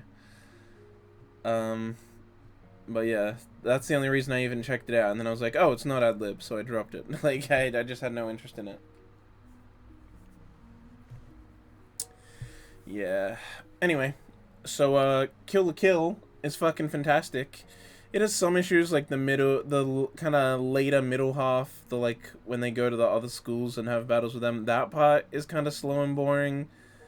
But for the most part, I actually love Kill la Kill. And once it really gets going in the later half, like... Whoo, god damn. That's why I liked Chisato. She felt like she had some freedom to how she portrayed her lines, even if it was written for... Oh, yeah. But yeah, Kill la Kill's fucking great. Good action, good interesting, like, animation and shit all throughout it. I fucking love the various different styles it does, and I love the way it uses, like, minimalist animation in an interesting way and for jokes and stuff like that. And, yeah, it's really fucking... Kill la Kill's fucking iconic, man. It's iconic for a reason. And once it gets going, it's really good, and I think it has a really good message in there. The characters are really good. Kill la Kill's just... It's a good show. Go watch Kill la Kill. Everyone go watch... Andrew, go watch Kill la Kill. I know you haven't finished it, you bastard.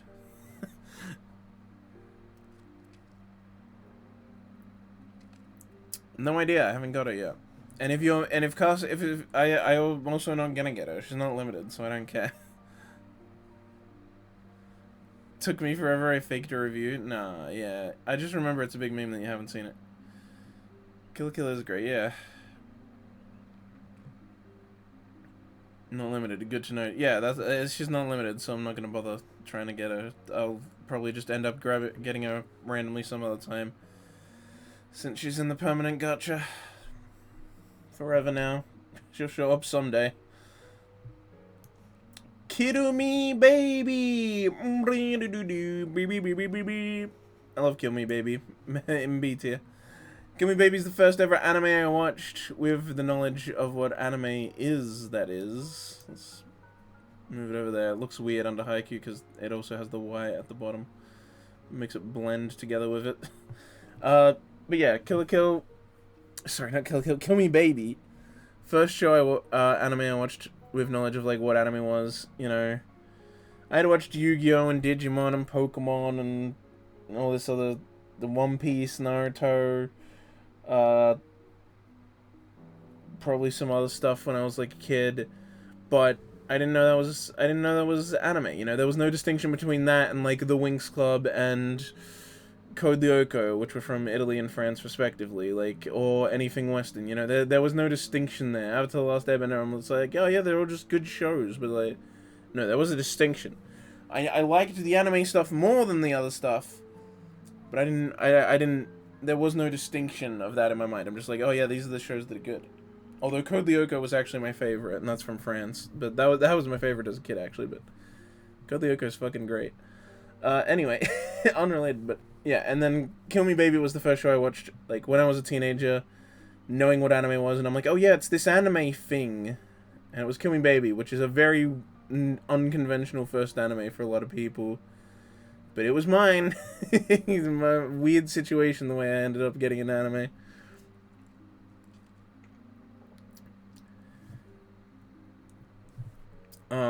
But yeah, Kill Me Baby is just a silly little comedy. There's not much to it. It's like just 12 episodes of comedy. It's very silly, very simple. But it's fun enough, you know, and I'll always have a special spot for it in my heart because of that kind of like first... Because of that, like, first anime vibe that it has. High School Girl S tier, let's go, yeah. High School Girl is fucking great. Had to put it in S tier. Had to.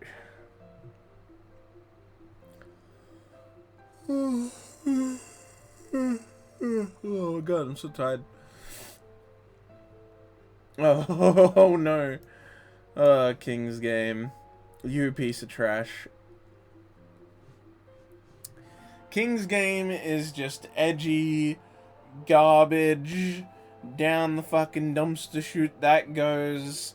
Never want to see it again in my life. It fucking sucks. It's so bad.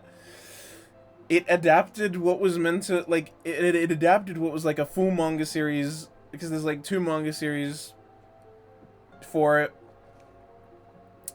And it adapted the last one in like a few episodes, and then it adapted the second one in the next like 6 episodes, and so it was a total mess.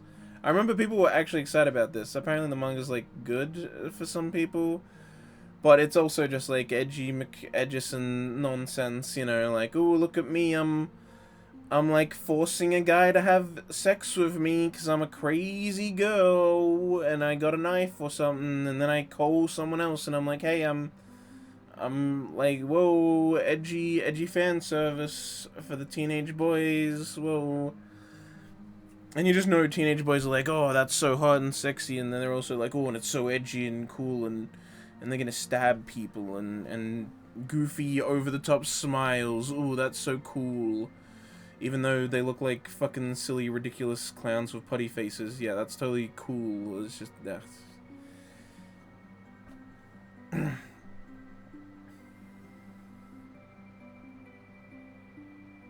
OP was the only good thing out of it, still listen to it. Did kind of one cool thing at one point, but man, melodrama. I think the cool thing was the way that it had like switched between the 2 different perspectives. But that's the thing, like that they were meant to be 2 completely different series, full manga series that are like just like sequels to each other, instead of like 6 episodes for an entire series and then 6 episodes for the next entire series, and all crammed into one fucking anime or whatever it was. It was just ridiculous. But yeah, it's not great. It's just a bunch of edgy bullcrap. And even for edgy bullcrap, I don't enjoy it. Like, I put Darwin's Game at least in E, because, like, I don't know, it's got at least something to it. King's Game is just bad in, like, every single way. It's just the utter trash. It's so irredeemable. I just hate it.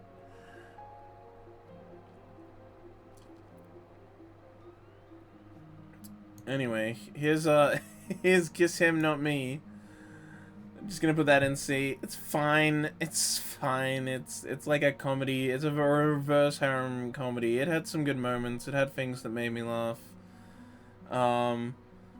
It's a pretty silly concept though. It's like this fat like weeb girl gets upset that her favorite character in an anime she likes died, and because her husbando died, she just stays in her room crying all the time and not going to school and not eating anything. And then because of that, she loses a bunch of weight, and then she's like super hot and pretty, and then she goes to school and all the guys want to be with her, and she's like, no, I'm a fujoshi, I want to watch you guys fuck each other. Don't fuck me. And so then she like hangs out with all of them, and wacky situations happen where like, you know, only one of the guys can hang out with her, so the other guys are like hanging out with each other, and she's looking at him like, oh, hot guys hanging out together, what if they kissed? That'd be crazy. Haha, just kidding, unless... And her skin completely rejects, but yeah, that's the thing, like, to have elastic, like, you gotta be on such a specific diet when you're losing weight if you want your skin to, like, become really nice, because you, like, need to eat, like, cheese and, I can't remember the other foods. There's, like, specific foods that help your skin actually do that, but if she lost weight from just not eating, so, like, no, she'd have so much loose skin.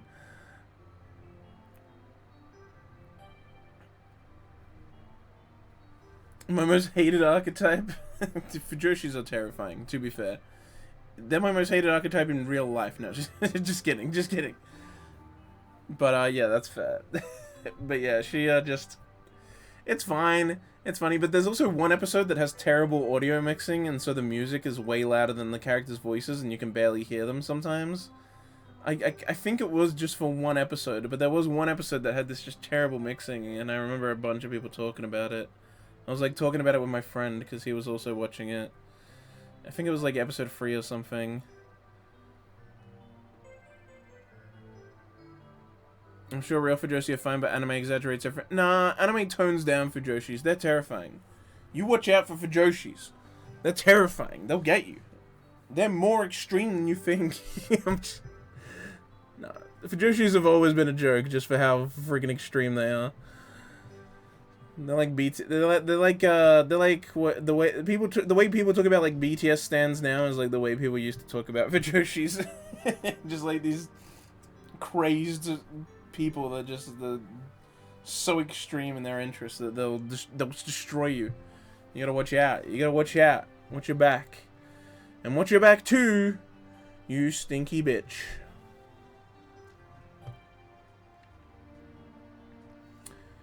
I hope you die, Bick. Future diarrhea bad and recounts the good about this. Come on, dude. What a good about this. I'm just making the maddest reference right now. Oh, it's Kiss X Sis time. God fucking damn it. Kiss X Sis. You silly, silly show. E-tail. I don't like it. Kiss X Sis A-tail. I'm sorry, everybody. I know it's like, haha, funny meme, we like a show that's bad, but, no, it's just bad. It's just bad. Kiss X Sis fucking sucks. Never seen it. I don't like it. I assume it's I don't like it. I was watching it. Fetish Comedy Gold. Well, that's the thing. It's a Fetish of the Week show, you know? Each week they introduce a new girl. Well, they have a girl that already has been introduced, and they just have some fetish happen, and that's the joke. And it's like a fan servicey comedy show. And it's just not for me, you know. It's being a bit too broad with the amount of fetishes it's covering, and so sometimes it's just not enjoyable because it's like the whole thing is just like a fetish that's just like either I don't like it or it's like actively disgusting to me. Like the piss episode, that's what killed me. When they did the piss episode, I was done. I'm like, nope, I'm out, and that's why I dropped it. I dropped it because of the fucking pee episode. But it's not F-Win. I mean, the two main sister girls are cute, and I did watch a handful of episodes. If there hadn't been a piss episode in there, maybe I would have watched more. But it's just like, I kind of realized it was Fetish of the Week, which already kind of put me off once I realized it was that. I'm like, oh, there's not actually anything going on here. It's just going to do a different thing each week, but each episode, rather. And so I was just like, whatever. But then, like, the P episode fucking killed it for me, bro. It was so disgusting. I was just like they put so much focus on it, and and you see him cleaning it up, and then he's sniffing his hands and shit, and I'm just like, oh, I can't what. Like, it was disgusting. It was disgusting for me. I'm not into that, so it was just gross, and I'm just like, oh my god. Kiss X6 better than Engrave of the Firefly confirmed. True! Actually true. So fucking true. You're saying that as a joke to make it seem like my list is insane, but I actually just agree. That's actually so true. Grave of the Fireflies is an infuriating, boring mess, and Coat fucking sucks and is also infuriating. And light novel fans hate the anime anyway, so good luck finding someone who's a light novel fan to defend the fucking shitty anime. Like, what are you trying to say? Because X's is better than both of them. Fuck it. It just actually is.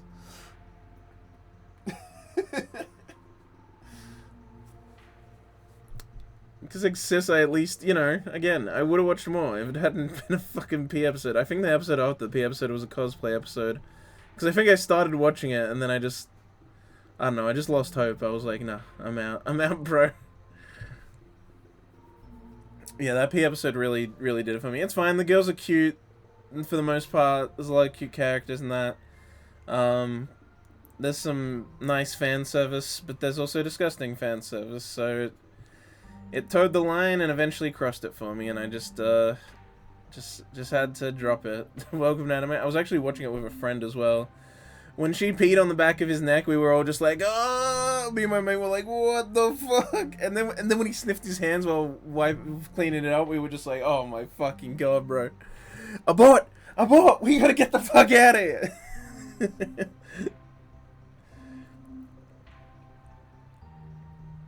Alright. Oh, Kisniver. Remember this? I hardly do. See, I guess.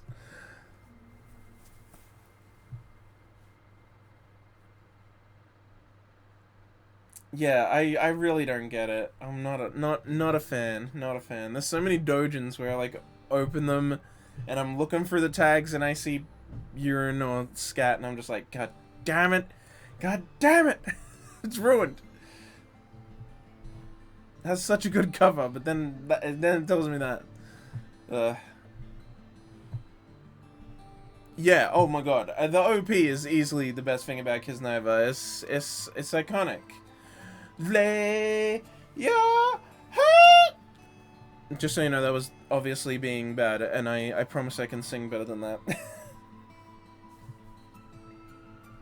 Sadly never worked for me. I don't know, it was fine. I mean, I just watched it and finished it, and then I was done with it. It didn't leave too much of a lasting impact. I think it's a really interesting concept. I would like to see a show do the same kind of concept, but better, where they like all share like feelings and pain and everything like that. And then once like that pain starts to be emotional pain instead of physical pain, like it just fucks everyone up. Interesting concept, but shrugged the end. Yeah, kinda. Great OP. I do like the visuals a lot. It was Trigger, right? They did a good job. It's nice animated. I like the character designs. But by the end, I was just kinda, yeah, it didn't leave too much of an impact on me. It was fine enough to watch. I watched it and got it done, because I watched it after it had finished airing as well, so I just kind of watched it all in a day or two. Yeah, Trigger. Emotional sharing works so much better in Kokoro Connect. I haven't seen it. But yeah, I do think it's an interesting concept. Maybe one day a show that's better can do something like really interesting with it. I think if it was like some kind of closed circle story, that would make it more interesting. If you don't know what closed circle is, it's a term in writing where characters are trapped in a location and they can't leave it. So like shows where that's like told in a single room or a single town, and for some reason people can't like leave it because like, oh, it's like you know, on a remote island. Glass Onion recently. That movie's a closed circle story. It's just a situation where characters are closed off from the rest of the world, basically. And so I think if you had a situation where characters like sharing pain, and it's almost like Danganronpa-esque, and they're kind of locked in some situation, and they all share each other's pain. There could be something interesting done there. It's not a fully fleshed out concept, but I think that would be a good start. Making it a closed circle would kind of add something interesting to it.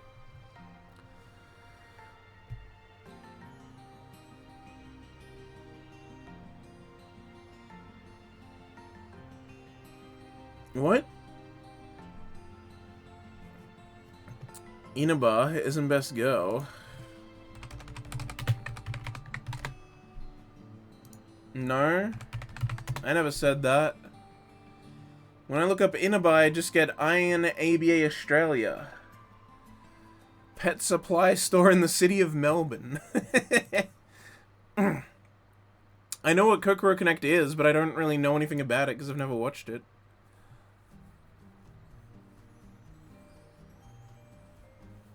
I've never watched it. I know what it is. I kind of plan to watch it one day. It's not high priority though. I haven't seen it.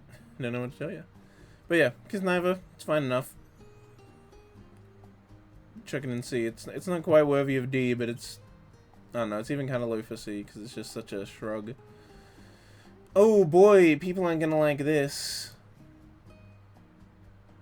No, it's a Sidonia as a D. It just doesn't do it for me. It just doesn't do it for me. I know people really like it. But I dropped it without even finishing the first season. I have no problem with CGI. I've watched other Polygon picture shows. That's not the problem for me. I just didn't like it. I didn't find it interesting.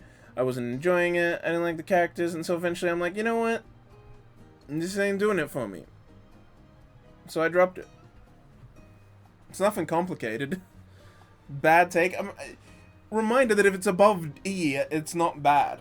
I'm just saying it's meh. It's very, like, this is not for me. It did nothing for me. I was watching it. Wasn't really enjoying it. Wasn't getting anything out of it. I'm like, there's nothing really here for me to grab onto and enjoy. Canon DU. That was kind of the same thing, actually, that I said about that. Like, Canon has cute girls and some interesting mysteries, and it's animated alright, but when I watched it, I had no motivation to continue. So, like, I ended up, yeah, Sidonia D is the one you're probably upset about. It just wasn't for me, Sidonia. I watched a handful of episodes. I kept watching more to try and, I don't know, but I just was like, this isn't really doing it for me. I just can't. Similar almost to Canon in a way that I had no desire to continue. There was nothing specific that I could grab onto as enjoyable. Now you just say, how is Kato D and Oof? I admit, amazing start, but even you've admitted that it's a disappointment towards the end. It's like, you already know Erased in 86, alright? You were here for that stream, you know why they're there. Kato, even you admit in that video that it was a disappointment in the end. When I did it, I talked about how good it was. I talked about how good the start was. The start of Kato is fucking amazing. It eventually fell to utter garbage, and so it leaves a bad taste in my mouth, and when I think of the show, I don't think of it fondly. I think of it as the disappointment that it is. Slam D is because it wasn't what I wanted it to be. If I had known what Slime was going to be, I would have probably just not watched it. And so I wouldn't have had to then try, I just shouldn't have even been watching it, but I thought it was going to be something different. I thought it would be more chill vibes, but then, like, every episode has a battle that's, like, poorly animated, and there's a bunch of extra girl characters and everything. I just wanted chill vibes, right? I just wanted the chill life, the chill life that the witch has before the show starts. That's what I thought the whole thing was going to be. I wanted those chill vibes. I didn't get them. It's not one thing at the end, though. It's multiple episodes towards the end. Like, after he introduces the technology that makes people, like, not be able to sleep. It's, like, kind of after that a bit that it starts to fall apart. And it's like, this could still be salvageable if the very end is good, but then the very end was an arse pull, and so it just... the whole thing just falls apart. I mean, but yeah, the start is very good. Don't get me wrong. I fucking love the start of Kato. I was praising the start like crazy. Like, it's A tier, S tier shit at the start. I even said I wish I could rewatch it. Like, I wish I could rewatch just the... I might even do that. Just rewatch the good starting episodes and then not finish it. And not finish the rewatch. Because, like, the early stuff with the endless electricity orbs, and when that's, like, introduced, and the negotiation that they have, at the, like, all that stuff is, oh, so fantastic. So good. I fucking love it, but yeah, it kind of fell apart. Save yourself. Kisexis E. Look, blame the P. Blame the P for the Kisexis E, alright? The P episode is what made me drop it. Censor my D list. Slime D, Clanad. Well, you know why Clanad's in D, because you were here last stream, so I'm not going to repeat that. Again, I like Clanad more. I'd put Clanad higher. It's just after story I didn't like, but... Blame the P, clip it. It's true, blame the P. Anyway. Knights of Sidonia. It's just the first season and not even all of the first season because I dropped it. Like I said, it wasn't bad. It's not bad, because D is not bad. Remember, guys, if it's a E is the first tier where things are actually bad. D is not bad, it's just below average. And it just didn't do it for me. Subjectivity is implied. Remember the rule that's up there in the top left. Subjectivity is implied. it's just not for me. It just wasn't for me. I had no inspiration to keep watching it. I just wasn't really enjoying it, and so I just stopped. Very simple. Karama no Jinkan, probably just a C. The manga's so much better. Like, this is actually a show where I've read the full manga, and the manga gets so much better than the anime. Like, the anime stopped when it was still kind of crappy, and it stays crappy for a while, but eventually the development of the characters gets really good. But yeah, Karama no Jinkan is, it's a bit of a weird one. it's a lowly fan service show. It is what it is. It's kind of cute at points. I only watched it because my friend showed me the, like, absurd way that they censor it. It's a sticker censoring thing, but it's like, it's not stickers. It's like massive square, like like. It's like these massive, like, square, like, screens that look like the, like end card screens kind of thing. It's just weird, and they block so much more of the screen than they need to. And it's also not even to censor nudity, it's to censor panty shots, like, it's a bit extreme. But a friend, like, posted an image of that, and I was just like, and we were laughing about the censorship, and then I was like, well, what show is that? And then I watched it. It was one of my early shows I watched. I think I watched it right after Rokubu. But yeah, Karama no Jinkan, it's alright. The anime is alright. You start to kind of see the characters, and it's mostly just set up building blocks for later stuff.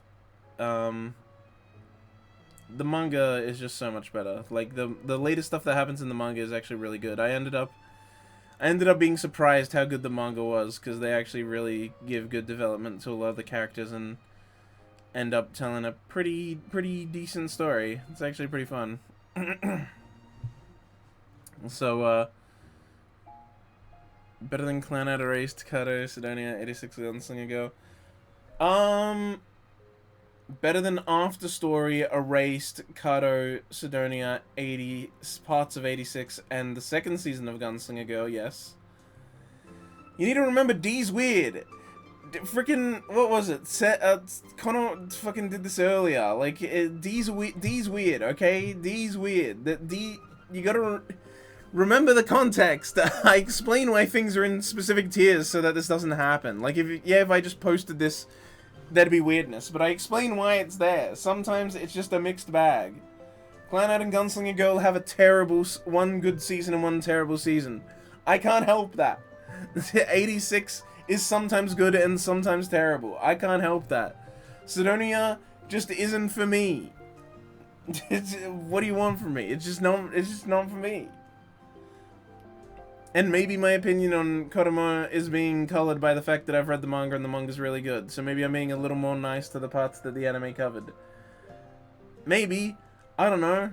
I remember thinking the anime was fine. It's fine. So, it's probably fine. The manga's way better, though.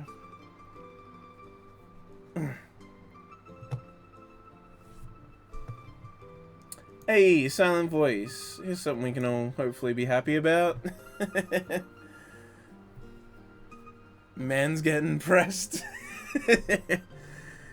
The D's are weird, alright? But, like, some of this stuff's mixed bagged. Some of it's just forgettable. Some of it's stuff I think is below average, but not bad. Like, nothing in D's meant to be bad, remind you. It's just kind of a weird... It's a weird tier. There's a lot of stuff in there for weird reasons. A lot of mixed bag stuff where it's like, oh, some of it's good, some of it's bad, so it gets dragged down to D. Some of it's just meh stuff. Some of it's below average, but not bad. Some of it's just forgettable stuff, so I kind of chuck it in here, because there's no... D's a good spot for stuff with no strong opinion about. It's a mess. It's a mess. But... that's why I put subjectivity is implied in the top left, alright? It may be shocking to you that people sometimes dislike things you like, but I assure you it happens. And I explain it, you know, I try to explain it. I don't want people strawmanning me. I don't want people coming in here trying to be like, oh, you said this, and it's like, that's not exactly what I said. I gave context. I explained my opinion. It's not black, not everything's black and white. It's not just like, oh, this show worse than this show. It's like, there are reasons, alright? There's explanations here. Maybe part of it is worse than that show, not all of it, but it's a mixed bag that ends up being dragged down to D, when some parts of it could be higher. Planet on its own, definitely higher than that. Probably like B or A. But After Story, I don't like, so it gets dragged down. Some episodes of 86 are good, some are bad, in my opinion. You know? It's... Gunslinger Girl first season, A tiers. Second season, trash. It is what it is. One per season and subjectivity. Remember those rules.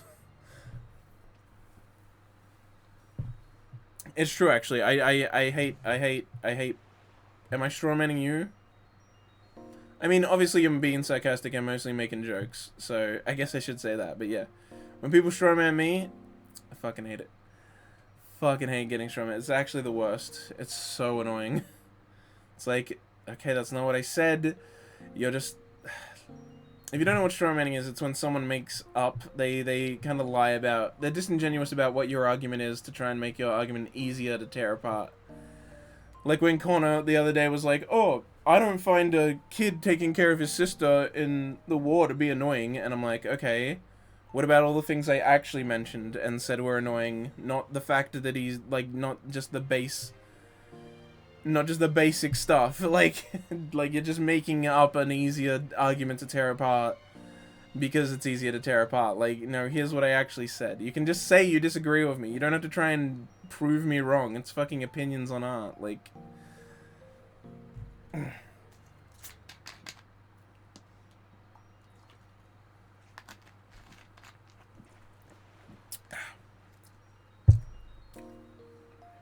I just want to explain it and have people understand it, you know? Which is why when people say things that aren't exactly what I was trying to get at, it's like, no.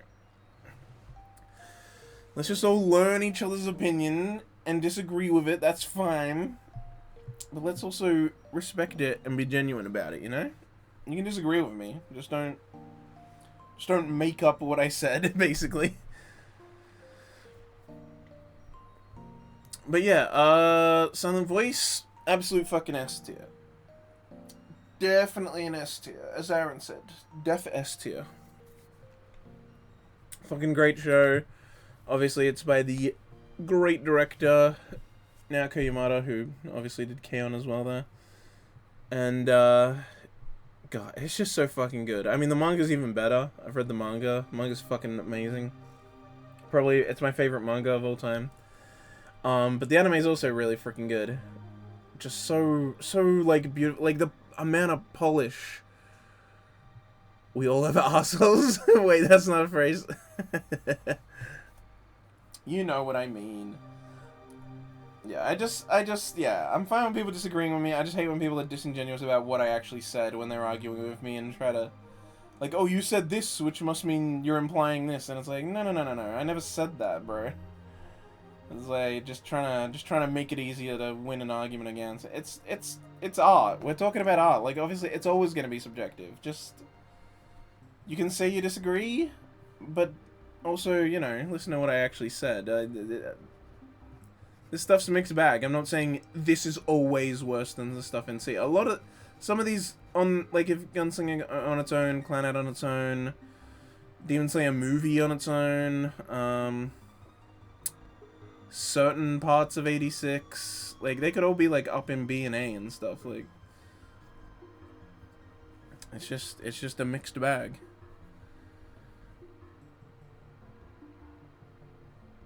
Clanad D tier, opinion invalidated. Again, like I just said, Clanad on its own, A tier.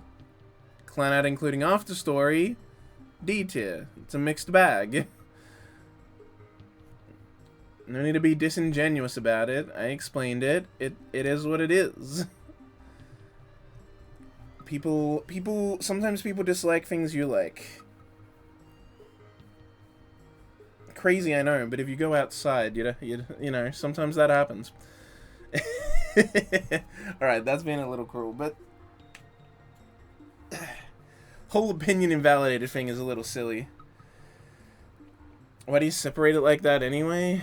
I just, like, what, do you want me to fucking sit here and be like, fucking, Hiroaka Season 1 here, Hiroaka Season 2 here, Hiroaka Season 3 here, like, it's stupid. I just want to talk about the whole show in one go, because I find that way easier. It does cause complications for, like, Gunslinger Girl, Clanad, ones where the 2 seasons are, like, vast changes in quality for me, personally. Again, subjectivity is implied. When I say good, bad, I mean for me. I just don't want to have to say it at the end of every sentence. But the point is, like, when it's just so vastly different, yeah, it causes a problem. But I don't want to have to do that for every single thing. And it would be weird to explain, like, well, this one, it's really different, so I separate them. But this one, not so much, so I keep it. It's like, it'd just be silly. Yeah, I know it makes sense, but it's just like, I don't want to have the rule be inconsistent, so I think overall it's better to just be one per series and just have a few things have to get sacrificed. I'm doing a stream as well, which makes me more okay with it because I explain the things as I put them down, you know? I don't just make the list, dump it online, and then have to explain it to every single individual that asks. It's on tape. You guys can review the tape and see why I had to put it lower than I really want to, you know? So just don't be a weird dick about it and be like, oh, you put it in D, that means you think every single episode of it is D tier. It's like, no, come on, let's be mature about this. I explained why it's there. Don't fucking strawman me with some bullshit.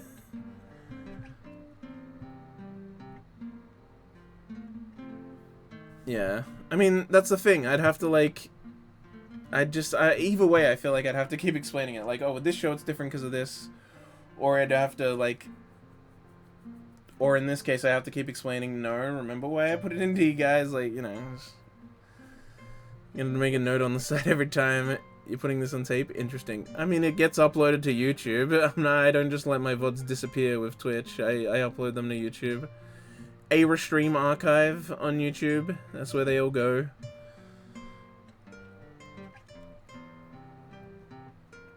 Review the tape. I just wanted to say review the tape, mainly, so... Instant replay.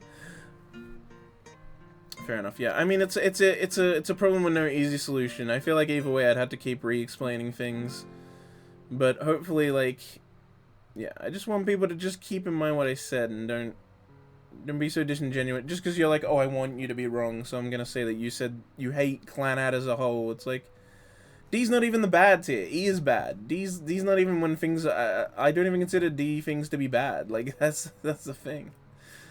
It's not even the bad tier yet, and also it's only because of half of it, not all of it, so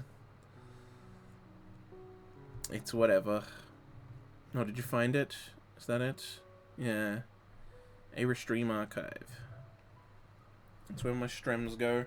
I need to reorganize. I need to like fix their titles and make the playlists and everything. I stopped keeping like. I stopped keeping maintenance of that channel and making sure everything was like in playlist and laid out nicely and everything and had good titles. So I need to go. I need to fix that one time, but it'd probably take days to do it because it's like years of stuff now. That's just whatever.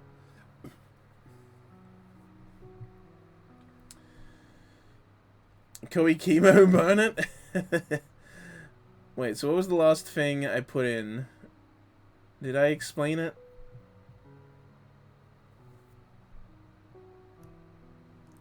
Right, Silent Voice. Yeah, I mean, look, it's fantastic. The characters are great. It made me cry. It made me really think about a lot of stuff in my life. It hit at such a specific time in my life. Like the whole like dealing with friends and having friends and losing friends is all just like such a. It's something I really dislike, and so like seeing it portrayed in just such a real way on in the movie, just it had such an impact on me. I watched the movie 3 times before it left cinemas. I saw it 3 times in cinemas. It's like $60 I spent just on it. It was, and each time I took different friends with me because I was just pimping it out to everyone. I was like, you gotta come see this. You gotta come see it. I supported the fuck out of that movie while it was in cinemas. Yeah, it's so fucking good. Still got my Silent Voice key animation book. Nice. They nailed bullying perfectly. Yeah, it's so fucking good. I love it so much. And the manga is also fantastic. I bought the box set of that. Well, actually, I didn't buy it. I got it for Christmas the year after the movie came out. Or rather, the year the movie came out. Like, at the end of that year when Christmas happened, I got the box set. It's so good. I'm looking at it now. Ugh. Yeah, and then I also got the special edition Blu-ray, which also has the DVD with it.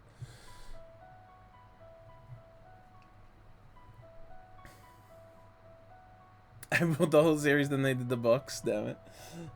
Yeah. I didn't read it until after I'd already seen the movie anyway. So the box was just a thing. I didn't even ask for the whole series. I just like said I wanted like. I was just like, oh, Silent Voice. I don't have any of the volumes. Like, just expecting to get like volume 1 or like maybe 1 and 2. You know, a couple or whatever. And then I just get the whole box set from my uncle. I'm like, oh, it's sweet.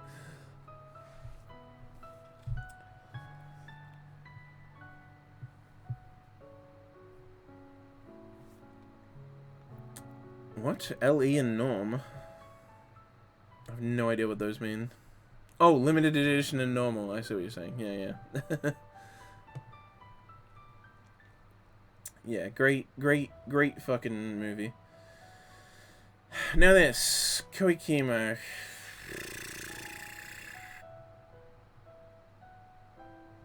E probably. It's pretty bad. This is really not great. I don't think it quite gives me enough burning anger to put it in F, but it's pretty fucking bad, so just E can do for now. E's bad. It's just so shitty, trashy, like, it's just... First of all, there's the weird audio quality thing with the main guy, where it sounds like I don't know what's going on there. The voice acting's fine, but the voice quality of it is weird. It's, like, clear he's not recording in a studio. Probably a COVID thing, since it was, like, during that time, but I don't know why he was the only one affected. Maybe he lived far away, maybe it was in a different prefecture that had different rules about why you couldn't go out. Maybe he just couldn't book a studio in his area. I don't know what it was, but for some reason the audio quality for him and only him is way lower, and it's super fucking jarring.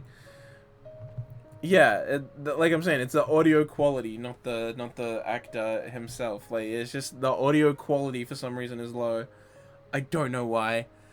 I think he had to record from home and then send the files over. That would be my best guess. And so there's just a lack of mastering and a lack of cleanup, and it's It's clearly not being recorded in a studio. It's just, I don't know. It was right when COVID started. That makes it kind of, yeah, I don't know. I just remember thinking that when I watched the first episode, I was like, maybe that's what happened. Like, maybe they recorded everyone else and not him. Again, maybe he was in a prefecture that got hit earlier and he couldn't leave house yet, but like everyone else who lived in some other area could. I really don't know what the situation was, but it feels like it was just a situation where he had to record at home, because it's just not a studio. Like, why would you not go to a studio if you could? The only reason that someone wouldn't be able to go at that time, probably COVID. It's my best bet. Spring, so pretty much. I don't know. That'd be my best guess, because like otherwise I don't know why he wouldn't have just been able to go out to a studio, even if he was like far away from the main studio. Like, you can just rent one out and go to it. Like, so I just have to assume that the contract was already signed, but then he couldn't go, so he had to do it from home.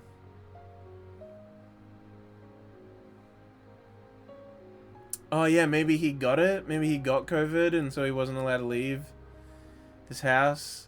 Well, that's the thing. That's like, no one else has it, so I'm like, maybe it's just his prefecture was overly cautious instead of the whole country. Maybe he got it, and there were already rules like you don't go out when you have it, so maybe he caught COVID and was stuck at home, but could still do voice acting. I don't know. I really don't know. But I feel like it just had to be COVID, given the time. It's like, it had to be something like that. Weird that a voice actor wouldn't have, at least, I don't know. There are voice actors that I do know of that just have like a mini studio in their house so that they can do it from home if they want to. Usually just because sometimes they don't want to travel out. They're like, I'll just do it from home and send you the files, and it sounds like fine. So, like, if you can do that, it's like good. If you don't want to have to leave your home, if it's like hot or anything. I don't know. I just know some voice actors have that set up. Just like a tiny room that's soundproofed.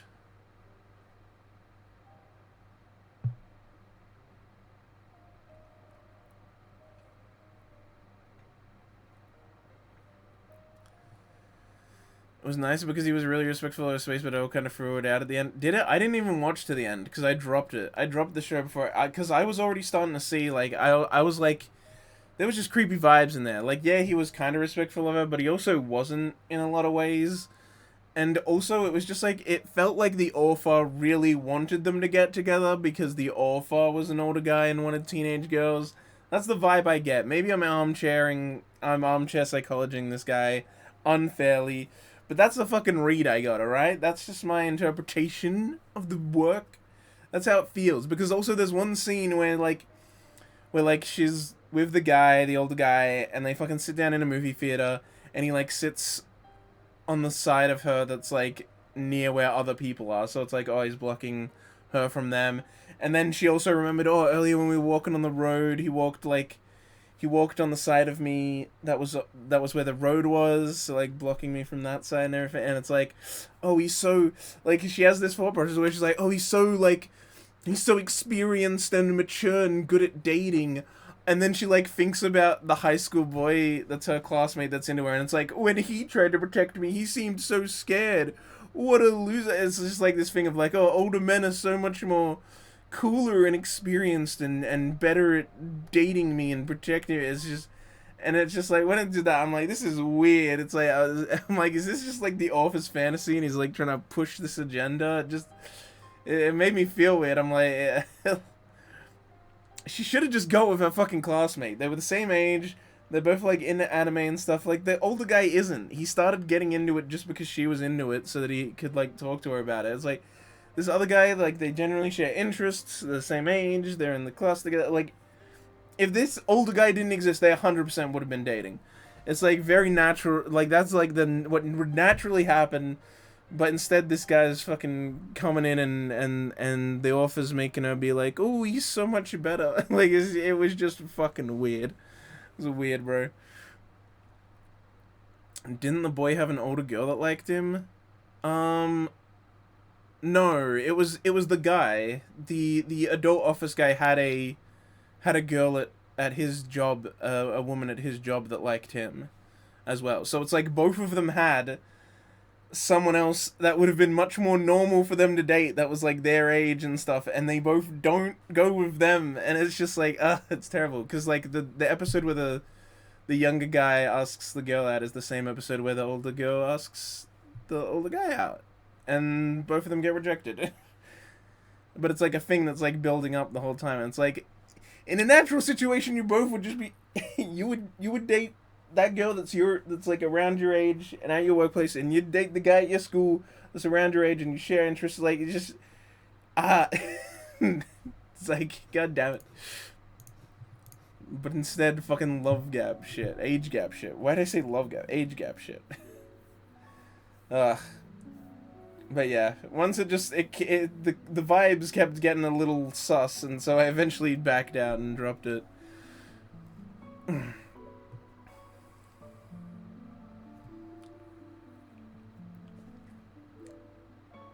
Higehiro was same season, did it so much better? Really? Because Higehiro is right here. Let's put them next to each other. There we go.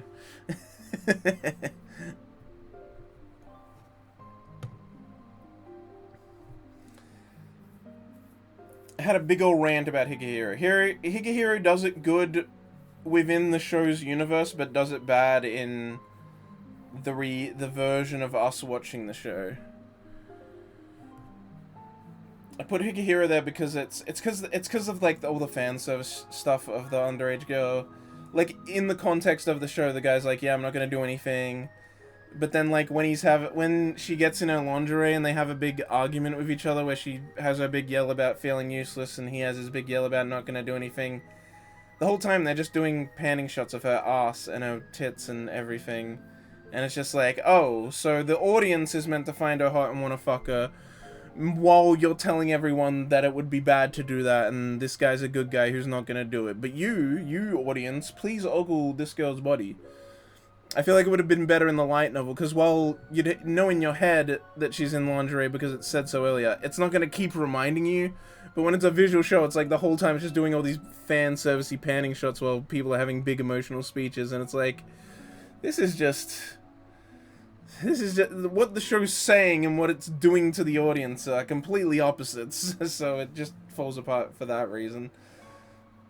But yeah, in the internal logic of the show, it does do it better than Koei Kimo does, at least.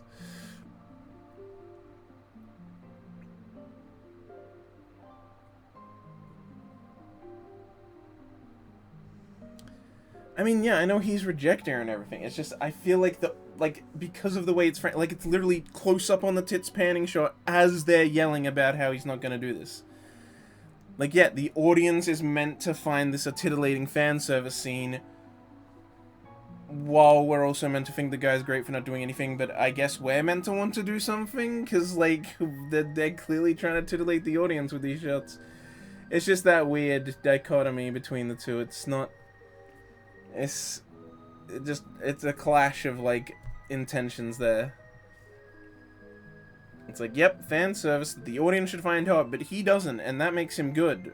So you're not good, I guess? Like, the audience isn't good, I guess? Yeah, it's just weird. It makes it clash. That's why, again, in the lineup, it would have been better, because it's like, you're not constantly seeing and being reminded that she's still in her lingerie during this big emotional moment. You just read it. But whatever. Whatever. I mean, yeah, that's like before where I said, like, I think you can understand my opinion even if you disagree with it. Like, hopefully you can understand why that would bother me enough to drop it, even if it doesn't bother someone else. You know, I think it's a good enough explanation even if you disagree, at least. Because that's all I want. I just want people to understand my opinion. They don't have to agree to it. It's mine and mine alone. Kumi-chan, Kumi-san, can communicate. B tier, probably. Snooze? Do you dislike Komi? D? Oh man, rough. Nah, I like Komi. I mean, it has a shit ton of characters, but honestly, that's kind of what I like about it. a lot of the characters, Komi is great, show us no first. I mean, I see what you're saying. D tier, damn guys. But yeah, no, I really like it. All the characters, like, they're all pretty funny and enjoyable in their own ways. Komi-san's got a lot of great, like, just characters to do with gags. Like, all of them are a little bit kind of bitish, like, they just have their one bit, but honestly, they do so much with it that it's so good and so funny sometimes. I constantly find it really funny and enjoyable. It's another one that's just, you know, like Jahi here, and like Hinamatsuri here, it's just a good comedy. It's just a good, solid comedy that I really enjoy, and that makes me laugh out loud a bunch. And also, it has really good OPs. Like, both Season 1 and Season 2 have fantastic OPs. Like, it's crazy how good the OPs are. They just keep knocking those out of the fucking park. And also, the only reason I don't put it in A is because, like, Season 2 had some troubles. The animation starts to get kind of bad towards the end. Seems like they didn't have enough time to get all those Chinese workers to make the in-betweens. Or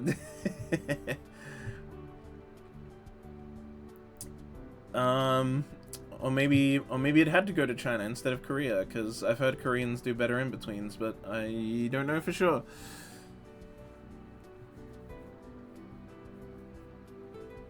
Netflix show falls down in animation. Pikachu show. Yeah, Netflix has kind of been dropping the ball lately. And then fucking dude, Record of Ragnarok. What a disappointment. Waited like. It's just sad because now that show's probably not gonna get a different adaptation that would actually be good, even though the manga's fucking insane. Just the biggest fucking shame in the world. It's outrageous. Anyway, but yeah, Komi-san starts to dip, which is a shame because also it's like 2 episodes after it dips in quality. It has like this really good episode. It's the Valentine's Day episode. It's like really good, really emotional. It ended on a really great note. I loved it story-wise still, and I loved it character-wise still. But yeah, the production definitely started to kind of fall apart towards the end of the 2nd season. But overall, I still really like it. It's a good comedy. It kind of fits in well with Jahi and Hinamatsuri being in B.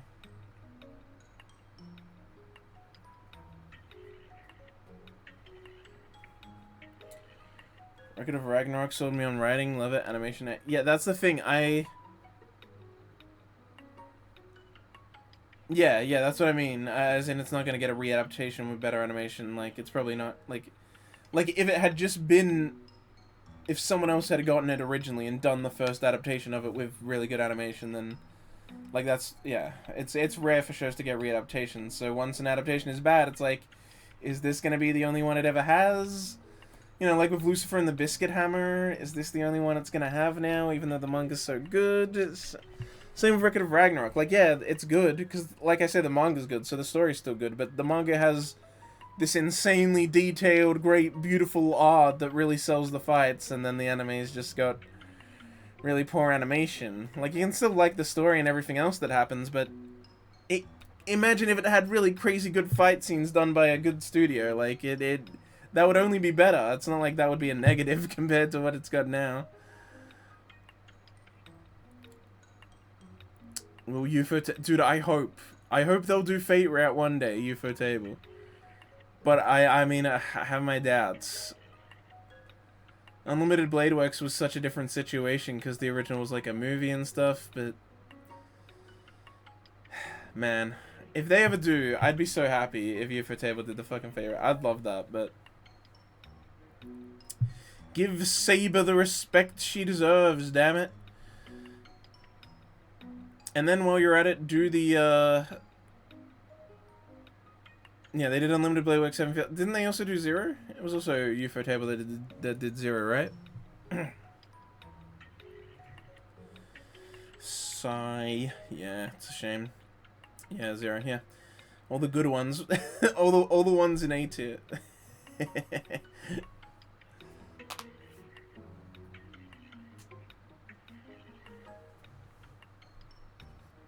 Here they are. Heaven's Feel, Unlimited Blade Works, and 0. The free Best Fate series. But yeah, Fate. The poor Saber, man. They should redo that, and then they should also do the unreleased Ilya route that was cut for time. The writer of the original light novel, visual novel, said that they were writing an Ilya route, but that it had to be cancelled because they didn't have time to put it in. Get that writer, get some other people together, finish writing it, construct it, and make it a fucking anime original route, baby. Give us the never released Ilya route. It'd be great. That's even more unlikely to happen, but I think that would be freaking sick if they did that. Oh, yo, this art club has a problem. I fucking love this show. It's so cute. Put it in B. This show's great. This is just a really great, funny, cute show. It's really cute. The main girl's so fucking cute. This little blonde creature over here is cute. She wears a frog raincoat at one point. It's adorable. And this guy's a weeb that can only draw anime girls. He's in the art club and he only paints anime girls.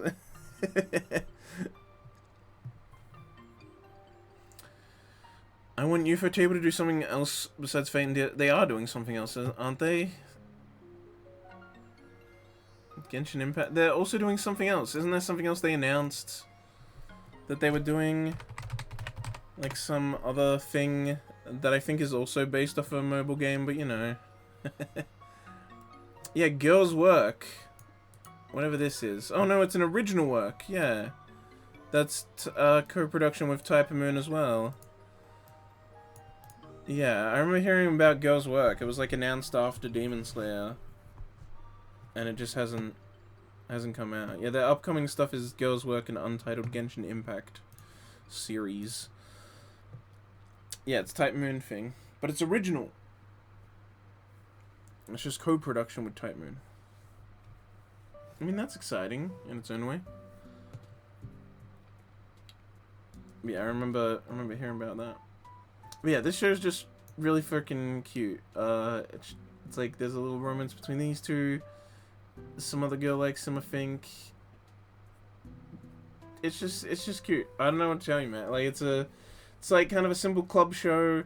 It's not all just cute girls, and it's got a different very vibe. It's got a very different vibe from like a cute girl show. It's more kind of a rom-com-y thing, but it's really cute and innocent and simple and fun. I just one day like randomly watched it, and then I finished it in like 3 days, I think. I watched 4 episodes a day for 3 days, and I wrapped it up, and for some reason I really remember that, and I just remember it having an impact on me, because I was like, that was a really nice break from like everything else I had been watching at the time. I just kind of sat down and watched a few episodes of it each day, and then I got it done while I was watching airing stuff. I think that's because that was like at a time when I was barely watching any non-airing stuff. Like everything I was watching was airing, and so it was nice to just sit down and kind of have something where I could binge a few episodes a day and get it done.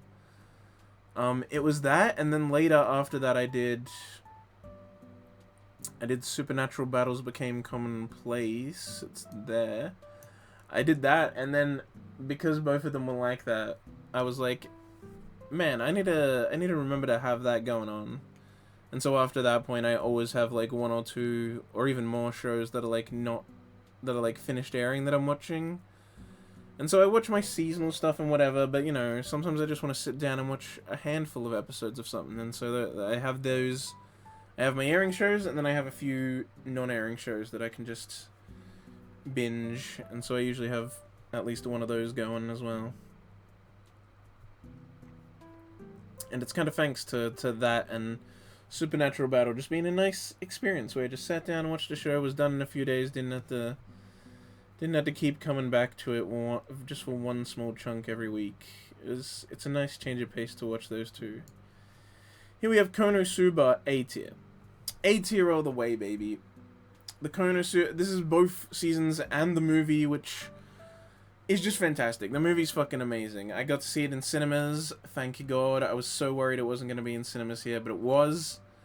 And I'm very glad it was. It probably something like that probably won't happen again anymore because Sony owns it all, and they seem to not care about Australia unless it's like a super big movie. Because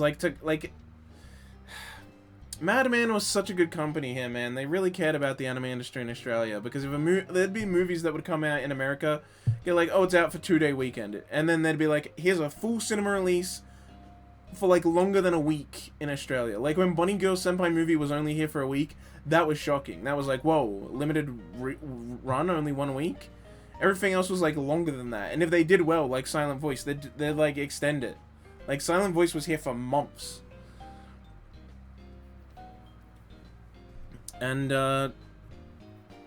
but yeah, even stuff like Konosuba and Digimon, these kind of smaller series, got to have their movies out in Australia, and get full cinema runs and everything, even though they got, like, weekends in America. But now, it's like, if they put something out for a weekend in America, they just don't put it out in Australia, because Sony thinks there's no one in Australia watching anime, even though sometimes the movies make more in Australia than they did in America in the past, but it's just fucking biases of, like, thinking... because Australia has a low population, or must, as a percentage, have less anime watchers. No, we have so many here.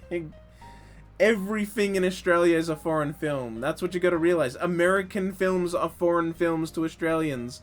So we don't care. It's all foreign films here. So stuff that's from non-American countries also does well here. We're used to subtitles, we're used to foreign films. There's barely any films made in Australia. Everything's a foreign film here, so it doesn't... There's not as sharp as a drop-off compared to normal films like there is in America. In America, normal films are watched by, like, everyone and then barely any by anime fans. It's not as steep as a drop-off here. As a percentage, it doesn't add up the same way. We have a bigger percentage going to see foreign films, because, like, everything is a foreign film, basically. That's what they don't get. Season 3 and spin-off hype? True, there's a lot coming for Konosuba, but not ruin it with recent Kodoko and new updations have, like of Classroom and Devil Part-Timer. Well, if by Classroom you mean Classroom of the Elite was always bad. At least the anime was. Because a lot of the things bad about Season 2 is just the fact that they made those changes in Season 1. Like, it's just... the anime was set up to be bad. Devil Part-Timer, I have heard that people like Season 2 less than Season 1. But that's had a long gap, so it was a really different situation. Konosuba's not been away for that long. And also, Konosuba, as the title says, is blessed by a goddess, because when Studio Dean had it, who I never fucking trust, they somehow pull out 2 amazing seasons that look great and are animated beautifully. Then they hand it off to JC Star for the movie, another studio that's very hit or miss, and they also knock it out of the park. And it's like one of the best looking movies that had come out in ages, and it was beautiful, and it was really well animated, and it was done well, and the story was good, and it was funny, and it was just so fucking good. And it's like, this show is protected, all right? It's got some kind of spell cast on it that no matter which studio handles it, it comes out amazing anyway. It is God's blessing on this beautiful earth, you could say. So hopefully, even though it's with another mixed bag studio that could be hit or miss, hopefully it'll just once again somehow come out fucking amazing. Because it has to. It's a constant law of the universe. Newton's 4th law of motion is that Konosuba is always good. Fingers crossed Studio Drive been working on it for you. That's the fit. Studio Drive's another, like, weird studio. It's like, hopefully they just kill it, though. Somehow Konosuba always ends up good somehow. No matter what. Just have faith. Have faith in Aqua. She's gonna make sure it's all alright in the end. Here we have Kyokai no Kanata, or Beyond the Boundary. B, I think. It's pretty good. I like the blood weapon. I like that another guy has a scarf as a weapon. Unique weapons are always fun. Like unconventional. It's like, oh, this isn't usually a weapon, but now it is. The guy with the fucking scarf magic, I mean, it's just funny. He uses a scarf to fight. It's great. But yeah, I really like Kyokai no Kanata. I haven't seen the movie, so this is just the series, but I have a physical copy of the movie. I got it a few years ago. It's got the and it came with the recap movie.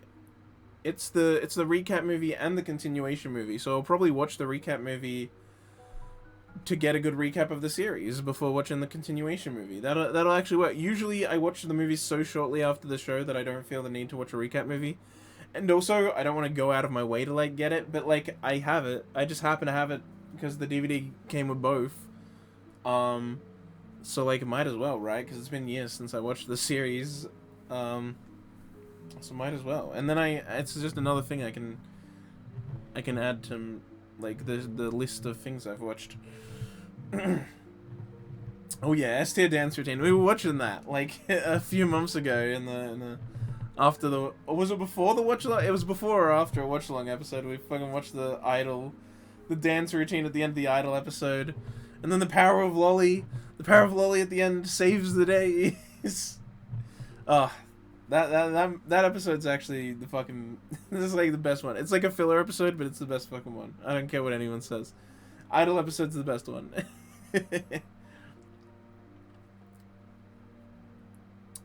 But yeah, this show's great. The girls are cute and hot, and all the characters are just actually pretty good. I love that the main guy's just obsessed with girls with glasses. I'm like, finally, an anime that gets me. Bespeckled beauties are indeed the best. Girls with glasses are fucking great. And yeah, and it's got really good action because it's KyoAni. So of course the animation's just beautiful throughout. Looks really good. It was after Chunibyo they did this. And yeah, it's good shit. And it's got some good gifs. The main girl's just really cute. I love the gif where she's like flapping her arms up and down and looks so silly. Man, Kyokai no Kanata is a good show. I should really watch that movie. Kuma bear! Yo! I like Kuma bear. And put it in B tier. Look at her. Look at her in her bear outfit. Kuma bear is great. I love it. It's so silly. Kuma? No, not that Kuma. God damn it, Toast. Fucking Ray was saying shit about Kuma as well earlier. He said, yeah, it was Keijo. He said it was a Kuma show. It was okay. It was good. Yeah, I mean, maybe just okay. I liked it, though. I liked it a lot. Especially for the voice acting. The main girl has this really, like, she does this, like, really naturalistic voice acting where she doesn't sound like an anime character. She doesn't sound like a person reading a script. She just sounds like a human talking. She just sounds like a Japanese person talking, and it makes her sound so different from, like, everyone else in the cast, but I really like it. It's, like, a really, really unique voice performance, and I remember on the forums, the year this came out, I, like, put it as my #1 voice performance of the year, because I really liked it. It's, like, really interesting, and I like it. She's also a day trader as a teenager that plays VR games and day trades, and then she gets a bear suit and she gets isekai'd and she wears the bear suit to be OP. The bear suit makes her OP, so she has to wear it all the time to stay OP. I mean, the show has very little stakes because it's like OP MC show. But again, overpowered main character shows are better when they're cute girls, so it's good because she's a cute girl. And there's a bunch of other cute girl characters, and she like helps them out, and then they're friends, and then they're friends together, cute friends. I don't know, man. Look, it's a really cutesy show, but I love it, and her voice acting, I don't know. I love the vibe of it because everyone else sounds like an anime character. Everyone else is still doing usual performance shit, and she just sounds like a normal person. It's so funny. Fuck OP shows, no. Fuck OP shows when the male is the protagonist. But look, Bofuri and Kuma Bear, it's now fine. cute girl makes it okay. It's like when people say, like, when there's, like, a hot girl or a cute girl, and they say, like, oh, they could get away with murder. It's like that. They can get away with being OP MCs. Because they're cute girls. All is forgiven. Kuroko no Basket, that's gonna be an A tier. I fucking love Kuroko no Basket. One of the best sports anime out there. It's really freaking good. Like, sometimes it's a little janky, but whenever there's an important match going on, that's when they break out the Sakuga, and it looks fucking amazing. Also, it's mainly the first season that has some jank. But yeah, Kuroko no Basket, I fucking love it. It's so fun. All the matches are like, just really interesting. It's really fun show to rewatch, because the matches are just always intense and hyped up and really well done. You know, just going through the generation of miracles. And then there's even some matches where they don't even fight. They don't fight one of them because they already fought him in Season 1 before the main tournament that takes up all of Season 2 and 3 is 50 episodes of one tournament. Like, that's, like, how long the matches are. There's one match where, like, an episode ends and it's like, oh, there's 5 minutes left in the match. And then the match takes all of the next episode just to do the 5 minutes. Because, like, you gotta keep breaking away and you gotta show everyone on the side giving their commentary because it's a sports anime. And also, you know, when they dunk a shot, the timer does stop as they then, you know, get everyone back to the middle. It's like, oh, but yeah, it's good fucking, it's so good.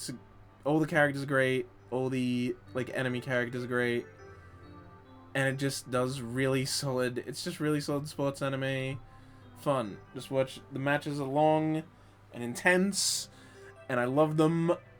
The best one is when they fight against Kisei. Kisei's best boy and their match against his school is, like, the best one, because he's not even in the match for the whole thing, even though he's the ace, because he hurt his ankle in a previous match. But still, it's just like, it's so fucking good. It's such a fucking good match. I've rewatched that match on its own, separate from the rest of the show, like 4 times, because I love it so much.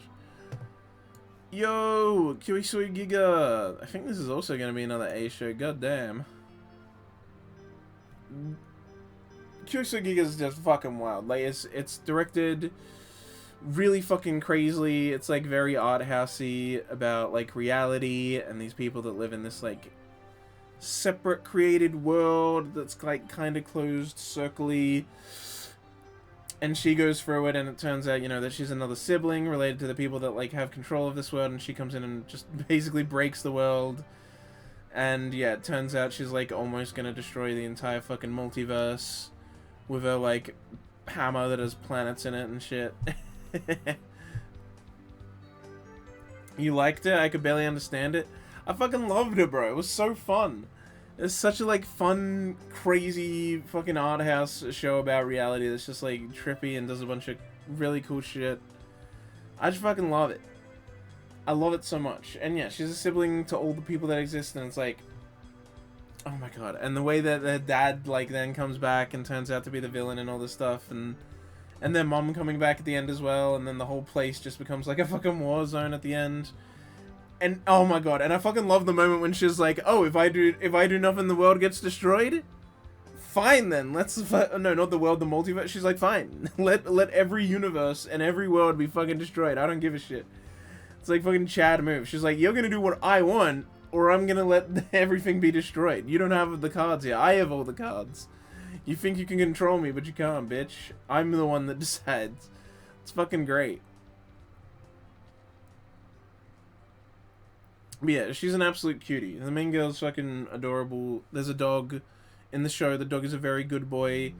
He doesn't do much in the show, but like he's never like in the foreground, but in the background all the time you can see him just like playing with the other characters. Like the dog's just licking them or playing with them or whatever. And the show like never draws attention to it, but I liked always noticing those little moments where the dog's playing with someone in the background. Spoilers, I guess. I mean, it should be pretty obvious there'd be spoilers for everything here, because I gotta explain why I like or dislike the show. If I'm gonna use an example, then I'm gonna use an example. Serial Experiments, Lane, baby. S tier. Lane's fucking... Oh, I love Lane. I love Serial Experiments Lane. I love the character Lane. I love the show Lane. So fucking good. Just, like, actually so fucking good. Serial Experiments Lane is fucking awesome. Why is it in the K section? No, this is the start of the L section. Yeah, I saved it as Lane. Yeah, we're starting L. And then once we finish L with Lucky Stars, when I'll end the stream. Still need to watch it. Oh, it's so good, bro. It's like the commentary it makes about, like, the internet. And the way a room slowly, like, evolves into this, like... It's just, like, machine-filled place that's all, like, tripped out with wires and shit. And they start bursting out the walls. And then there's, like, you know, the god of the machine, but she's the god of the machine, actually, and it's fucking wacky, bro. I love it so much. It's so good. Like, it just, watching this whole family, like, just be destroyed by this slow evolution of, like, Lane into the fucking god of the machine is just, like, it's fucking wacky, and I love it so much. And it's so beautifully animated, and Lane as a character is just, like, it's just so interesting and cool, and, like, her design is so good, because also, like, the character designer, like, he didn't know how much work he was, like, he had never been a character designer before, so he didn't really know what to do, so instead he just made, like, an entire fucking, like, art book worth of Lane in, like, different poses and shit, and it's like, everyone's like, this is way too much work that you're normally meant to do, but he just, like, he got obsessed with her design and just made a shit ton of work on it, and I fucking love it. And there's so much of that art that you can, like you can buy actual art books that are, like, filled with that stuff now. Which I want to get. I need to get one of those fucking Lane art books. I fucking love her. She's the best. Lane's the best. It also has a really good OP. And yeah, I just love, like, everything about it is so good. I used it in an essay, actually. In my essay that I used as my final essay during the exams for year 12. My English exam essay that I had to write, I used Lane as an example in that. Comparing it to Identity, because we were talking about Death of a Salesman and Identity and shit, and I was like, yo, Lane actually would be perfect for this. And so I used Serial Experiments Lane as an example of Identity and shit. I watched it the night before the exam. I was binge watching Serial Experiments Lane so I could talk about it.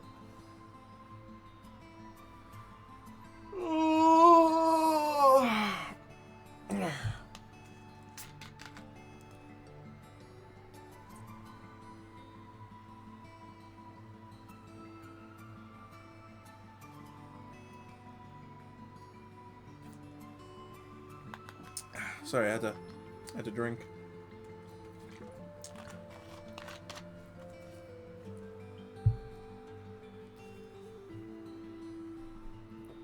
Alright. Lapida, that's gonna be another S tier. So many S tiers right now. Lapida Castle in the Sky is my personal favorite Ghibli movie. I really like it. I really like it a lot. It's the first one I watched. It's the first one that was made under the actual Studio Ghibli name. And it's the best one. It's the best one. It's the first one and it's the best one. I fucking love it so much. It's just so good. Just a really solid, like, adventure kind of treasure story, but it's executed just so well. And it's so beautifully animated and, like, oh my god, like the scene at the castle with the robot and everything. And just the characters and the emotion when they're running through the castle. Like, I love the way the Lapida, the place itself, looks. It's like so beautiful and mysterious and just, I love it so much. It really just, like, blew me away when I first watched it. There were, like, scenes where I was like, holy shit, how did they animate this in, like, the fucking, like, 80s or whenever it came out? It's, like, crazy how good it looks for its time. Just, such a meticulous work. I mean, yeah, Miyazaki is a fucking arsehole that pushes all of his like, yeah, and he double checks, like, fucking every frame. So, of course, it came out beautiful even back then, but, like, goddamn, it's so good looking, such a fun story, such great characters. The ending, oh my god, that when they say the thing and then when it shows on TV and everyone fucking tweets it and crashes Twitter. So good. And then they make a reference to that in No Game No Life when they try to do it, and they're like, "Oh, the servers didn't crash. Guess they're stronger than our servers on Earth."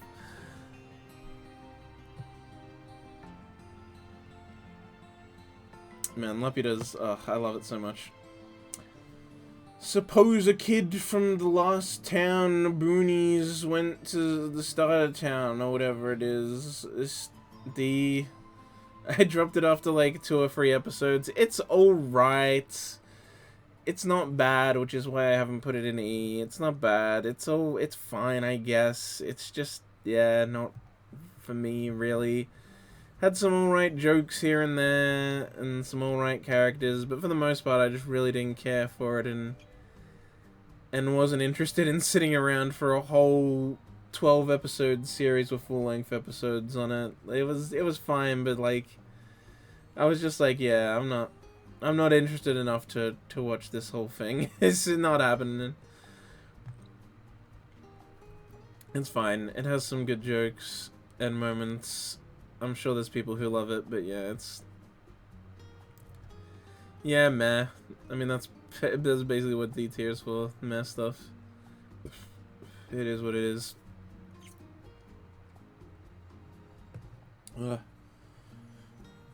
Waru Salesman New. I guess I'll put this in C, even though I dropped it.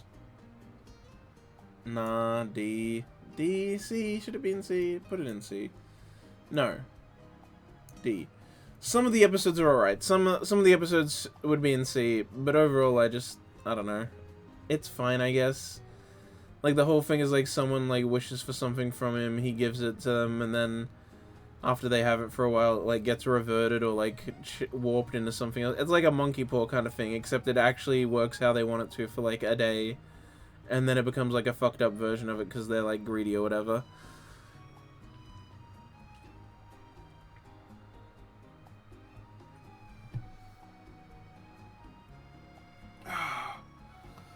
I just ended up dropping it because it wasn't very interesting. It's like, yeah, sometimes the bit, you know, is fine, and like the twist at the end is interesting in some way, but sometimes it just doesn't stick the landing very well. And after a handful of episodes, I mean, same kind of thing as with that. Like, it's a mess show. Eventually, I'm just like, whatever. I don't want to finish this. There's a few things in D that are like that, where it's just like, yeah, whatever. Just couldn't be bothered going to the end of it, because it just wasn't working for me. There's not much to say when it's a show like that, so... But hey, that means we're getting through them faster anyway, so... Here we have... Lewis Academia. This is just the TV show. This is not anything else. I think I'll put it in C. I might move it up to B later, because it is... I do like it, but yeah, this is just the series, not the 2 movies before. I never watched the movies. I just watched the series when it came out. Little Witch Academia is really fun though. I mean, it's Trigger doing fun animation, doing silly stuff, and not getting too crazy. You know, not getting too Trigger with it, because it's just the show doesn't lend itself to that. It still has a kind of crazy ending. I remember not really liking the ending. I can't even remember it that much now. I remember not liking it though. But everything else, pretty fun time. It's just a fun little silly show. That's really well animated and really good, well voice acted. It's got a lot of nice like little character animations. I remember someone was using it to compare to like Darling in the Franxx to show how, although Darling in the Franxx animates its big moments well, it doesn't animate small character moments well, because it's just like very generically shot with characters just kind of standing there and turning to each other, like most anime. But then you look at like other Trigger stuff like Little Witch Academia, and even the like small moments where people are talking together has like so much more personality and character animation to it. You can blame A1 for that.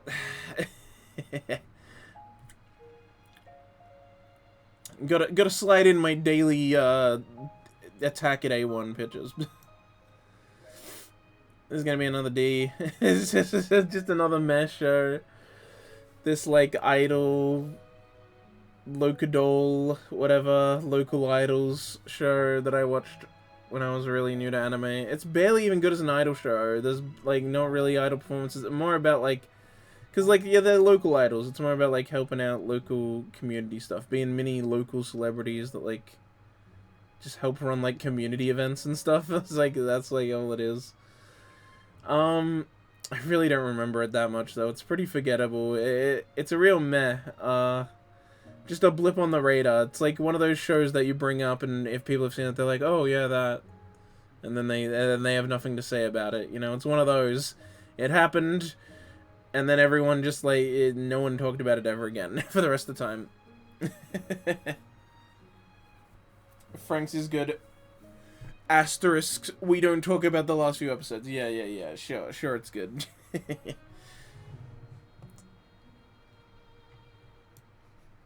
Oh no! Oh no! Oh no! That fucking oh no! Here we have Log Horizon. This is another one that everyone's gonna get mad at me about because it's like Gunslinger Girl, it's like Clanad, where it could be one where I would split it if I was doing that with the shows where I have different opinions. First season of Log Horizon, S tier. Literal S tier. The first season is some of the best TV anime ever fucking made. Like, it's crazy how good it is. The, like, arc where they, like, buy the guild house and they figure out how to make food that tastes good and they start selling the burger, like, oh my god. And they make the round table and everything. It's just like, oh my god. So good. Some of the best fucking television ever made in the history of man. The second season, I dropped it. E or F for the second season. I dropped it. What a fucking gradient in quality, bro. The first season's so good, and then Dean came along and was like, boop-a-doop-a-doo, the only good thing we make is fucking Konosuba for some reason. And they ruined it. They ruined it! Bastards! So, it has to go in, like, C, I guess. Because, yeah, maybe I could justify B overall, because I love the first season more than I hate the second season. So there's more love there, so maybe I could justify putting in B, but kind of in the middle at C, I think feels the most fair, given the situation. It's unfortunate. I dropped the second season because it just gets bad. It's the first arc of the second season's all right, I guess, but the sub arc that then becomes the main arc of them, like, taking down the dungeon just was so boring to me. There was just it had none of the interesting stuff that made the first season so good.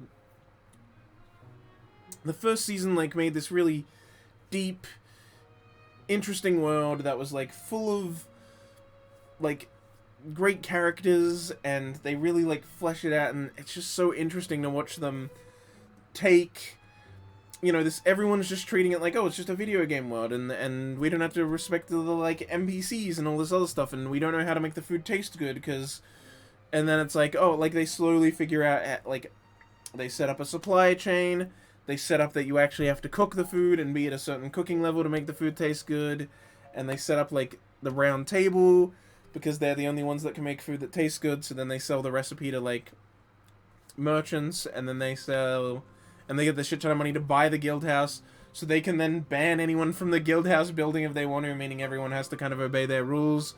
They establish a round table. Yeah, they basically make McDonald's. True. They establish a round table, and then they set up rules about, like, you gotta respect the NPCs, because we're not in a video game. We're in a world that is created from a video game. Like, it's a real world just based off a video game that we all played. We didn't get sucked into the video game. We got transported to another world that is similar. Because, and so, like, the NPCs are, like, actual humans. They're not just NPCs anymore. They need to be respected as, like, the natives, basically. And there's just, oh, it's so, this first season's so good. There's so much, like, just this, like, setting up of a society. Because everyone respawns. That's the thing. Capitalist propaganda. It's like the opposite of capitalist, though. Light novel author loves to save money on tax. Yeah, he doesn't pay his taxes and he got put under house arrest for tax evasion. Which is why it's literally the opposite of capitalist propaganda. It's like setting up this world and this society that doesn't, that isn't as, that is a bit more enjoyable to live in. But, like, it's so, like, it's just so good watching them build a society. Because, like, the whole thing is they can respawn. And I remember people were saying, like, oh, it's not as good as, like, Sword Art Online and all this. Like, they can respawn, there's no stakes. First of all, later on in Season 2, we do find out there's stakes for death anyway. But I also hate the second season, so whatever. But it's interesting because they can respawn, meaning they can never die.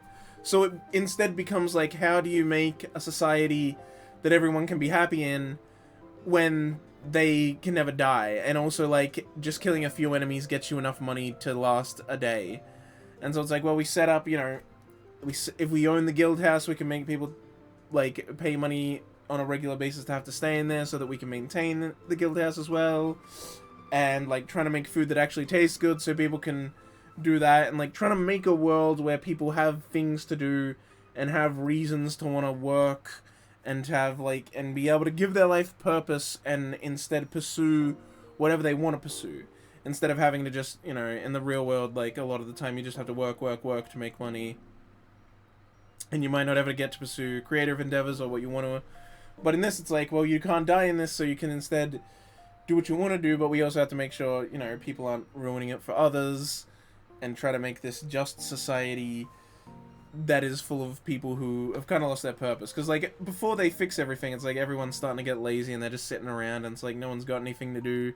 And so it's like, we need to fucking make a society with purpose for, basically when everyone becomes an immortal. And it's just interesting to watch that. So, real love Season 1, and then Season 2 is just, there's none of that. There's none of that intrigue. There's none of that interesting, like, fixing of the society. It's just like, oh, we're just doing a raid, and we failed it. We do it again, and we fail it, and it's just that over and over. There's some interesting implications with the first arc of the second season. Like I said, the first arc of the second season's alright. They... but that's more on the video game sidey thing. It's like, oh, there's this mechanic that exists because this world's based off a video game. What if we turn off that mechanic, kind of thing? And they eventually do, and it's like, okay, that has interesting ramifications for later, because it's like, again, changing the nature of the world. How is this going to affect things and how they operate? But that's like, that's it. That's all it does. It's like, it's not super interesting in the moment, and then we're just focusing on a raid, and the people just do the raid over and over, and they fail each time, and it's not as well animated as Season 1, because it's a different studio, and it's just a big ol' shame. Season 1's fucking fantastic. S-tier show, Season 2, trash. E or F? F for disappointment, because I have the extra hatred of being disappointed. But if I try to factor that out, maybe just an E. I don't know, but it's not great. It's not great. It's not great, sadly. So C. And then Dean is the same studio that's doing Season 3. So like if a different studio did it, maybe that, like, a studio I liked, maybe I would, like, go back and push through Season 2 to get to Season 3, but it's still just Dean doing Season 3, so there's no hope, there's no light at the end of the tunnel. Oh, it's Rubribe. Raburaibu. Sunshine. It's the Rubribe Sunshine. Rub that ribe. You gotta, everybody get out your ribe and rub it. You gotta rub that ribe.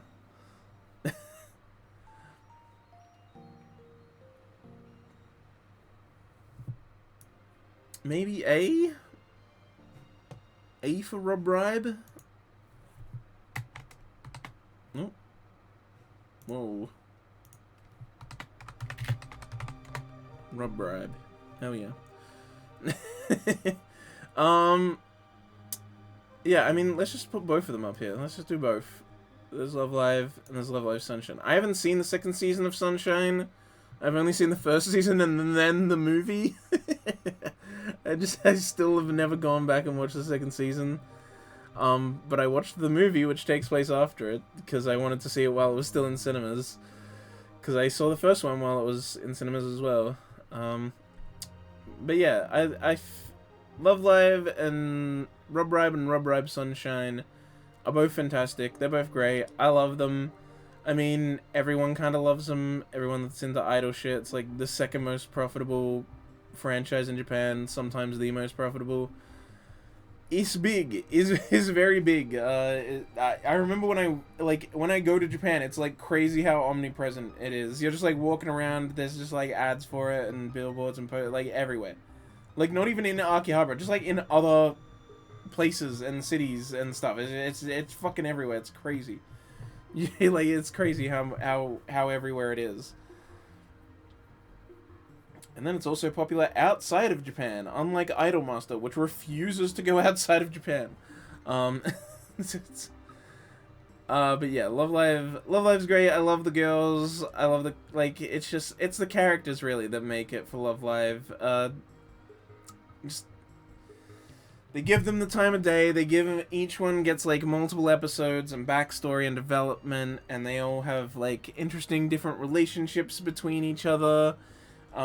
You know, the way they break them up is very cool. It's like you got the 3 first years, the 3 second years, the 3 third years, but then you also got like the 3 that are the cool element, the 3 that are the smile, the 3 that are the pure, but then you also have like the side groups, and so you just have all these different combinations of characters and interactions, which is something I always love in a show when it like really gives every possible combination, like it shows it and how it would work and everything.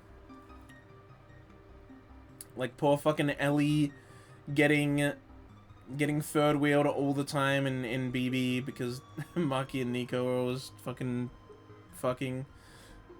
Ellie's the loneliest BB. Haha, get it? Anyway, Love Live's great, and Love Live Sunshine's also great. It's mainly just because of the characters. The animation's fairly fine. Sometimes the CG's a little jank, especially for Muse. It's not as much of an issue with Aqua's. The CG's a lot better. There, they got like a different thing to do it. The people that did the CG for the first season was actually what are they called? Ilka, is it? I think it's called Ilka. The guys that did the fucking Pokemon Diamond Pearl remake, they did all the CGI in Love Live, or at least they were one of the CGI teams. They did all of it for the movie as well. But then they weren't brought back for Sunshine because the Sunshine CGI looks way better. Yeah, and sadly these are the only Love Lives I've watched, because like I said, I haven't even watched the second season of Sunshine, so I haven't. I know you don't need to watch it to then watch like Ninja Gasaki and Superstar, but I just because I haven't watched those, but I might have to actually because the Ninja Gasaki movie's coming out, or maybe I'll once again not watch the series but watch the movie like a fucking dumbass. I don't know, but yeah, they're both S tiers, A tiers. So I love them. I love the characters too much. And I play the mobile games a shit ton, so I'm too deep in. I'm too deep in the Love Live. I love the characters too much. Don't ever forget these girls. They're great. Oh, this one. Was it like Renai Boken or some shit? Love... What is it? Like Love something? Love Note, is it? Yeah, Love Note, I think. No, actually, put it in E. It's bad. Bad show. I really don't like it. I know some people do, but I just don't. I think the way they, like, animate the girl sometimes when she makes a joke, I find annoying. I find the fan service overly bad and stupid, and it doesn't look good either. It's like, it's I don't know how to describe it, but it's just got this style that, like, it makes the fan service look really off-putting to me. And there's a bunch of... There's, like, the fan artists, and too, that sometimes use a style. So it's, like, it's a style that exists, but I can't remember... No, I can't remember. I just don't know how to describe it. But it just makes all the fan service very unappealing. And it does it a bunch. It has a bunch of fan service. The concept was interesting, which is why I watched it. It's a comedy. Sometimes it made me laugh, but for the most part, I just was kind of eye-rolling at it. It's just very dumb and immature and not funny. And yeah, like I said, the fan service is bad. This yandere character who feels really out of place and makes no sense. And it feels, I mean, maybe I'm wrong, but it really feels like they're just like, oh, yandere. People like yandere, so let's just put one in for no fucking reason, and she makes no sense. But that's an archetype people like, so we just put her in. Because everybody likes yanderes, because then they don't have to worry about being cheated on if the girl's so obsessed with them they'd kill people for them. That's what lonely losers that can't get girls want. And also, it's just edgy bullshit to like a yandere, let's be real. Lucky Star! I fucking love Lucky Star, bro. S tier show. Another KyoAni S tier. Give it up. Lucky Star! It's so good. I love Lucky Star. Lucky Star's a great comedy. I watched Lucky Star when I was still fairly new to anime, so there was a bunch of references I didn't understand at all during my first viewing. A couple of years ago when I made this tier list, I put it at like B or something, Lucky Star. And that was with me trying to like retroactively remember it and like it, but then when I did actually go back and watch it and rewatch it, give it a rewatch, I fell in love. I fell so deep in love with it. It's so good. Like, I had forgotten so many little references and everything because I didn't get them at the time. But then watching it now with such a deeper knowledge of, like, anime culture and stuff like that, I got so much more jokes. It was so much funnier when you actually get everything that it's doing. And I loved it. And the characters are great. I love all of them. I want more content for all of them. They're all good girls. I love them very much. Kagami and Konata are girlfriends. You can't prove to me that they're not. The OVA is really great and funny. Kagami cosplays as Miko for a little bit. That's great. But yeah, this show's just great. It's just filled with references to like otaku culture and early noughts culture and stuff like that. A great time. Plenty of Haruhi references as well, because it came out right after Haruhi did super like gangbusters. This is when KyoAni started to fucking take off to the stratosphere. They did Haruhi, that did crazy. Then they did Lucky Star, and after Lucky Star they did Haruhi Season 2 and K-On! In the same season. The first season of K-On! This is just when they started taking off and just going crazy and everyone started knowing about them, mainly because of Haruhi. Yeah, they're great. They're fantastic. Lucky Star's great. I love it so much. They visit the KyoAni office in Lucky Star. That's a great scene. Yeah, I love Lucky Star so much. It makes me laugh. I like the characters. It's just cute, funny. I love it. How many anime series have you actually completed? More than 300. 300 is just the number when you take out sequels, and also you take out, like you don't include OVAs, you don't include sequels, and you don't include some of the smaller stuff that isn't really worth getting its own entry and stuff. But, the number of completed on my MAL list is 493. So, close to 500, because I watch pretty slowly compared to most other people. I watch about 50 a year, is usually what I end up getting. Because I started in late 2013, and now it's now it's early 2023, and I'm almost at 500, so, I mean, it's actually a bit more than 50, but if you just look at the year number, it averages out to about 50 a year, kinda. And also, that's about what I've been hitting it at. I hit 100 in 2015, I hit 200 in 2017, I hit 300 in 2020, but January, and then I hit 400 in 2021, which evens it back out, so then I should hit 500 in 2023, which I obviously will, because I'm already almost there. But yeah, 308 entries on this is just everything that, like, is worth having its own entry and taking out sequels, because it's just, yeah, one per series.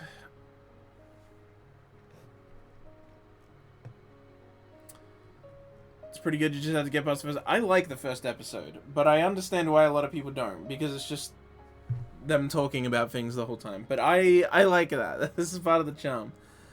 Also, the guy that the guy that directed that episode and then later got fired and they had to change the director. He's such a fucking asshole. But I kind of like his energy. He's like just going around acting like he's the biggest fucking person to ever exist and just being an asshole. But it's like kind of respectable. He's total dick though. I mean, the thing is, he doesn't actually get that much. Like, if he was actually able to wield that influence to do bad things, it'd be annoying. But he just used it to fucking to like do shit like make the first episode of Lucky Star. So not a huge. Not I don't have a problem with him doing that. It's not like he's doing anything bad by pretending like he's the biggest fucking star to ever exist. He's a funny asshole. Anyway, that's the end of today. We finally fixed when we got stopped on Tuesday. But then the internet was bad on Wednesday, so we're actually still off by a day now. We got about 150-ish left. It'd be, I don't know, a little more or a little less than that, but it's around 150 stuff left to go. So we're about halfway through. So 2 more days, which will be tomorrow and the day after. Which sadly means no summer pockets this week. But again, since I also didn't get to do it last week, it's fine. It's like weirdly fine to push Lucky Star back. Lucky Star Summer Pockets back because I haven't started a new route, so we're still in the break point between routes where it's fine to keep that as the break point. The schedule is still his second week of me trying to maintain a schedule and it not happening how I hoped. But we're getting better. I did stream on Monday, had to have a shorter one on Tuesday, which means I'm gonna have to cancel the Summer Pockets, but that's it. That's not too bad. That's not too bad of a mess up. I still streamed today, still got a good, almost 5 hours in. Got like 6 hours in on Monday, over an hour on Tuesday. The streams are happening. There's content, boys. Anyway, I'll see you tomorrow with more of the tier lists. We're going to keep doing it, keep chipping away, and the day after, it's going to be the same thing. Next 2 days are just chipping away at this 75-ish a day for the last 2 days, just like the first 2 have been if you combine Tuesday with today. Gonna get it done. Next one will either be up to... Tomorrow we'll either get up to Ryu's Work Is Never Done, or we'll get up to Supernatural Battles Became Commonplace. I'm thinking Ryu, because technically that means we'll do less than 75 next time if we only go up to Ryu's Work Is Never Done. But, like, look how... Like, S is so big. S is so big that if we go to the end of S, like, look how little will be left for the last day. Like, I think if we go to Ryu's work, it's, like, kind of closer to being an even split, so... I think. I might have to recount and double check, but we'll see. I think, actually, maybe that was when I counted if I went from M. It might be Nagino Asakara to Ryu's work is not 75, but it might be now that I'm including M in the next day instead of... Whatever. It's a whole thing. I'll figure it out myself. Why am I talking to you guys about it? I'll see you tomorrow and the day after for more anime tier listing. Stay frosty.